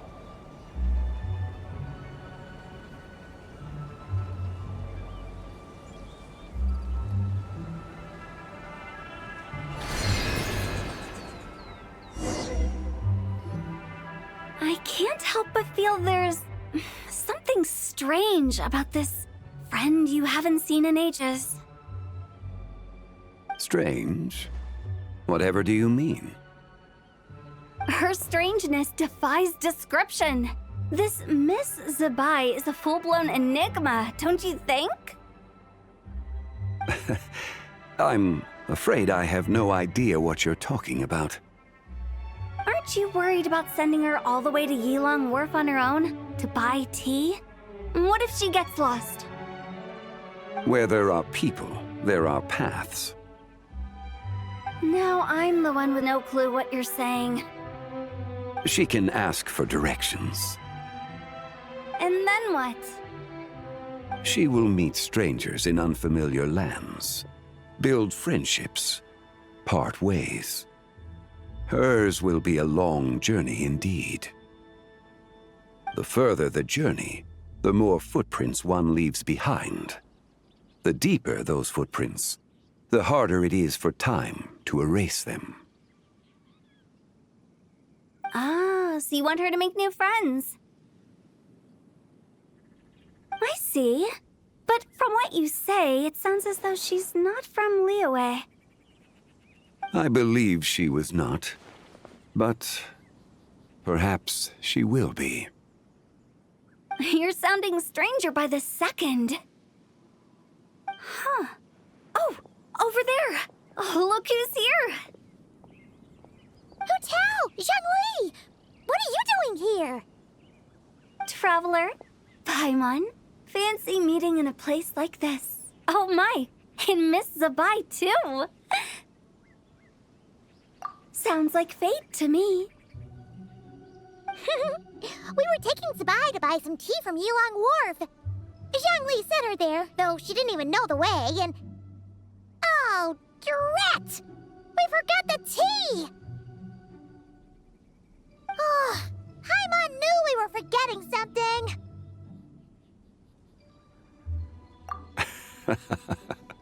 What's done is done. There's no need to dwell on it. Fresh tea grows with each passing year. Let fate deliver it as it wills. Exactly. You can get tea wherever you go. You're hardly running low now, are you? Paimon feels a lot better now that you've said that. Still, I'm a little confused. If you were buying tea, how did you end up all the way out here? We're taking Zibai on a sightseeing tour. We started at Liyue Harbor, stopped in at Yulong Wharf, went sightseeing around Xiaoying Village, made our way to Qingce Village, and now we're here. Wow, that is quite the itinerary. Yeah, actually, Paimon thinks it's about time we headed back. I'm here to pay my respects to my ancestors. My dear consultant kindly agreed to join me. It is Lantern Rite, after all. Adepti and ancestors should be venerated alike. Ancestors? Wait, could you be? Are you heir to the Wu-Wong kid? Or perhaps the lone butterfly of the Crimson Flame? Whoa, have you got all your memories back? Huh? Miss Zibai, you know about the Wangsheng funeral parlor and the 8 adepts? I happened to hear a storyteller expound on the sanctification of Tao Do.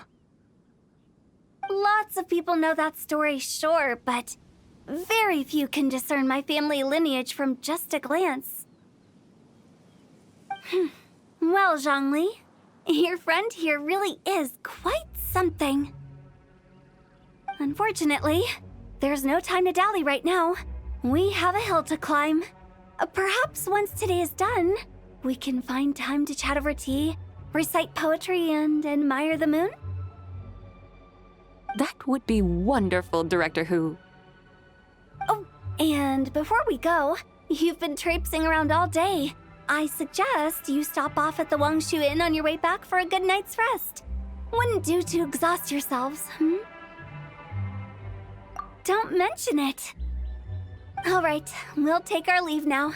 See you later. Hotel's so thoughtful.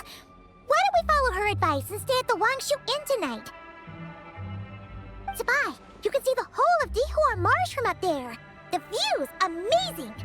Plus, you can sample Smiley Yin-Xiao's cooking. Wangshu, an intriguing name. It couldn't hurt to check it out. Awesome! Let's go!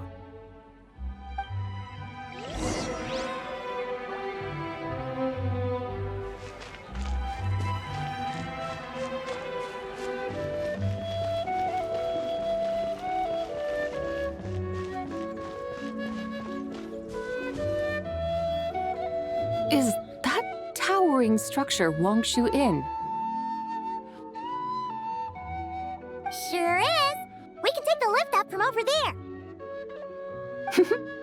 Always walking the path long trodden. Does retracing others' footsteps not tire you? Come on, get in. We'll fly to the top.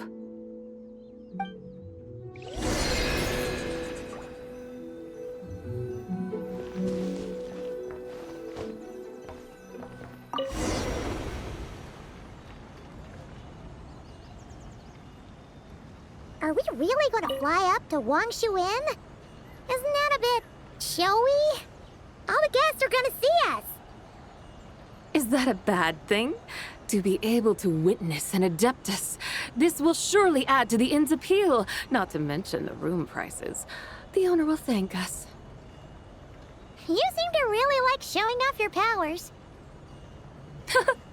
This inn's architecture is incredible, and the surrounding countryside radiates a picturesque charm. No wonder the new proprietor of the Baiju guest house thinks he can't compete and has decided to change his own establishment's name. The new proprietor? Ah, you mean Lu Shengsheng's dad. So you know about that too. Personally, Paimon thinks it should go with something like Rex's Rest. That's a contender's name if Paimon's ever heard one. A fitting name indeed. So you think the guest house should change its name too? Paimon kinda thought you'd say something like, such sacrosanct traditions must never change. Time flows ever onward. Why should the rules of yesterday be carried forward into the world of tomorrow? The people of today should determine what is to be kept. Huh. You're not as old-fashioned and stuffy as Paimon thought. The years ebb and flow, seas recede to reveal fields. In the vastness of time, I am but a wild horse in a boundless sea of dust. Even Rex Lapis, having waded through the waters of the river of time, is not quite the same as before. Zhongli? What was he like before? That is another story for another time.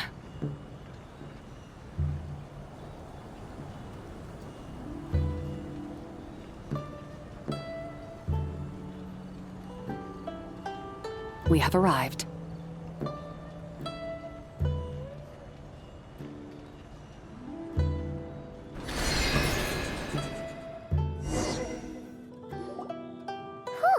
This is the first time Paimon's ever flown up to Wangshu Inn on a chariot. Everything's so different when you're up high. Wangshu. Like moon lanterns and Shao lanterns. Might it all be a coincidence? What's a coincidence? Do you not know what Wangshu means? Wangshu can refer to the moon, but its original meaning is actually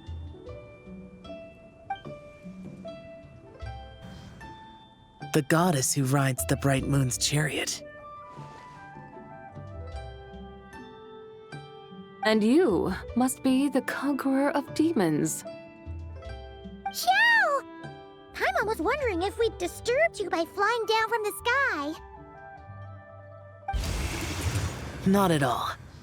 I sensed an unusual presence long before you arrived, though I didn't expect it to be you in a flying chariot. Ah, a witness at last. I was starting to think we should fly a bit lower. 'Twould be awfully dull if no one ends up marveling at my lofty bearing. No need. This is already showy enough. I'm not one to do good from the shadows, as Rex Lapis is wont to do. Then you must be... Oh, nay, I'm only cosplaying as the White Horse Adeptus, in truth. Cosplaying? What's that? Ugh, ignore her nonsense. She's a genuine article. The one and only, completely authentic White Horse Adeptus. It's just... Xiao, did Zhongli say anything about her being a teensy bit... not quite right? Mental instability, perhaps? Did Zhongli tell you that? No, this is my own speculation. Well, you pretty much hit the nail on the head. It's like her brain's filled with a bunch of slimes right now, all gloopy and messy.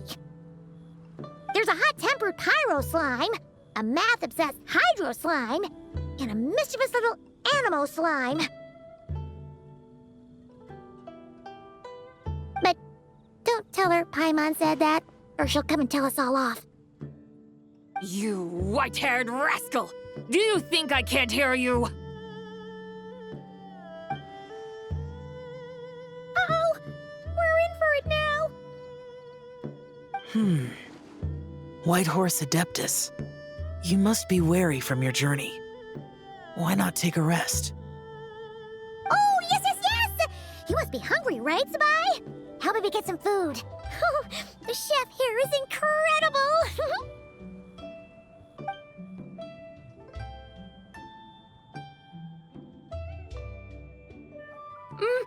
It's so hot!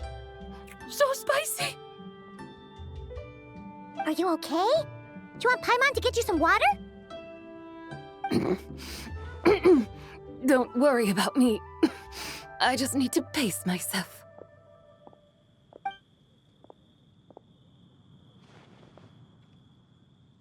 So, regarding your friend and her condition, does even the Lord of Geo have no solution?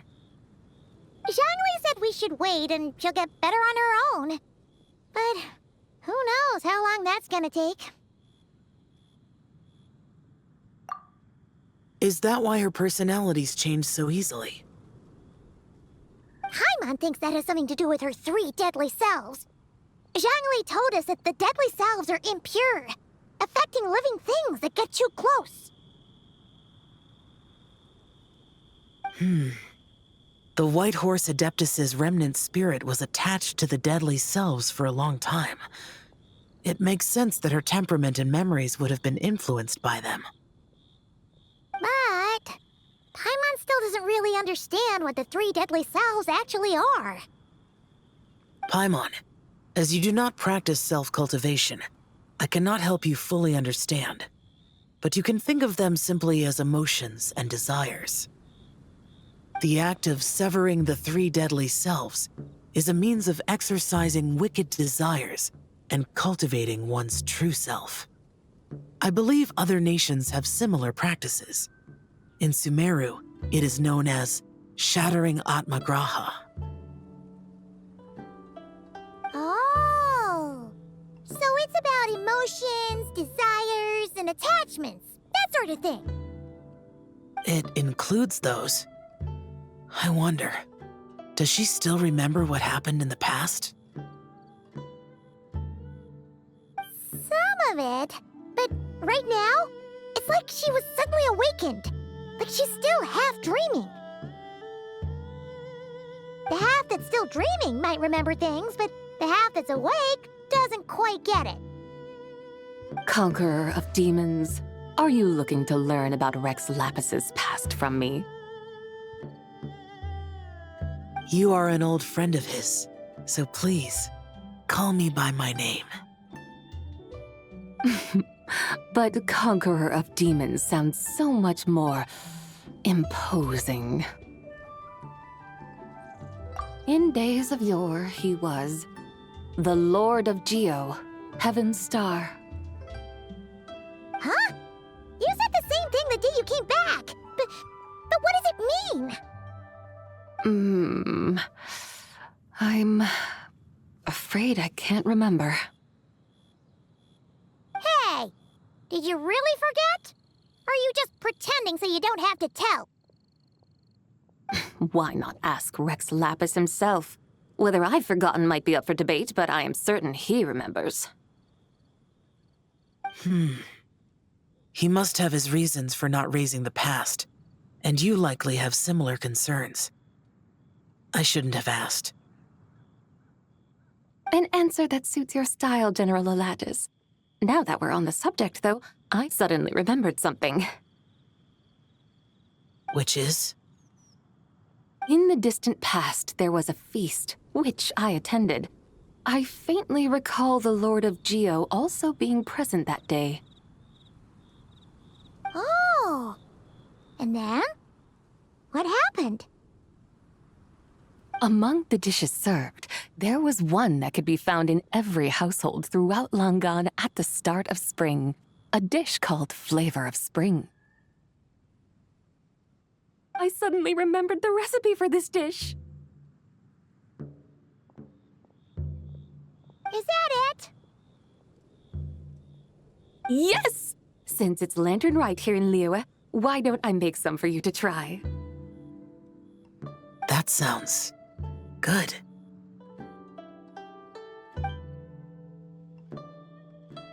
Wow! It might not have been the story Paimon was hoping for, but this looks delicious!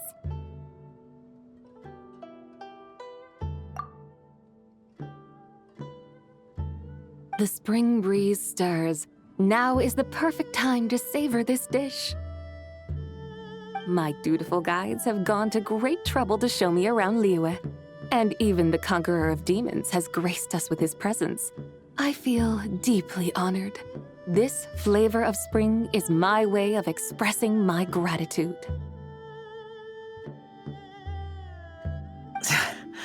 There's no need for such grand words.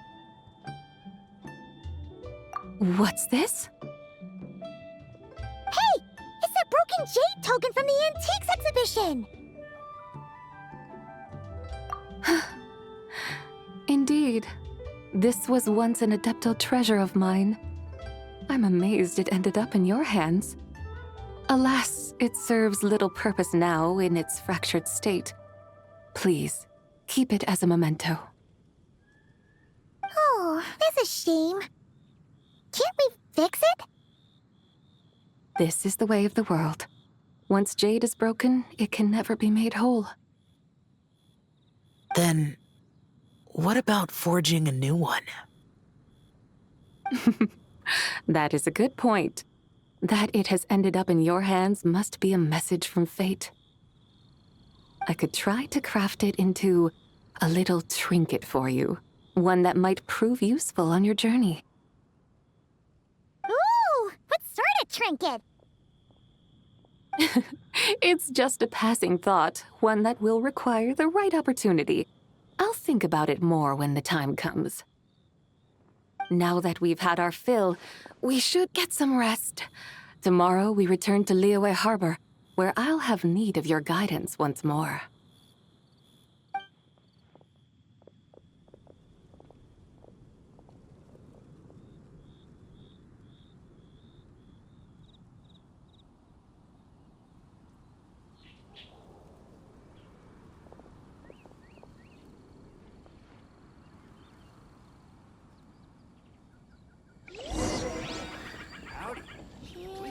Straight on in.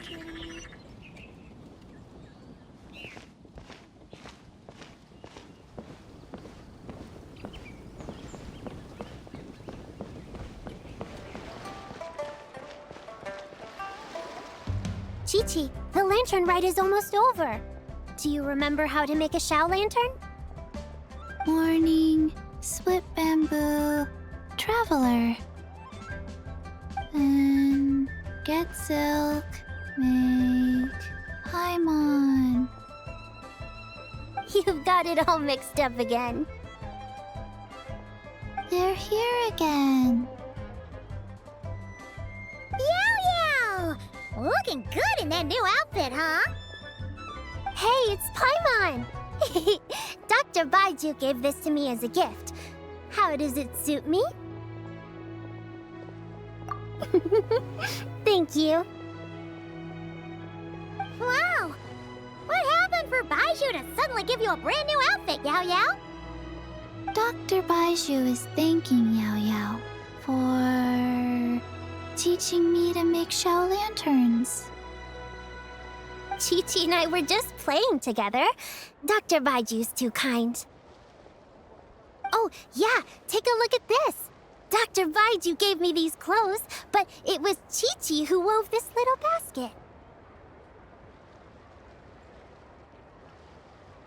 Wow, that's beautiful. When did you become so good with your hands, Qiqi? I learned to make Shao lanterns, thanks to Yao Yao. I also made a wish. What do I always say? The White Horse Adeptus answers prayers. Come, help this old man make an offering in thanks. Huh? Mr. Liu? What did you pray for? For my idiot son to finally come to his senses and not change Baiju Guest House's name, which he has. Huh? He's keeping the old name? Listen to this. My granddaughter planted a tea seedling in our village just a few days ago. She made a prayer to the White Horse Adeptus to help it grow. Overnight, her seedling flourished into a mature tea tree. Oh, that sure does sound like a miracle. Could the White Horse Adeptus really have helped it grow?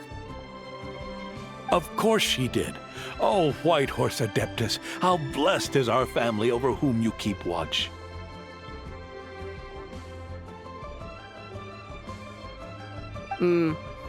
Truly, this is an extraordinary miracle.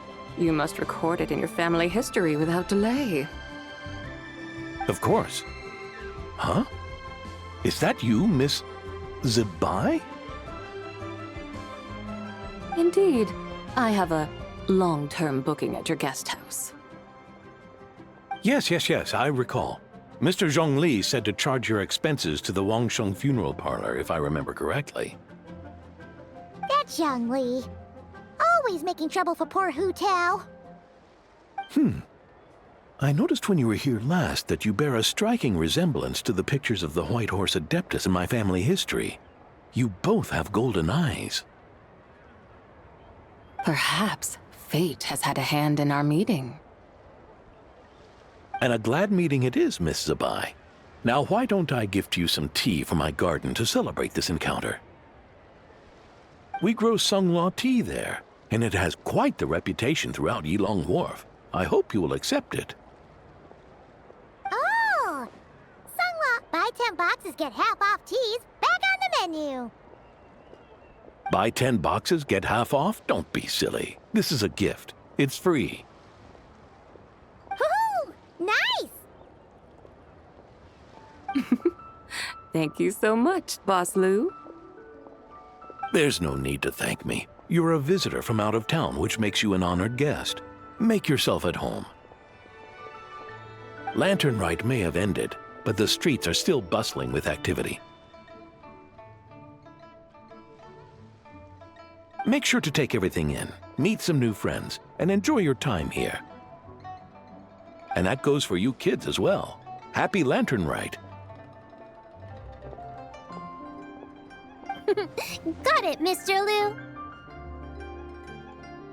Happy... Lantern Rite. Yeah! Happy Lantern Rite, everyone! Happy Lantern Rite indeed.